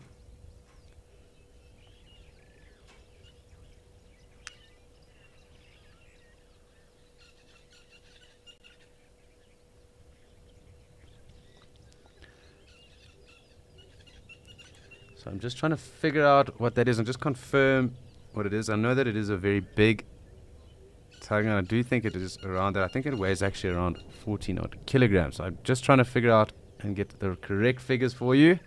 And it also does seem that our elephants are going to be sticking in the shade right now. So in saying that, I think it's time for us to go and join the party that is starting to happen in Okakuyo.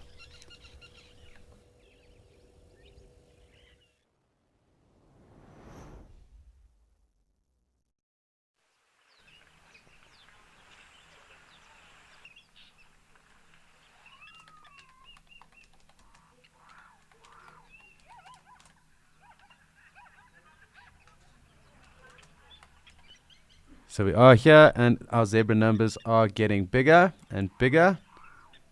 I'm just going to come across a little bit because we are hoping that they do come down and join us, because when they do come down in these very big numbers, we do get a very nice close-up of them as well. So it seems that little pockets are forming all over.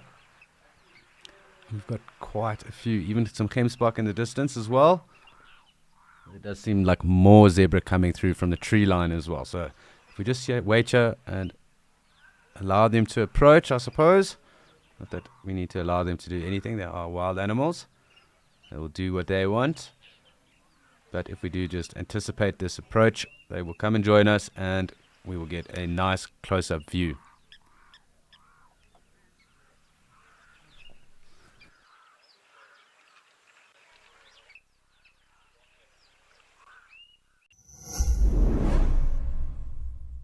A battle of the ages has begun. Now one guide reigns victorious. The rest covet his crown. Now, backed by popular demand, it's Animal Bingo. It's time for a shot at redemption to become the safari king or queen. Scores will be kept on a leaderboard, and the ultimate winner will be crowned on Christmas Day. Catch the chaos and contention on every Saturday Sunset Safari. Bingo Saturdays.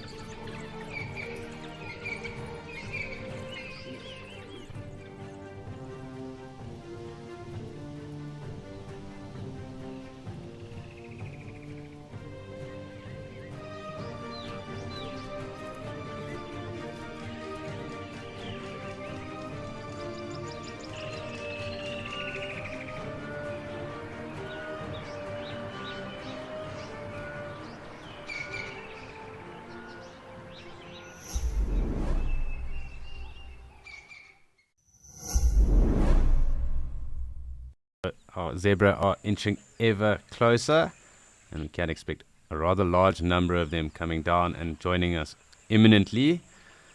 So I suppose as we do wait for that, probably a good idea for me to touch base on the quiz that I posed to everyone. And I did ask what are South Africa's most venomous snakes. I didn't ask who are the most dangerous, because there is a significant difference between that, because there are some very dangerous snakes and they account for a lot of bites, probably most snake bites in South Africa, but they're not necessarily the most venomous. And the most venomous snake is the boomslang, and even the vine snake as well, because it actually isn't really a anti-venom for them, being hemotoxic, although it does take a rather long time to affect someone.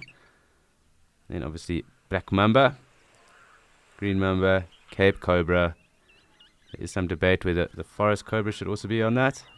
And obviously, when it comes to the most dangerous, the snakes that account for the most bites, that would be the Mozambican spitting cobra, puff adder, and even the stiletto snake. So burrowing asp. Those three probably account for the most bites. Unfortunately, there wasn't anyone that got it 100% correct, but it is also important that we do make the distinction and difference between most venomous and most dangerous, because there are some snakes that are very venomous and they don't necessarily bite a lot of people either. So that is the boomslang and the vine snake, probably only accounting for 2 bites per year.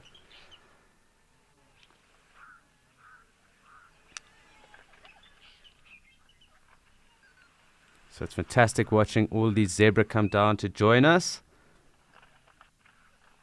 And I do just want to punt through to everyone that obviously this is a live and immersive experience, as well as your safari and journey into the wilderness. So please do send through any questions, comments, interesting things you might have noticed while we are on. We love to interact with you, and we'd love to answer your questions around anything that you wish to know. It does also keep us on our toes. So please do send through anything, and we will definitely endeavor to answer those.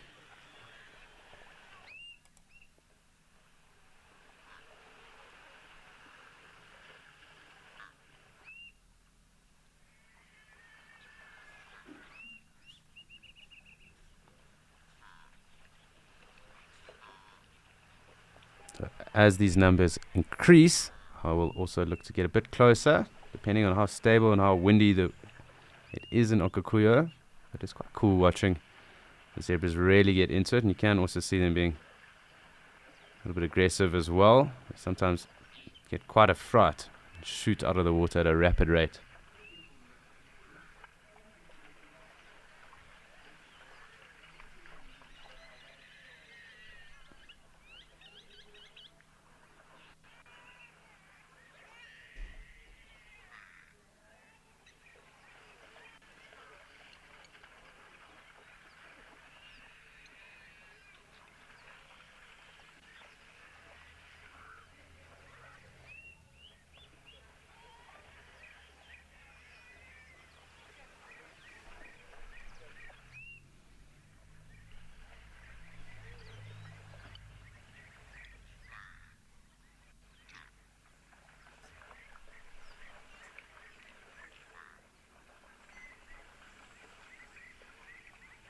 You can also just hear all those European bee-eaters as well.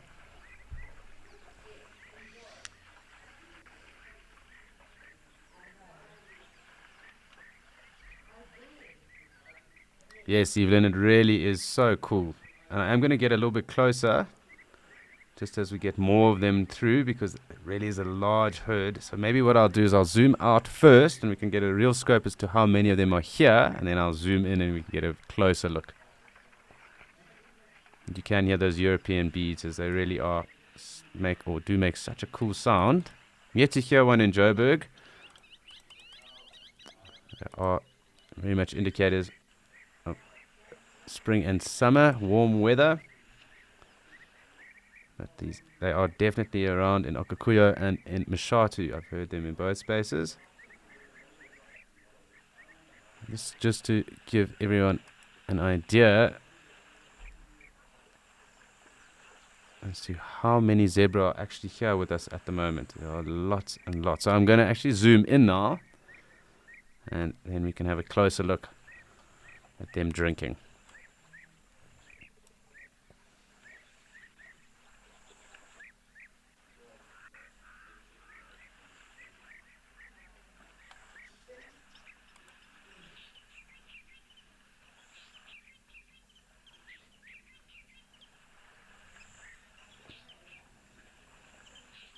Really quite spectacular.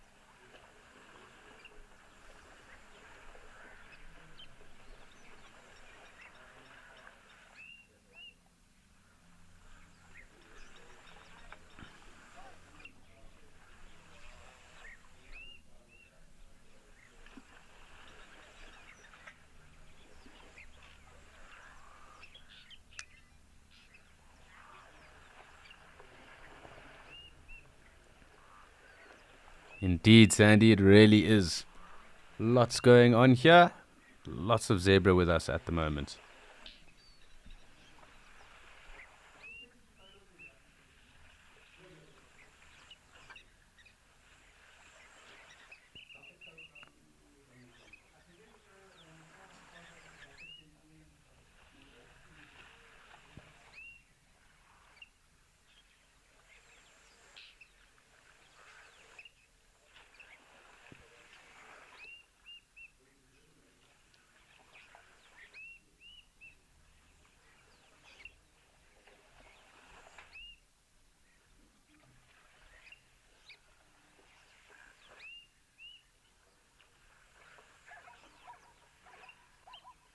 That typical zebra bray as well really is iconic.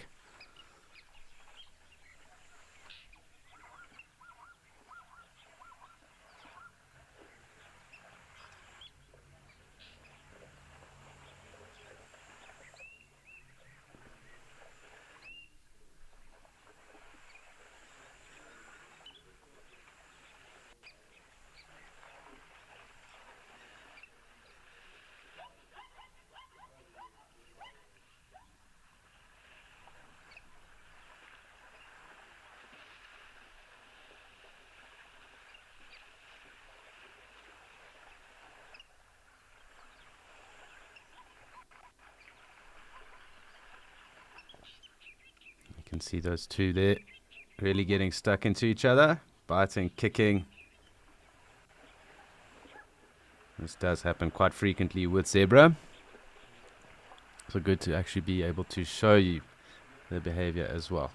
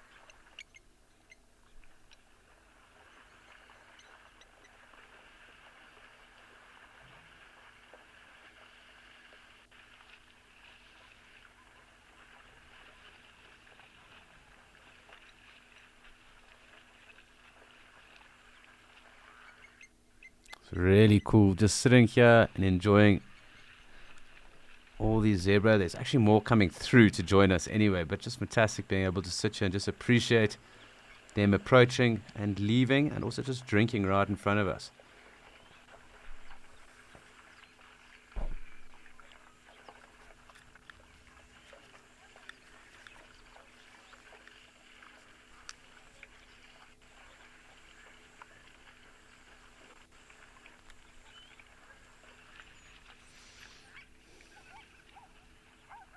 You can see just biting and kicking going on there. A little bit of competition.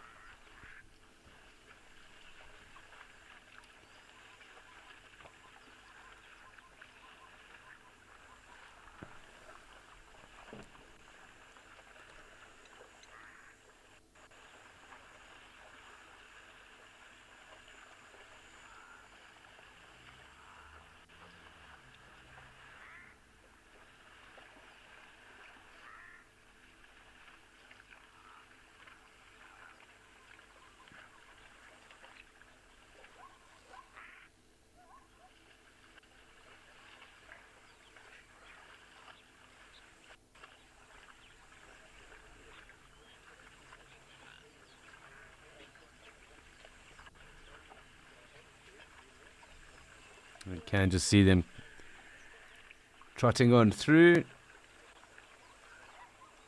And obviously the two Gemsbok that are in front here as well. But lots of zebra action at the moment. Lots more coming through as well.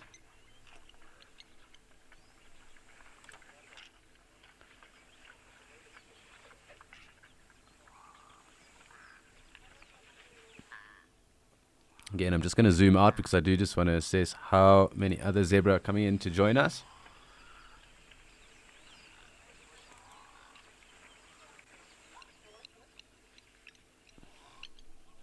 It looks like quite a few more.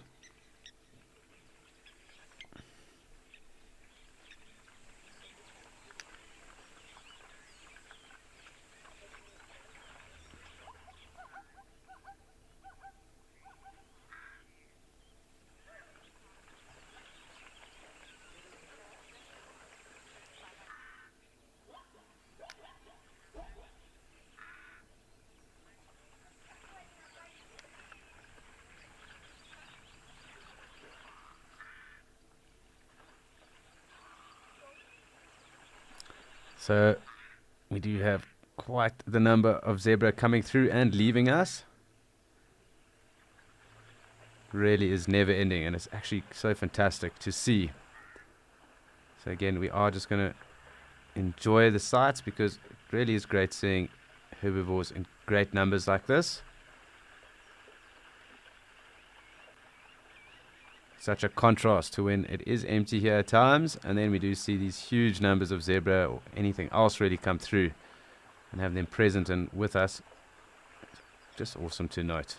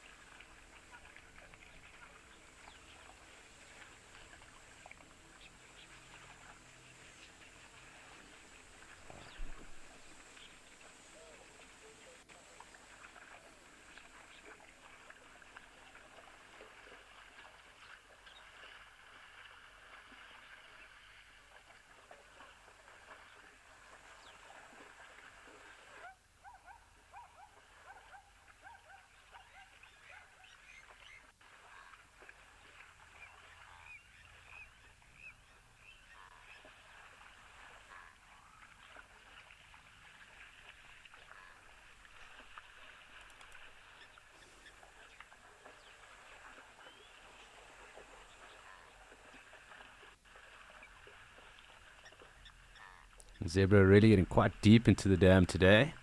It's not often that they get this deep. Generally, the Gemsbok and the Springbok that push so deep into the water. But nice to see the zebra doing so too today.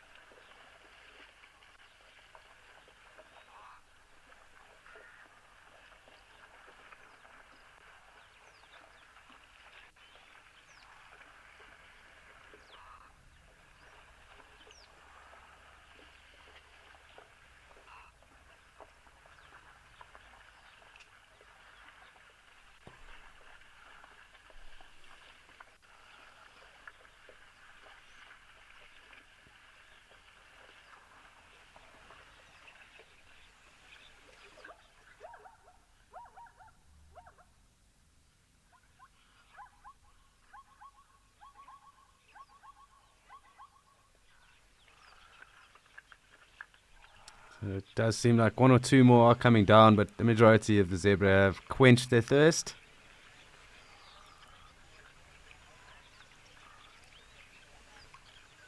A lot of them have quenched their thirst. We do have the odd few that are kind of the last drips, I suppose, of the zebra coming back, and then it looks like they are all heading off into the distance as well. So really nice to have seen them in such a great number.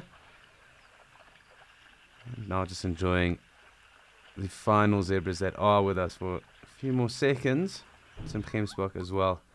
But that was really spectacular to see.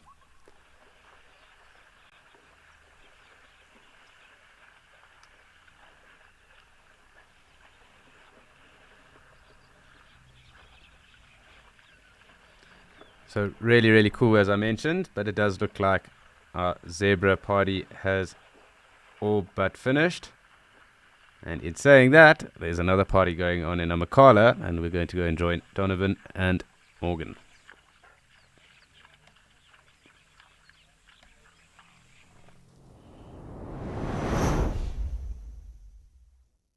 So we managed to catch up with some ostrich. As you can see, there's a few little ones running around. They're not so small anymore, but they still got their very young plumage.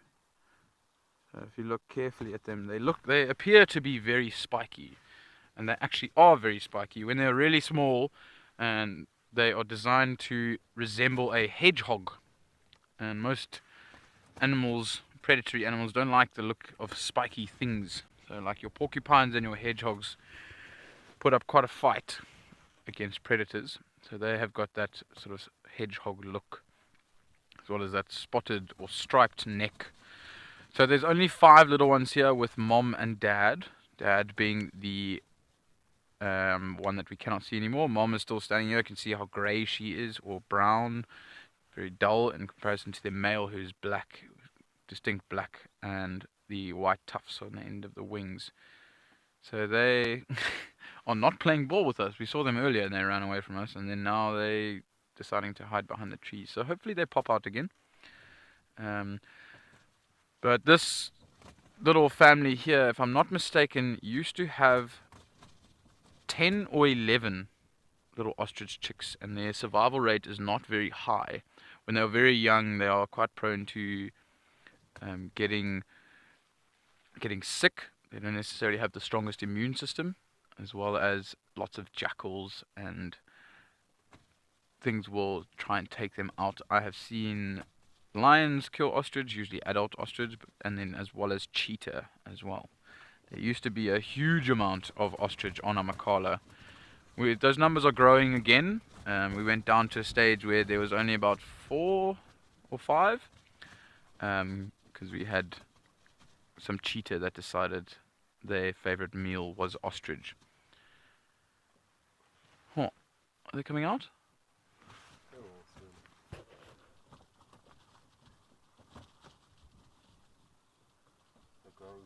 Oh, there, I can see them now. That's alright. We're just going to sit here and be a bit patient, and hopefully they come into the open. As I said earlier, they ran away from us. I think we might have startled them a little bit, and they took off a bit, but we managed to wrap around and get a little bit closer to them. They're slowly coming out on the left. So what they're doing at the moment is they're currently just moving and feeding. They'll be eating grass seeds as well as like little succulents, and so they will then eat succulents as well as anything that is on the floor that they can find. If they do rip something up and it comes with the roots, they will swallow the whole thing.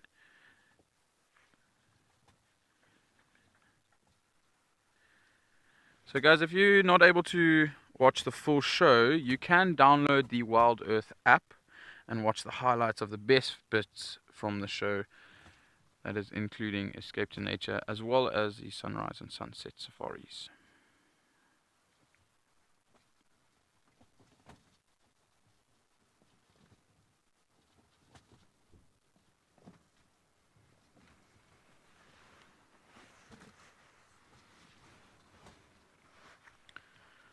really aren't being the nicest to us right now.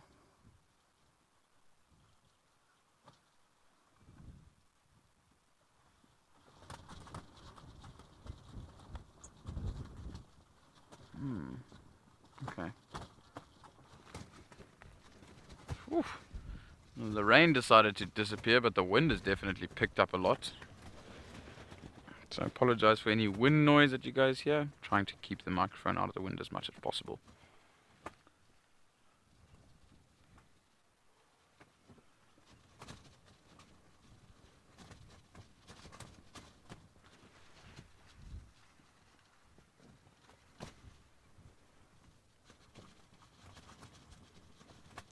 They need to sort out that flapping of the roof.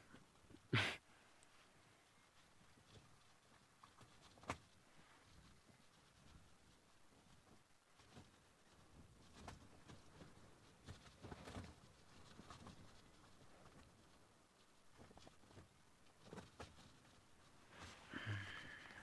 disappeared.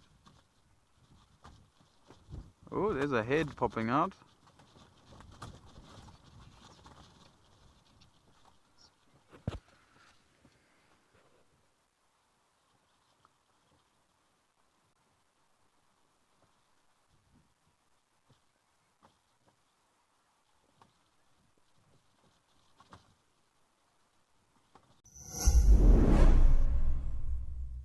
The Explorers program brings nature lovers together and helps share authentic wildlife experiences with the world. Explorers receive so many great benefits, including a chance to watch completely ad-free, luxury travel prizes, access to behind-the-scenes content, and don't forget the weekly newsletter filled with inside information. Explorer subscriptions are available in monthly, 6-monthly, and yearly on our website.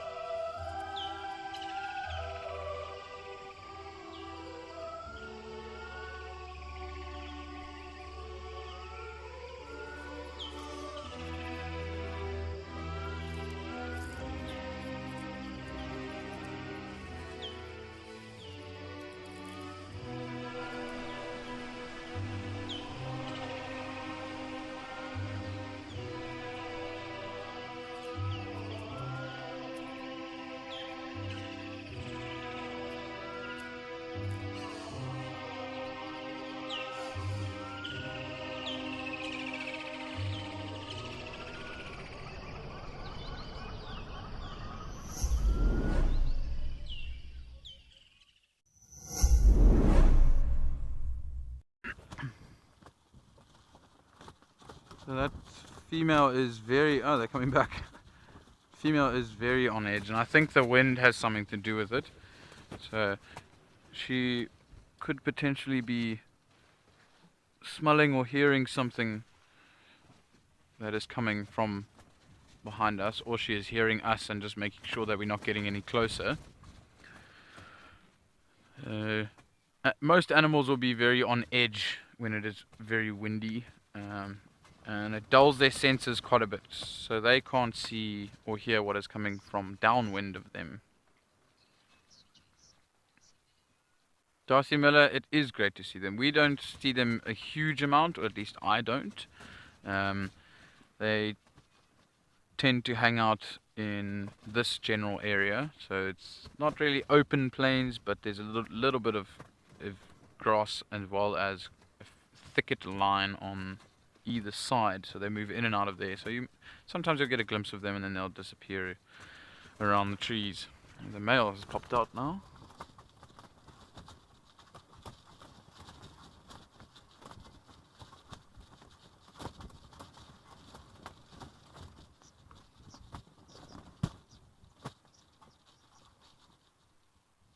These ostriches seem to be disappearing, so we'll try and get you guys a little bit closer, but in the meantime, let's go to Alex in Mashatu.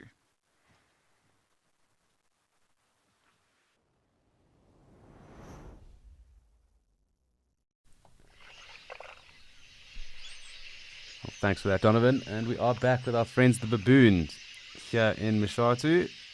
And they really are quite endearing because there's always something that they are up to. So I definitely enjoy spending time with them in the bush because they are very alert. Their eyesight is exceptionally good. They can even make out leopards just from the shape of an ear in the bush as well. So they've got very good and highly adapted and evolved like 3D eyesight as well. It's just great to be able to see what they do get up to. It is obviously quite hot in Mashatu right now. They are taking advantage of the shade, but there's always a young one or something going on with them. We'll even just notice that they might even just be socializing and grooming each other while checking for ticks or parasites. Perhaps rummaging through any of that eddy dung as well for any bugs or insects. That's quite cool. Always good to watch animals that are active. Never boring.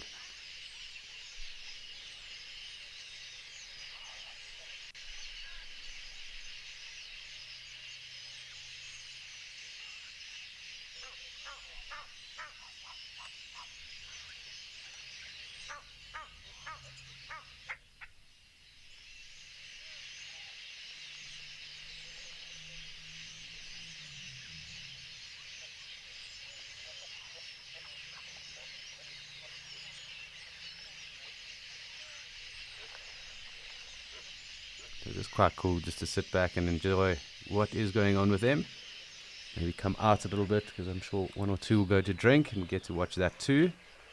And we can also just see the young ones using those trees as obstacle courses or jungle gyms as well.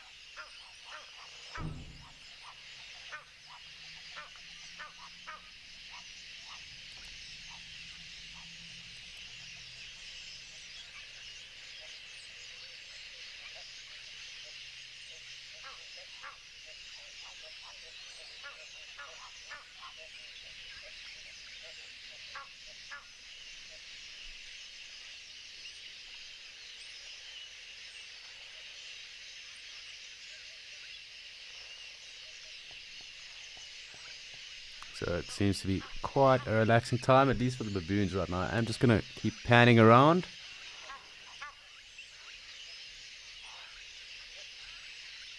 I think I just made an elephant that is coming through. And it'll be interesting to see what goes on now with the baboon once the elephant does get here. I might just push off entirely, but we'll wait and see. Or it's a giraffe. I'm just trying to see once the picture clears out. No, it's a giraffe, not an elephant. There's two of them, so quite possible we'll get giraffe drinking again. And these baboons have kind of spread themselves out right across the dam as well.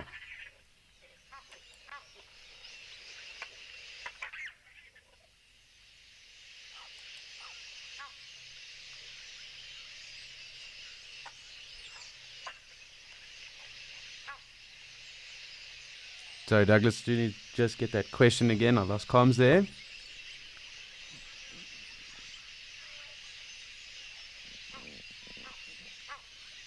Very good question, Douglas. And there are quite a number of ways that they do that.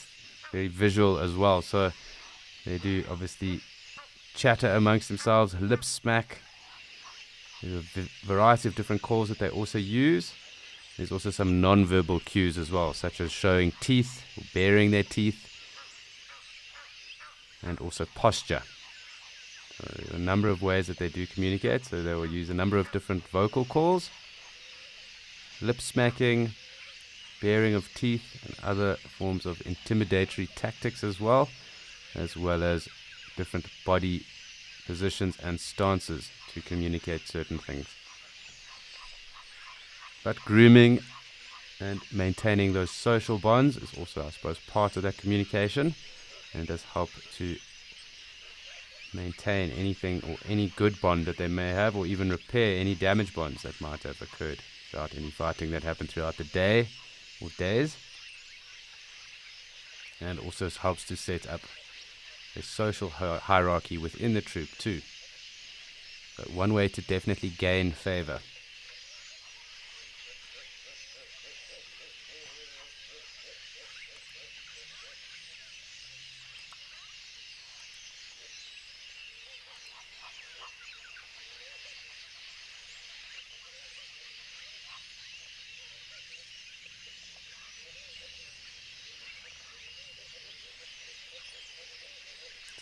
Some wildebeest and zebra, giraffe right now. It really has been so busy here in Mashatu throughout the day. Cool to just spend some time with them and the 2 Egyptian geese and their gosling.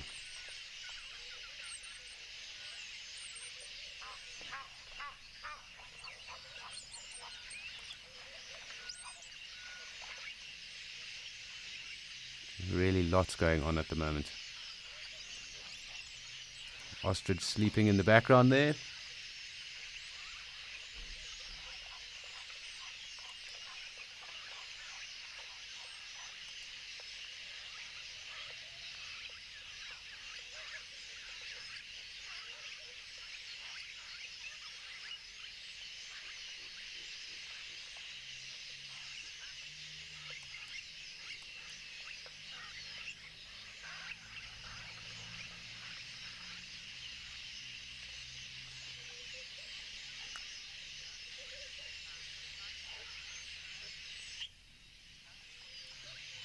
Yes, Lisa, it really has. It's been non-stop the entire day.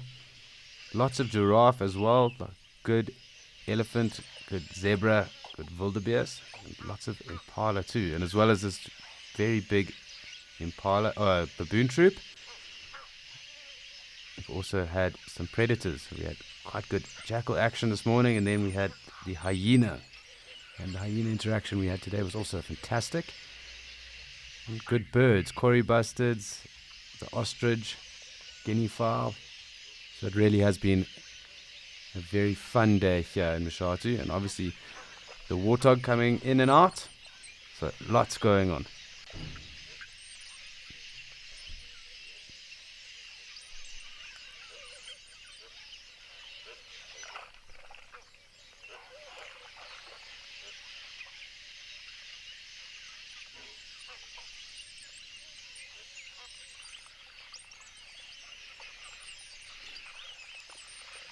So it is quite symmetric what is going on here.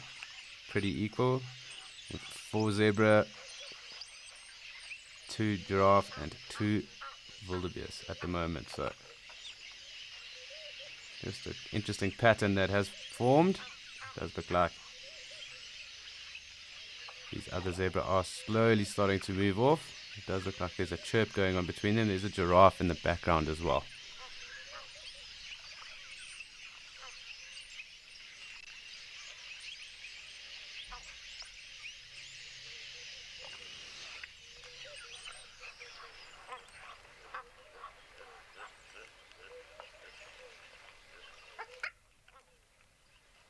So what's interesting is for such a long time now, it's roughly around 2 weeks or so, haven't seen the crocodile that is here. I did think I got a glimpse of the crocodile yesterday. And there's been so much game around that you would have thought that might have enticed it. But it was quite cool yesterday. Possibly throughout the afternoon, we might get a glimpse of the croc missioning around through the dam. Unless he has pushed on off to the Limpopo River. But it did eat not some time ago, maybe about 6 weeks or so ago. So it probably is starting to think about setting an ambush. Or maybe it even has set an ambush already. And just waiting for its opportune time. So still waiting for the croc to show up.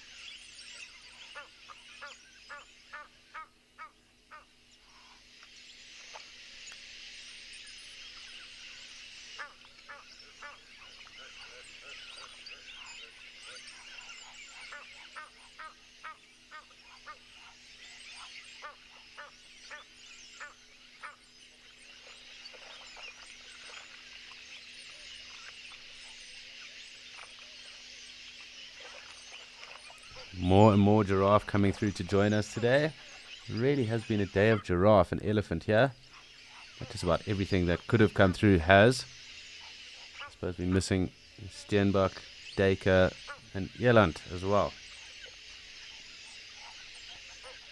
But just about every other bit of general game has been through for us. Really, really cool to see that. Shatu has been showing off.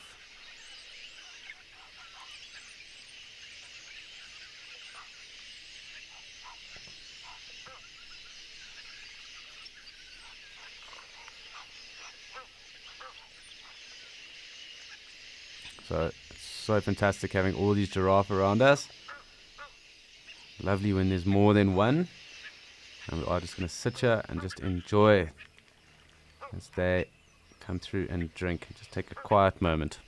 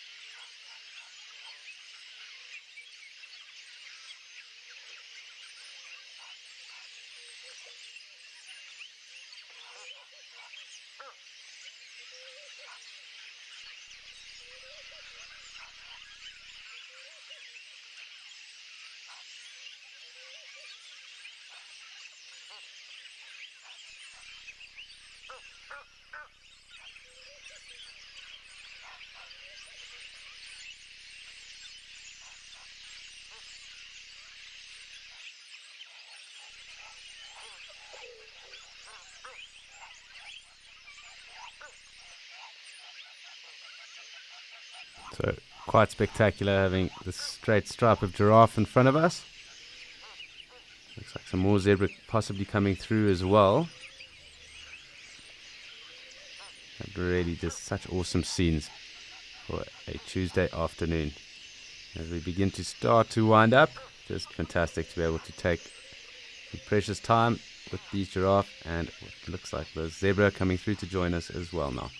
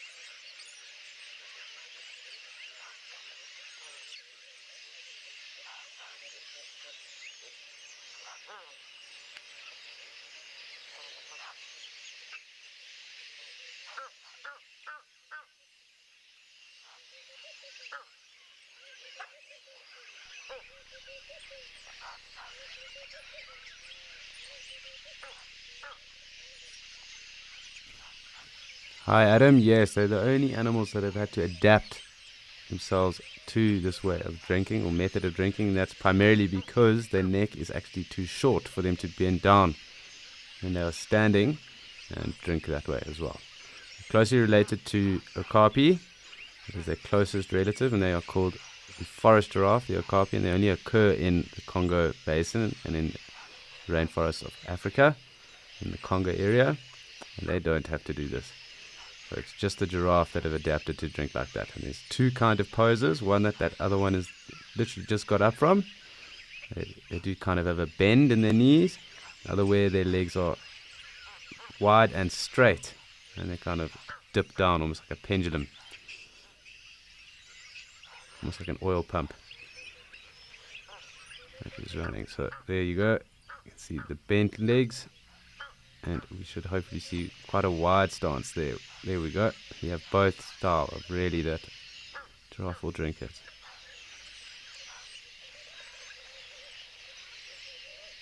We have at 8. There are 8 giraffe around us at the moment. And this is probably the highest or the most giraffe I've seen here at one go. And these around the dam cam.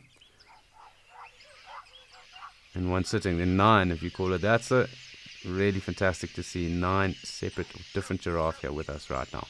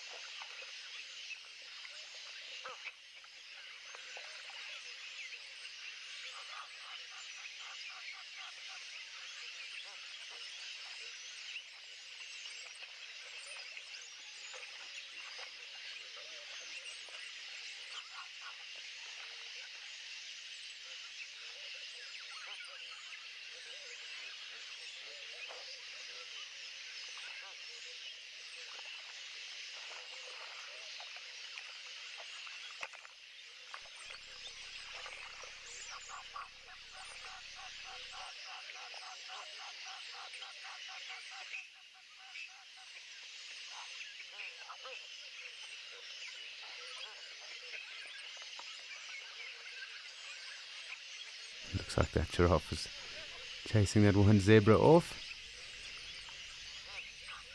It seems that zebra isn't too comfortable in getting in between all the giraffe there. Plus he'll come back around. So it's really cool just having all these giraffe here, being able to just chill with them for a minute. Baboon are also clearly still around. So once the action dies down here, and the baboon is clearly irritated with something. It did cause that giraffe, and those two giraffe at least, to spook, and the others to keep an eye or a firm eye on what's going on. So we'll just keep tabs, and we'll cross back to the baboon at some point as well. But it's really cool having all these giraffe with us right now.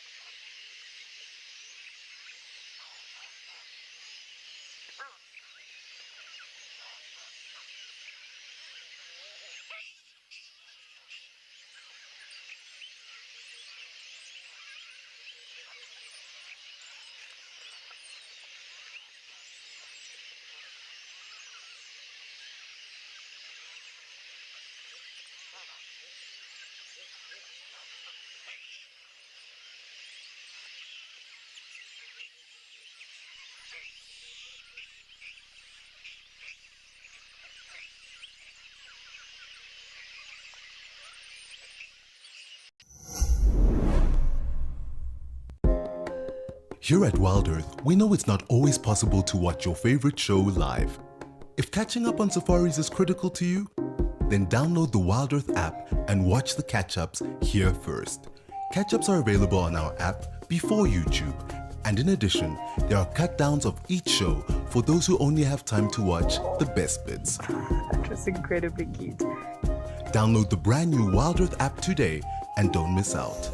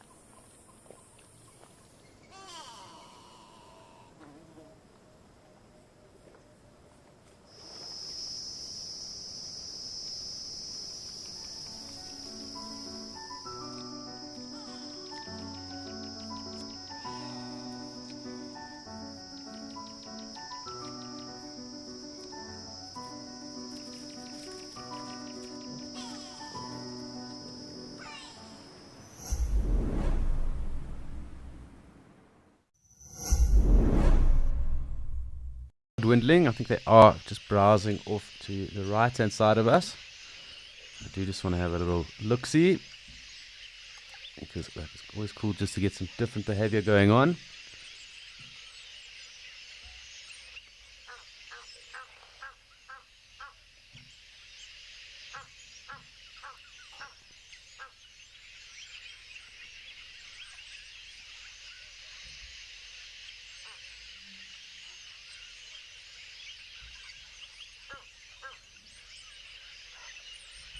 Really so cool to be able to see all of this going on, and to have all these giraffe to just spend quite a long time with, at least. It's not all the time we get to do this.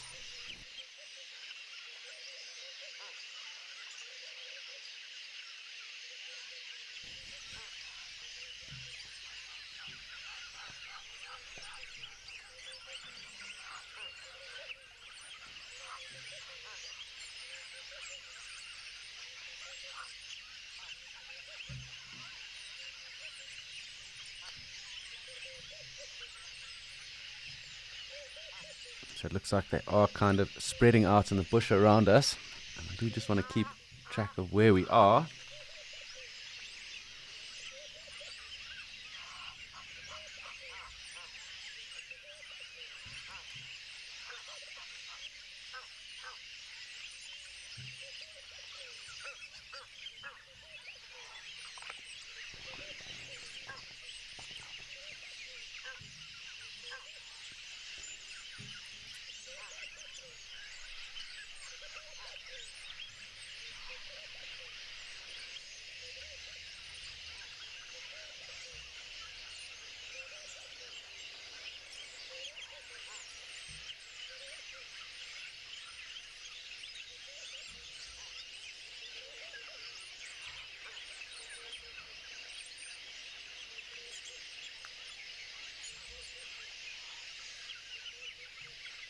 So really just so special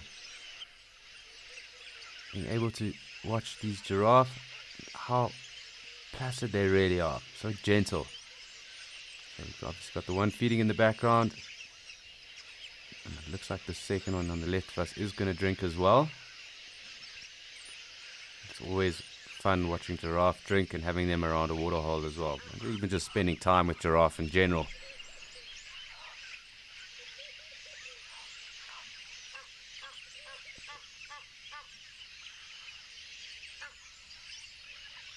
Thank you for tuning in, Victoria, and it is definitely down to the wildlife and the beautiful habitat that we find them in. That is what we owe our thanks to. Without them and without the habitat, we would not be able to showcase or show you any of these wonderful animals and creatures and spaces. So it really is awesome, and we must be grateful and give thanks to the natural world.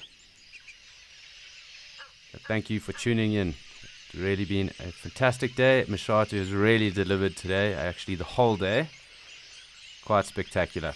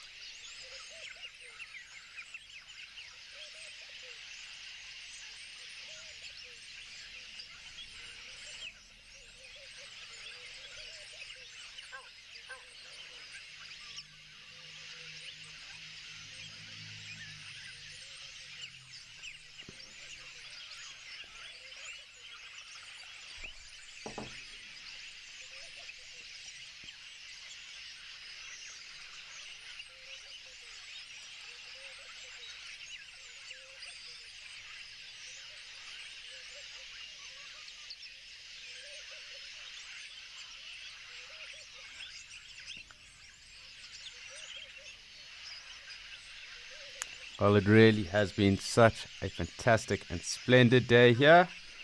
We've really had a fantastic and cracker day of sightings in Mashatu, but all over the show as well.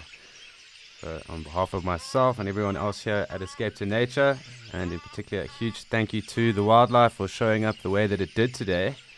But on behalf of all of us, thank you so much for tuning in and enjoying the show with us. It's really been such a fantastic day. And I do hope that you stay tuned for Penguin Beach as well as the Sunset Safari later. But do catch us again tomorrow at 8:30.